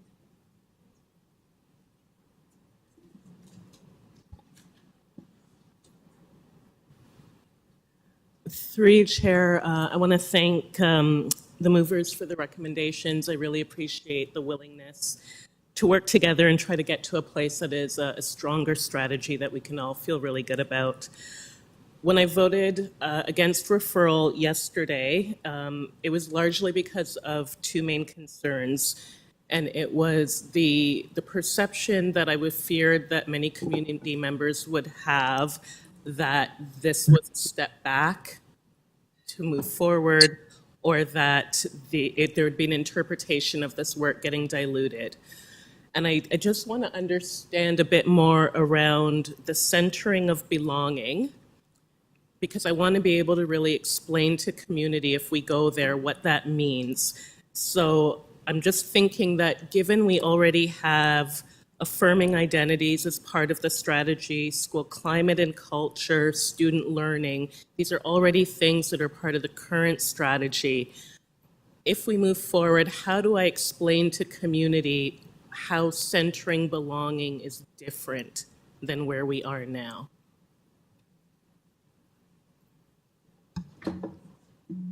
Thank you very much. Through the chair, the fundamental shift is within this particular strategy, we are viewing it through the lens of hate and racism and how we should not treat particular students who hold different identities. By focusing on belonging, we are looking at how we create conditions for students to express their identities in different areas of the curriculum in a positive and affirming way, while also continuing to address hate and racism and the characteristics that make different forms of hate and racism similar across different identities, but also being really respectful of the fact that anti-Semitism may show up in different ways than anti-Black racism or homophobia or transphobia.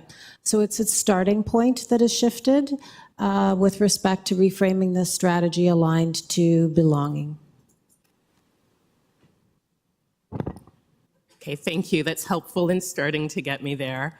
It's a little bit hard to articulate. I do understand the starting point of belonging, but I also understand that that still needs to be supported by professional learning, by the caregiver and partnership. I want to follow along, and I believe that I agree with the essence of what we're trying to do. I'm still finding it hard, I think, to differentiate and really explain to community what shifts here. And maybe there's not a further answer to that. Yeah, I don't know if there's anything else staff want to add, but I'm still having a hard time really understanding the difference and really being able to articulate that. And if there's not more, that's enough. Thank you very much through the chair. I wish I had a better example at midnight. I think that this is an opportunity for us to take the feedback that we have received from the community groups that we've engaged with directly through the development of the strategies to work with our staff affinity groups as well as our students to ensure that all of their perspectives are captured in the way in which we frame belonging. This is the work of referring it back to staff while understanding that we have heard about the importance of continuing to combat hate and racism. I will perhaps share an example that I hope is helpful.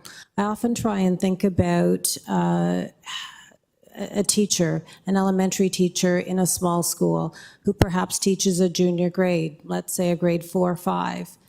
What would be different for that individual teacher?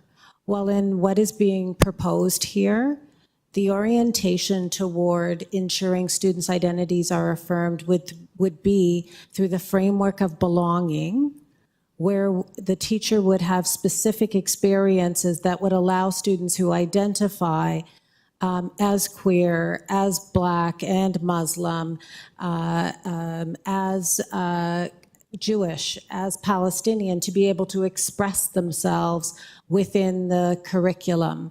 Whereas the combating hate and racism, I think, has us engaging in professional learning around what these different forms of racism look like and how to teach that to students, and then get to their identities and affirming their identities. So essentially, that teacher then has different knowledge bases that they need to be able to draw from and to educate our students about as a starting point for the conversation around respecting identities. Through a framework of belonging, we're actually starting with the affirmation and starting with student voice, knowing that we do at some point need to be clear with our students around what constitutes these different forms of hate and racism, but it emerges later after you've created a foundation of belonging and the conditions exist within the classroom for students to actually have a greater sense of each other's identities. I hope that's helpful. Through the chair, thank you. That's very helpful. Would it be fair to say then that that teacher in that junior grade, along with the base of knowledge, that there would also still be coupled with that some work around bias? Because I would think that the two go hand in hand, and I want to make sure that there's also an understanding that that side of the professional work doesn't go away. Thank you very much through the chair. Yes, that is an important part of opening up classroom spaces where students can talk to each other about their identities. It is also helping them to reflect on the implicit bias that they may hold when listening to their peers speak about their experiences.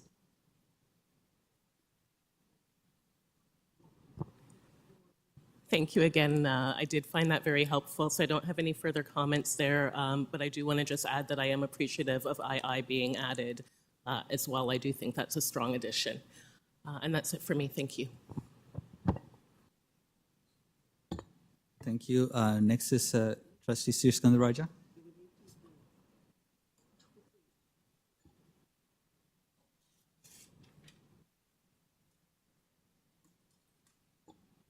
Trustee Sirskandaraja? Oh, sorry, I see the note to remove her from the list. Trustee McLean? Thank you, through the chair. I still think that the best path forward is referral, so I'll be voting no to A. But I do think that B and C, if it's going to be received, are beneficial additions. So is it possible to get A moved to vote on them in B, C, A? Sorry, is it possible to? I'd like the order changed. I'd like to, ultimately, when we decide, if we vote not to receive, if we vote no to A, then B and C don't exist, then B and C don't work because it won't be received. So the only way to get No. B and C to be, You don't, yeah, I mean, you could just still pass B and C as well. I don't think it's contingent on the top one. So, I'll stay in my own rep. can I pass the chair to Trustee King? Pass it to, shall we? Trustee Laskin, can I pass it to the chair? Or do you want me to pass it back to you? No, I can't pass it to Trustee Patel. Go ahead, Trustee Shan. Thank you. As I had done in the last meeting as well, there is reason to receive this report. There are strands of focus that many trustees have advocated for. The focus on anti-Semitism, focus on Islamophobia, anti-Black racism, anti-Indigenous racism, and then there's also anti-Asian racism that's listed there, and recently anti-Palestinian racism. I think the staff were looking for the report to go through to start planning and having a 2-year plan to address things. I do agree, and I wholeheartedly agree that the report fell short in responding to the current crisis. And that's why I will support the recommendations that are here, both all of those things that we do. When we look at those strands, it has to center students. It has to center belonging. And it's not one or the other. It could have a dedicated focus. And we know what happened once anti-Black racism, which has historic 400 plus years of discrimination in this country, was separately named. And it is important to know that all communities can rally behind addressing anti-Black racism, because the roots of anti-Black racism actually impacts all communities. And if we were able to look at that 400 plus years of systemic racism in this country, everybody benefits. But having that focus helped us having interventions that are direct and that are responsive, that are resourced, and all of these different forms of racism mentioned do not have to have equal amount of distribution of resources. It just needs a focused approach. And I think we will know as educators where the higher focus needs to be. And grounding ourselves in decolonizing work that happens around Indigenous solidarity and Indigenous education helps to understand what's happening in other forms of racism as well. So I do think the work that was going forward needs to continue. The work needs to be much more advanced. Work needs to be resourced. And I don't hold it against the staff who do this work because they're not resourced. In fact, there were questions about how many of the equity officers are from the Jewish community to be able to respond to the peak in anti-Semitism. We actually don't have the resources allocations to match the demands. So we need to think hard about that. And I do think that the second bullet or second point that talks about responding to the increase in anti-Semitism is critical. I do think though, as the motion was proposing, in a couple of years, there might be other things that emerge that we might need to respond to. And in a couple of years, some of these things that we have identified might not be as high a priority. But it's important for us to be contextualizing our work in this. I do think though, unless we have focused attention, unless we know who the players are, who the stakeholders are to talk to address something. Yesterday, I think we had Trustee Pei and Trustee Lee ask quite a bit of questions around anti-Asian racism, and we don't have the connections or the networks or the organization or the representation to be able to understand it in order to address it. If you don't have those networks and resources and stakeholders to understand it, we won't have a solution that actually works. So it's important to have these pillars and focuses, though differentially resourced, differentially prioritized, differentially timed, we need to have those approaches. We are a large board. Even smaller organizations are having these strands and identifying ways to address this. We are a large board. We cannot say we cannot move different things. And everything ends up in classrooms together. We're not asking that the teachers need to put on an anti-racism, anti-Semitism hat today and anti-Islamophobia hat next day. They have to be able to engage. But in order for them to have a deeper knowledge and move away from color blindness, it is important for them to have this deeper understanding of how different things manifest for communities. So that's why I supported the report to be received. It is a staff report that we are receiving. it is not actually a motion from our board to say, include this form of racism, that form. I'm agreeing with the staff who've had the field knowledge to come up with what they had come up with. Did it fall short? Definitely. Would I want the report to come back more regularly than once a year? Definitely. And so we need to do those work to make sure that happens. But I do think we need to support the work that's happening. We need to enhance the work that's happening. We need to prioritize certain communities that are feeling highly vulnerable and highly targeted at certain points of time. And there's nothing wrong in doing that. And in fact, that is the right thing to do, to have specialized, focused interventions and support. So that's why I will support the recommendations on the thing. And I hope we can pass this and move forward and have increased conversations so we can all learn together. Thank you. Thank you, Vice Chair. Trustee Shan. Point of order, Mr. Chair. If we do A first, then we're voting to receive a report that we don't know what's in it, because B and C will follow. Like, how do we vote to receive the report not knowing the results of B and C? Like, should we not decide what's in the report before we then decide whether we're going to receive it or not? It's true. Joseph Davers. Trustee McLean, the B and C are talking about incorporate the following items into the work. It's not talking about include it into the report. So if it's the staff incorporate the following items into the work, because we do not amend reports from the staff, we receive it and we add recommendations to it. And these are recommendations to increase the work in certain direction as opposed to amending the report. So B and C could still pass. So if Trustee Jonathan want to. So I guess I'm seeing, I didn't see this before when because I think I was just doing the thought process in my mind, but I guess it is already recommended by staff that the report be received. So A doesn't need to be there. It's B and C are amendments, right? So we should be voting on. I think we should be able to vote on whether we receive it or not. We want it the committee. But I agree that we need to be able to vote on receipt. Of course we need to be able to vote on receipt, but wouldn't we normally do? Trustee Jonaslin, you are amending, so you need the actual motion to be attached to your amendment.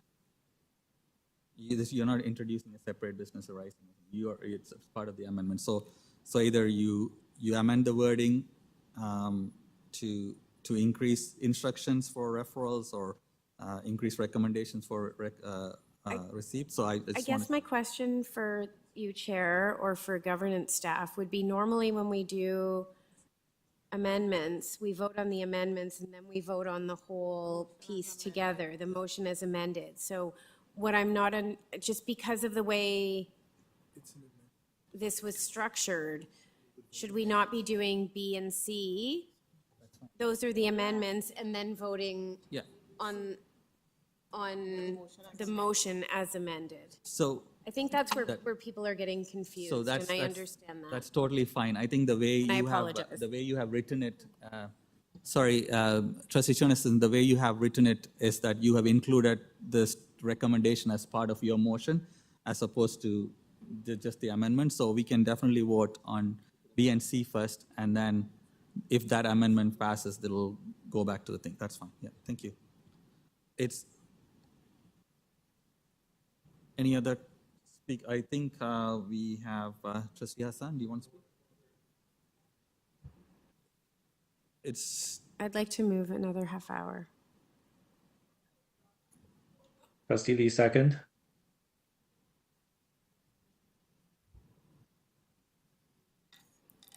I think we need to finish this item. 15, what? 15. Can we do 15 minutes? Yeah, we can We'll do 15 minutes and then go from there. 15 minutes extension. Can I have a mover?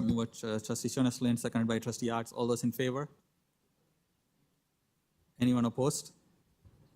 Trustee Hastings, noted. Thank you. We have extended to 12:45. Do we have any more speakers on this list? Trustee Lalka-Redmond?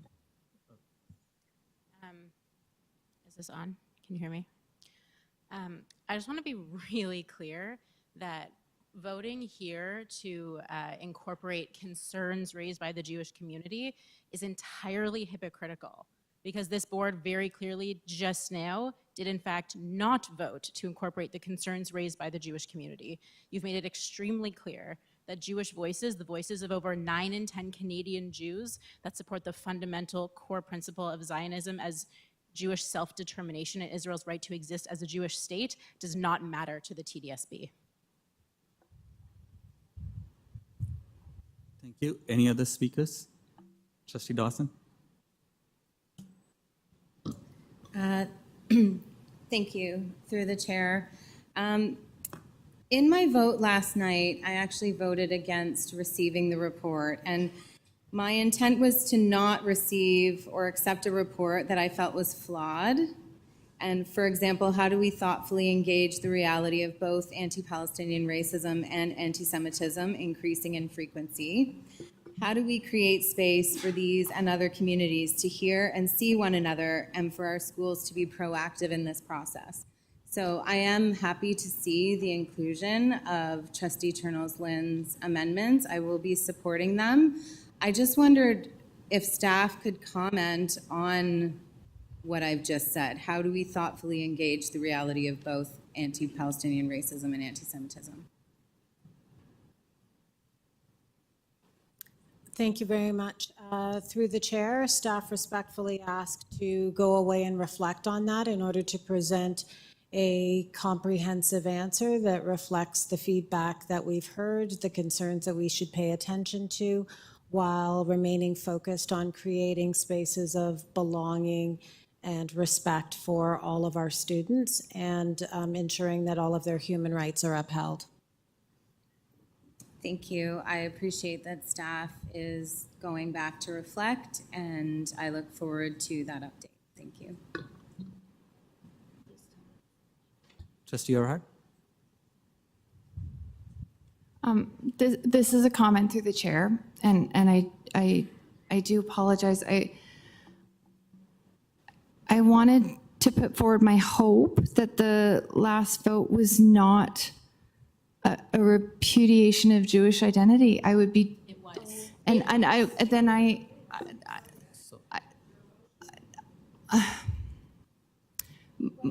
My understanding is that and this is, I may have a wrong understanding. I'm a person who's learning.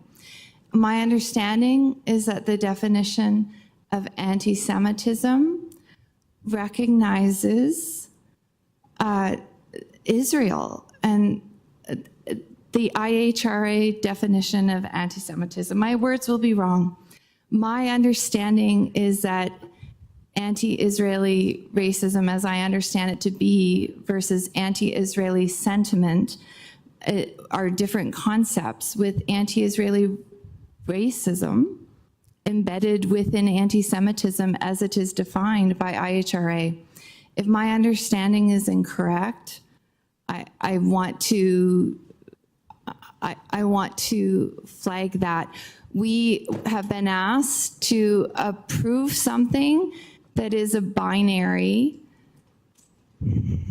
and had we been asked to affirm identity, I believe that would be a different question. And if my understanding is wrong, I apologize.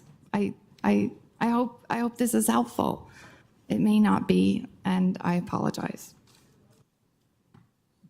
Thank you. Trustee Orhart, any other speakers on the list? Seeing no additional speakers. Okay, we will move to a vote. All I say is, as Mr. Chair, I'm really confused. Like, this is motion, I think is part A and part B. They also, I think, Trustee Chernos-Lynn has moved that is the report to be received. Trustee Pei. Is not on the motion anymore? No, Trustee Pei, the motion to receive is the committee recommendation that came to the floor. This is amendment from trustee Chernes-Lynn. So we are voting on trustee Chernes-Lynn amendment first, and then the receipt motion will come after that. Amendment. Okay. Thank you. No, I get it. Now I get it. Okay, Thank you. thank you very much. So we Oh, will, it's like I have an amendment as well. Do I have a chance to move my amendment after this? you already spoke on the main. Did you speak on the main motion? No, I haven't been able to speak on the main motion yet. I haven't. Yeah, yeah, okay. We'll when we get to the main motion, you could get on the main motion and see if you can do something.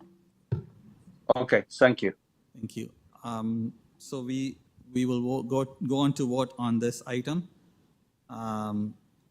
Is it together? Fine? It's fine. Together is fine?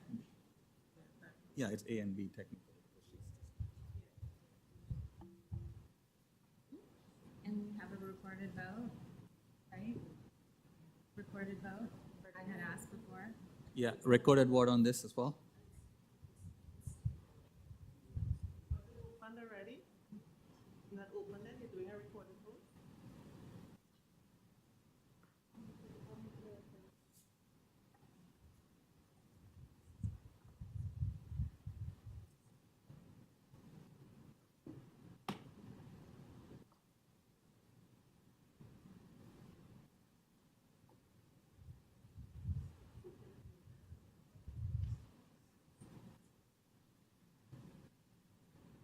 Oh, Shelley wants to.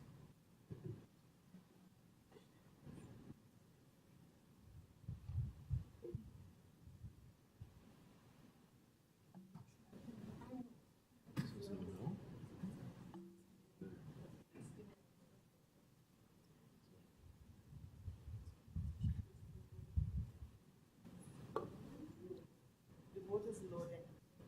It's still loading.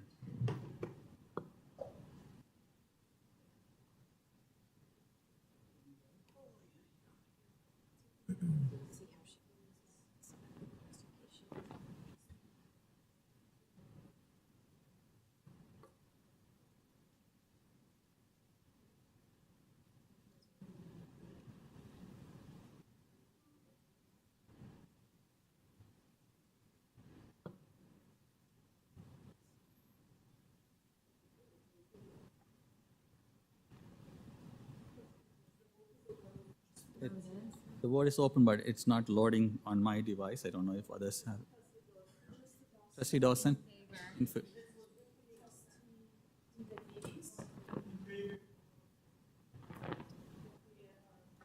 Trustee Erhard? We are voting on the amendments by. Sorry, my screen is, in favor. Trustee Loka-Rotman opposed. Opposed to all of it. Against.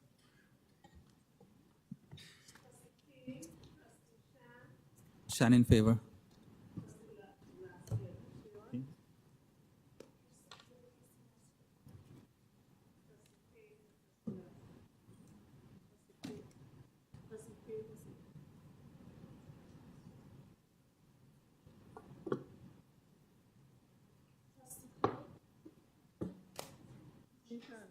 Yeah. Trustee Pay, how do you vote? Against all. Thank you. Sorry? Against. Against. We are voting Everything. on the amendments. You're against? Yes, I am. Thank you. You have it. Trustee Laskin?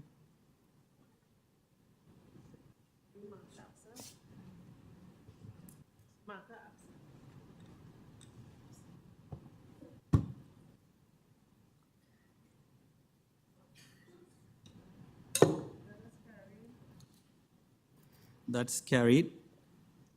So we will move on to the main motion now. And I'm going to pass the chair back to Chair Chernes-Lynn. Okay, we're now on the motion as amended, and Trustee McLean, you're next on the original list. Oh, sorry. Through the chair, yeah, I'll be voting no just because I think to get to referral, which is what I think is the best course of action, so the only way to get there is to vote no. So I'll have to vote no. Trustee Pei? Sorry, Mr. Chair. Yeah, I have an amendment for this motion. Could you put on the floor for trustee today?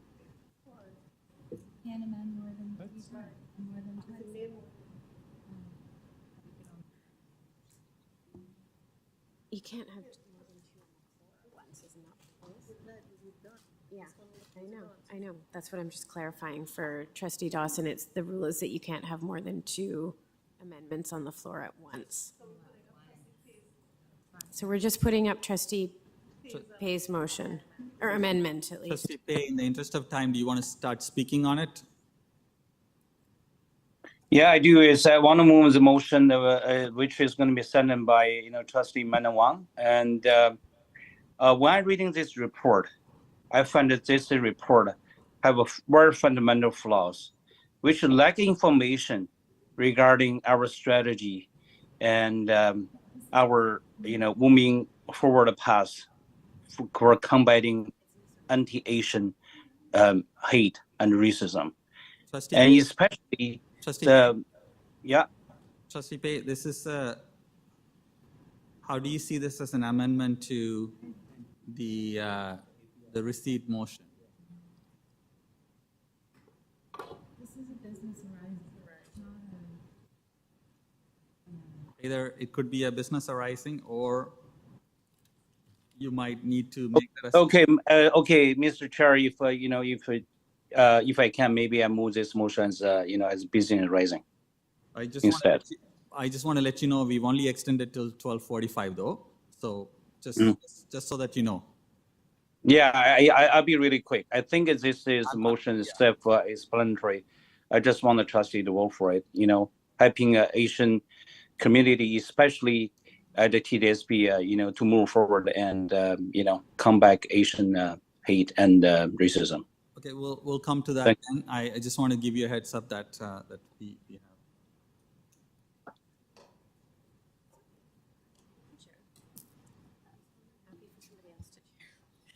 Okay. Neither nor I can remember who's chairing, so bear with us.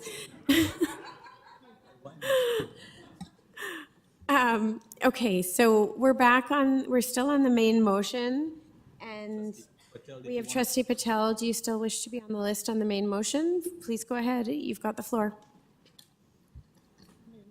Thank you, Madam Chair.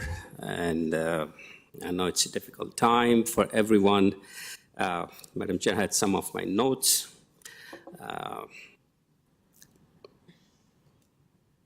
We all recognize that parties involved in this conflict are suffering. It can be from both sides. It is from the both sides. We all know that. But at TDSB, racism in its all forms shares a common root of intolerance and dehumanization. By addressing APR alongside other forms of discrimination, such as anti-Black racism, anti-Semitism, Islamophobia, and other forms of bigotry, we reinforce the core values of equality, respect, and human dignity that underpin our educational mission. This holistic approach ensures that our students learn to recognize and challenge bigotry in all its manifestations, fostering a more inclusive and compassionate society. Combating APR, anti-Semitism, anti-Black, and all forms of racism goes hand in hand with one another. At their core, they all require fighting supremacy and oppression. All students should be able to talk about their family, where they are from, their experiences, and their history. Their identities need to be reaffirmed. It's not an either-or situation. We may have concerns that acknowledging APR may somehow undermine efforts to combat anti-Semitism, but I firmly believe that policies can coexist together. Just as we stand firmly against anti-Semitism, we can also stand against APR. Anti-Semitism and APR policies and educations are not mutually exclusive. Including APR does not diminish our ongoing commitment to combating anti-Semitism. Rather, it strengthens our overall stance against all forms of hate and discrimination. Dismissing the inclusion of anti-Palestinian racism not only stalls progress, but also fails to recognize the significant work that has already been done to articulate and understand this form of racism. Just as we have definitions and frameworks for addressing anti-Semitism and anti-Black racism, we now will have a robust framework for anti-Palestinian racism that staff can begin to operationalize in consultation with community members. Accepting the Combating Hate and Racism report would be the first valuable step. Incorporating anti-Palestinian racism into our combating hate and racism strategy is not just a response to immediate events, but a proactive measure to ensure our policies are truly inclusive. It reflects our commitment to equity and justice for all communities and aligns with our broader goals of fostering an educational environment free from hate and discrimination. I urge my fellow trustees to receive the Combating Hate and Racism Strategy report so we may begin the important work ahead. Thank you, Mr. Chair. Thank you. I don't see any other speakers on the list. So let's move to the Laskin. Trustee Laskin. Yeah, she can speak. Can we? Do we need to extend? 15 minutes. Extend to 15 minutes. All those in favor? Those opposed? Okay. Do we need 2/3 or do we need?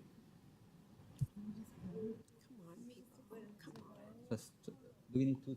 She's taken her hand down. Rose has taken her hand down. Come on, like, it's not, this is not kind. So we did all this to.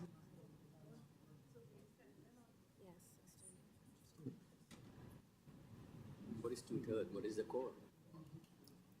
Volker Rotman in favor. 5, 6, 7. Well, for 2/3. Laskin in favor. There you go, you got the votes. We've got 2/3. Pay in favor. No, she moved an amendment. Yeah. All right. I think we are okay with the last 15 minutes extension to 1 o'clock. I think there is few votes. So Trustee Laskin, go ahead. Thank you. Just to clarify, because I was in the waiting room for a while and I just got in, is this on receipt? Yeah, we are on receipt. Thank you very much, Mr. Chair. Sorry, Trustee Laskin, the two amendments passed as well. So it was receipt together with Trustee Chernes-Lynch's amendments. Thank you very much, Mr. Chair, and I apologize for leaving the meeting. I guess what I'm not understanding is, without a definition of anti-Palestinian racism, I have no idea how staff are developing a strategy. And the only definitions I've ever seen of anti-Palestinian racism are inherently anti-Zionist. And to address Trustee Earhart, I don't understand that logic, because we have a strategy to address Islamophobia. We have a strategy to address anti-Semitism. But now one is adding in a strategy to address anti-Palestinian racism because, according to staff, the community has demanded it. So I guess I'm just really perplexed to understand how much community is needed for staff to have addressed anti-Israeli racism, which, because I actually think there's been thousands of requests for it. So I'm really not understanding how staff can develop a strategy without a definition. And as I say, the only definitions I've seen are inherently political and, really are binary. Because I do believe you can support Palestinian kids in school and you can support Israeli kids in school based upon human rights. But anti-Semitism is Jew hatred, and you don't have to, all you have to do is watch the news to see the signs that call for the erasure of Jews. Jews go back to Poland, intifada to kill all the Jews. I'm sorry, I'm completely flummoxed at what we're doing. So I will not vote to receive that update. Thank you. Thank you, Trustee Laskin. Seeing no more speakers on this list. Oh, but Mr. Chair, can I speak too? Sorry? Can I speak? Trustee Pei, you already spoke on this, right? No? No, I spoke for my amendment motion, and then you stopped me and said that it's only busy and raising. Are you speaking on the motion now? Yeah, I want to speak the motion now. Yeah. Okay, go ahead. Yeah, you're speaking on the motion on the floor right now. Go ahead. So one thing I want to clear about this is this motion just about item A or item A, B, C?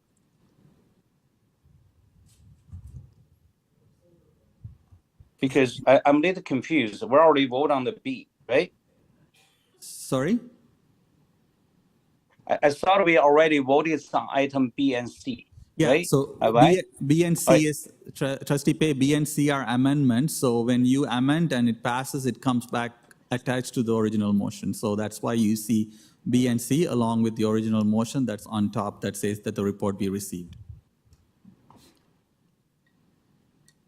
But I don't understand. It's like, I think Trustee McLean has mentioned that is if A got defeated, the B and the C is really have no meaning for that. So why are we voting Avery Adams, or are we just voting for A? The report be received. We already voted for B. What are we voting on? Trustee Pei, we already voted for B and C, and they are now attached to the original motion as amendment. So we are now voting on the main motion with those amendments.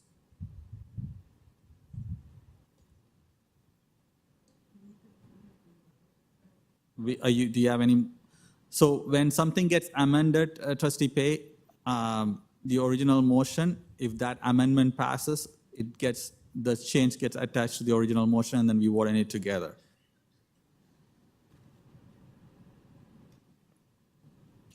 Okay. Is that okay? All right then. Okay. Thank you, Mr. Chair. Thank you. Yeah, I'm good. I'm good now. Anyone else? No, that's it. I just want to speak now. Thank you, Trustee Pei. May I? Trustee Dawson? I just would like to. Yeah, thank you, Mr. Chair. I haven't finished my speech yet. Thank you, Mr. Chair. This is not a difficult issue. The right thing to do is clear. When a report does not serve the need of all our students, when there's a passionate objection for larger segment of the community we all serve, our ethnic obligation as elect trustee is to listen, to consider those concerns seriously, and to require the time to be taken to craft a draft report that reflects the reality that faces Toronto's Jewish community, and that makes the board response relevant to them. I implore every member of this board to do the right thing and decline to accept the report. Thank you, Mr. Chair. Thank you. Trustee Dawson, did you want to speak on this? I just wanted to ask for a recorded vote, please. Okay, thank you. Seeing no more, or Trustee Lee, go ahead. Thank you, through you, Mr. Chair. I promise to be quick. I'm listening to all of my colleagues' comments, and I've read all of the advocacy emails that's been sent to us recently, and there has been thousands. I can't pretend to be an expert in a lot of the concerns that are mentioned. But I do see merits from each community when they say that they feel at risk in our system, and that's the last thing I want to do. I kind of just want to ask a question, and staff and director, please don't hate me for directing this to you. But I want to hear your opinion on the concern that Trustee Laskin mentioned, and how, in your opinion, when you're drafting the report, can you take that into consideration while ensuring that our Palestinian students are also protected from racism, as mentioned in this report, or as recommended by the PSSC committee? Can I get a clarification on your opinion on this? Thank you very much. Through the chair, staff need to go back and as we work together, hopefully to reconsider how to frame this strategy appropriately. We need to reflect on the challenges and the potential conflicts that have been raised by members of the Jewish community, while also understanding that we have an obligation under the Ontario Human Rights Code, save any definition of anti-Palestinian racism, to protect and maintain the dignity of Palestinian students, staff, and families. So this is the work before us. We also, as I explained earlier, are very much focused on what happens in classrooms through student learning. Student learning that is not centered in taking a side in a geopolitical conflict, but rather creating space and opportunities for students to share who they are and to build intercultural understanding, as well as an understanding of how hate and racism manifests itself in our world and sometimes in our schools. This is the work that we will do with community groups, as well as with our staff and our students as we continue to build this strategy. I do not have a more precise answer for you this evening, regretfully. There is considerable work to do, working with our staff and community members, and also doing further research and reflecting on all of the feedback that we have heard before we bring anything else forward to this board. Thank you, Director. And just to expand on that, my understanding is that you're committing the staff team of staff to work to define all the relevant definitions first prior to making a strategy, and ensuring that, as we make a strategy, we still look after, the interest and the safety of all students, including but not limited to our Jewish students, our Palestinian students, and everyone else who attends our board. Can I just ask, Director, through you, Mr. Chair, or is it Madam Chair? Sorry, I'm just late. I lost track as well. To the Chair, do we need a motion from the board to direct you to do that, or can we take your commitment to make sure that this happens? Thank you very much. Through you, Chair, I want to make one clarification before I ask perhaps for some help from Manager Joseph Dowers. The first is with respect to definitions. I've been really clear with you about definitions. I'm not looking to create any more definitions or modify definitions. We will take the feedback that we have received and think about how best to frame classroom learning so that we do not create the kind of polarization and further anti-Semitism, as is the worry that we have heard acutely from Jewish community members and allies. That is the work that we will do moving forward, but I am not committing, unless this board directs me to come up with a definition of anti-Palestinian racism. It is not our area of expertise. It would take us a considerable period of time working with scholars, human rights specialists, community groups, it would consume our equity and human rights teams. Thank you, through you, Chair. I understand that, and I too agree with you that we shouldn't be taking on the role of defining what anti-Palestinian racism means. I know it means a lot to a lot of students, especially our Palestinian students, who I hear firsthand feel like they are their core existence is at risk. I also hear, once again, the concerns from our Jewish students and also Jewish staff who feels that this conversation we're having now could put their existence into risk. So, Director, my only ask is I trust in you and your staff in finding the right way forward for us to please protect all of our students. This should be a strategy for acceptance, for respect, for everyone to feel safe in our board. So I hope we don't create division through it. Right? Thank you. Thank you, Trustee Lee. Seeing no more speakers on the list, we'll move on to the vote on this item.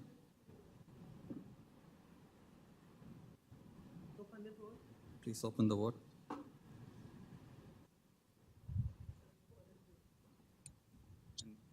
Ask for Wilka Rotman opposed. McLean opposed. Trustee Patel in favor. Nunziata opposed. Shan in favor. Trustee Ghost in favor. Hassan in favor.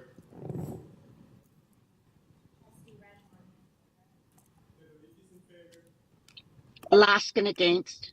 Sorry, just one, can I make a point of clarification? We're voting on this whole thing as amended. Okay, Dawson in favor.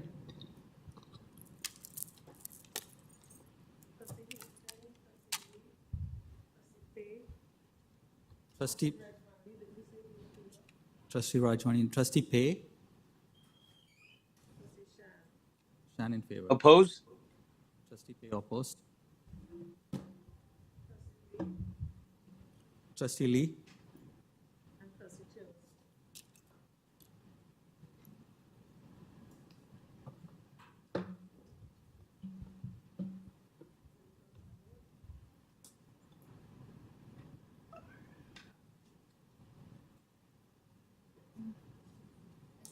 Thank you, that carries.